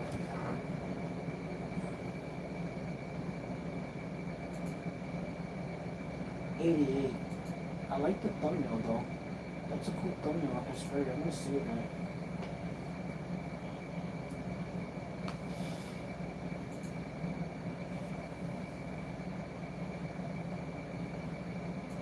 Now, so where's Palm Springs again? Palm Springs is over here. Oh yeah, it's over here.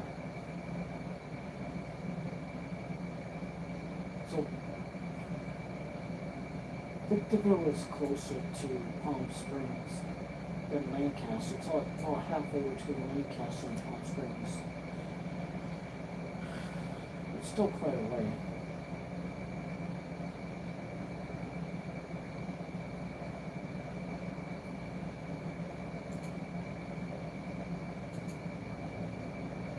I don't know why I'm obsessing over California. I've never lived in California before.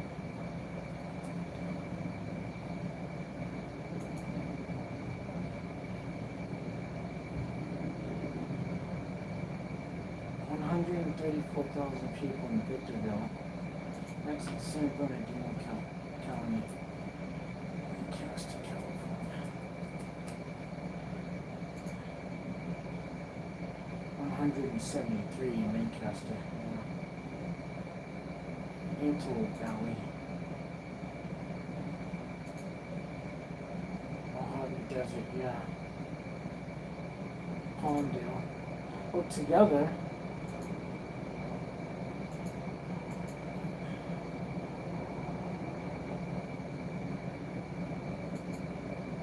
Palmdale looks nice. Is that all water there?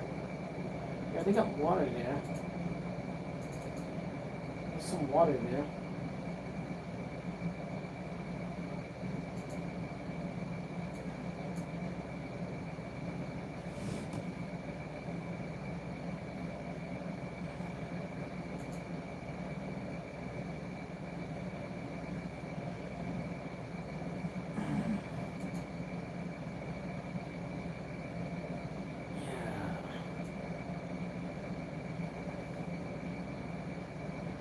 Lancaster is closer to LA than Victorville or Palm Springs. It's also closer to Bakersfield too. Lancaster, Palmdale. There's Victorville, Hesperia. How much is it when you add all? The Victorville, Hesperia, Apple Valley had a population of 355,000. There's Apple Valley.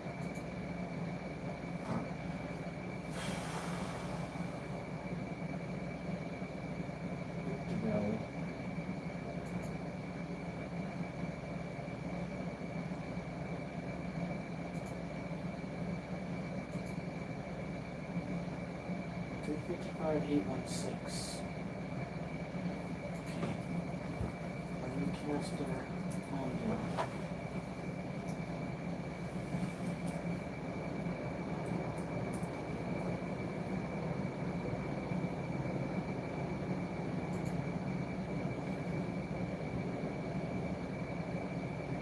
Antelope Valley. Look at these Joshua trees. Oh my god.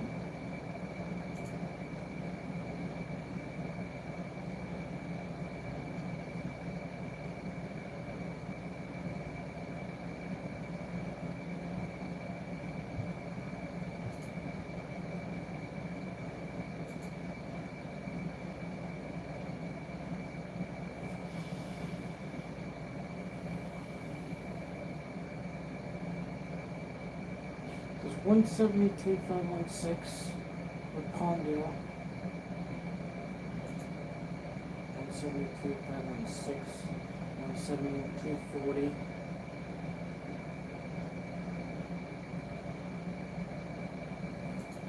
Let me ask Google.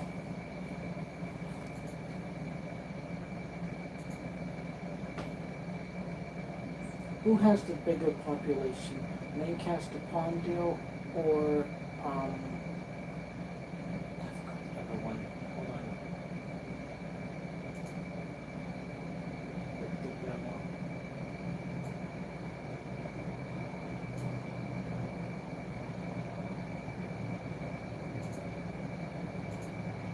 Who has the biggest population, Lancaster, Palmdale, or Victorville and Hesperia?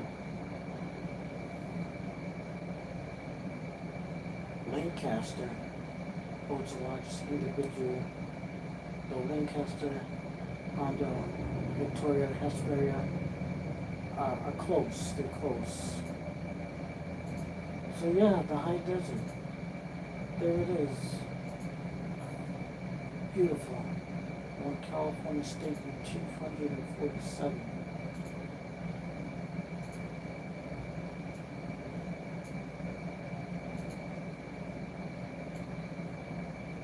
Wow, it's beautiful. The Mojave Desert's beautiful. The high desert's beautiful. I love the high desert. Isn't that where Arbella's from? Arbella's from the high desert.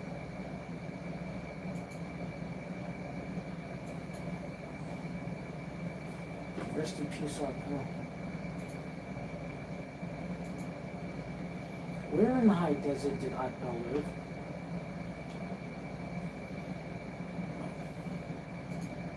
Where in the high desert did Arbella live? Pahrump, Nevada. Yeah.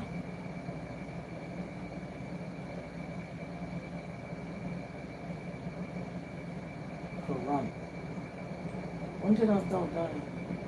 Oh, he had $10 million. That guy had $10 million. He died April 13th, 2018.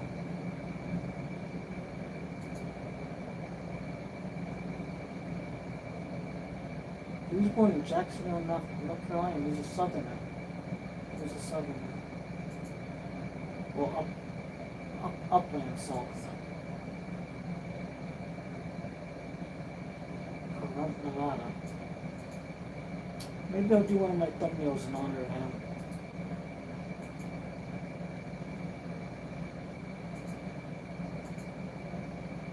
And I might even do one of his thumbnails for my thumbnail. Rest in peace, Art Bell.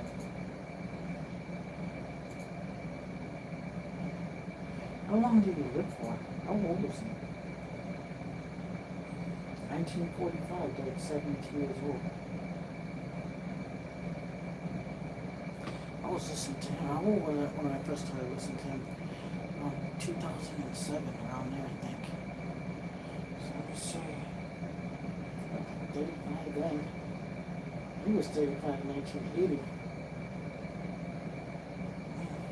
Art Bell.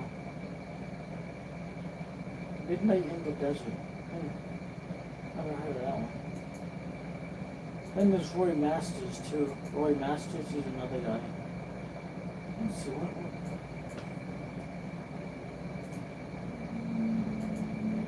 How old was Roy Masters?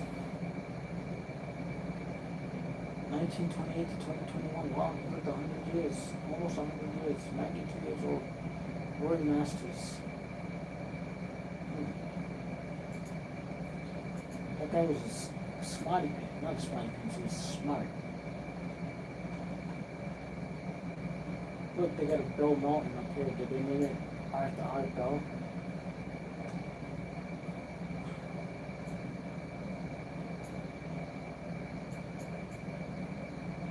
Gil Evans Parkway.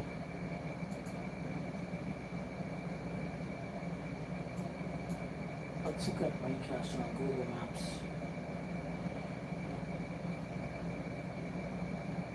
Residence Inn. Maybe I should get a hotel over there.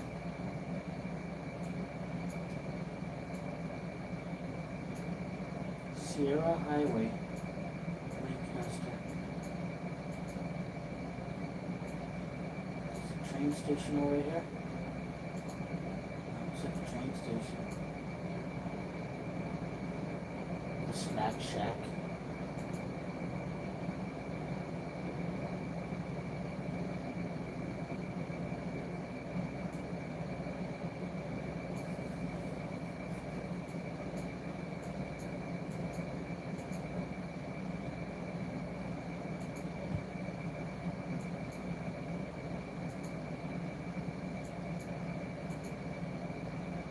It's still freaking hot over there, though, in Lancaster. It gets, but it's better than, it's about the same. Wait, Does Lancaster? Yeah, Lancaster must have less humid weather. Hold on, let me see. Because the temperatures, some temperatures are about the same. Whereas, which city is least humid? Bakersfield or Lancaster? No. Which city is least humid during the summer? Bakersfield? No.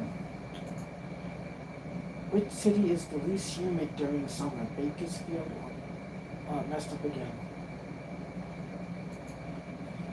Which city is the least humid during the summer? Bakersfield or Lancaster?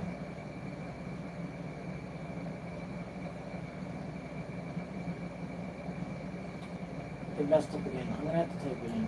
It said limit. So humid. Here we go.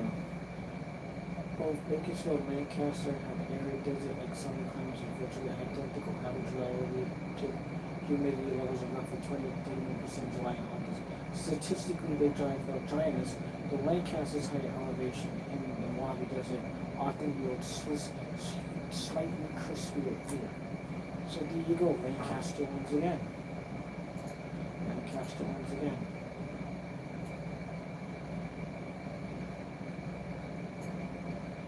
Domino's Pizza.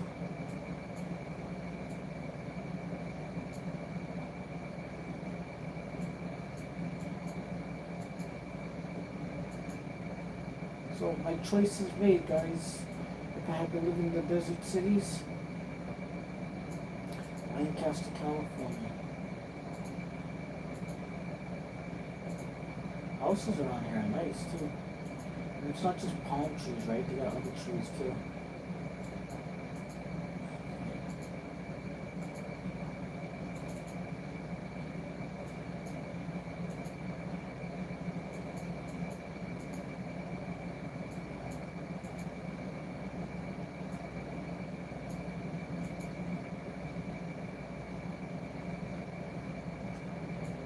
There's someone riding a scooter on Peak Avenue.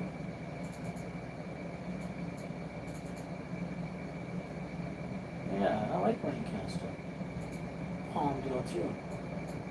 The whole Lancaster Palmdale area is nice.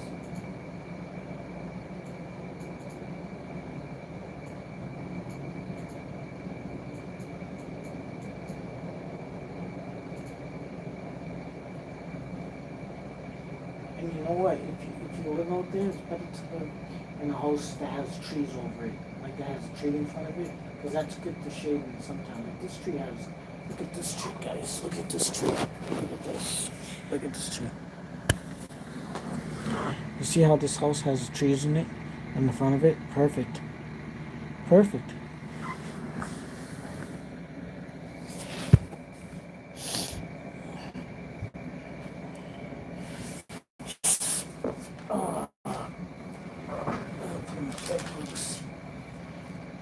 Oh, that was slow work.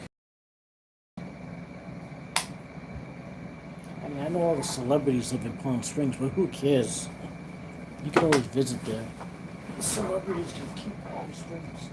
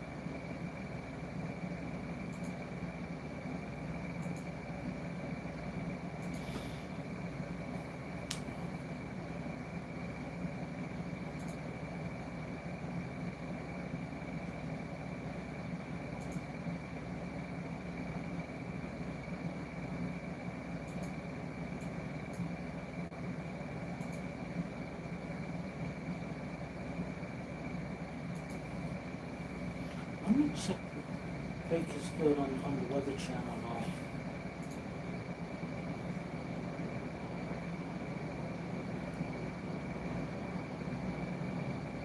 Feels like 93. Humidity is 21.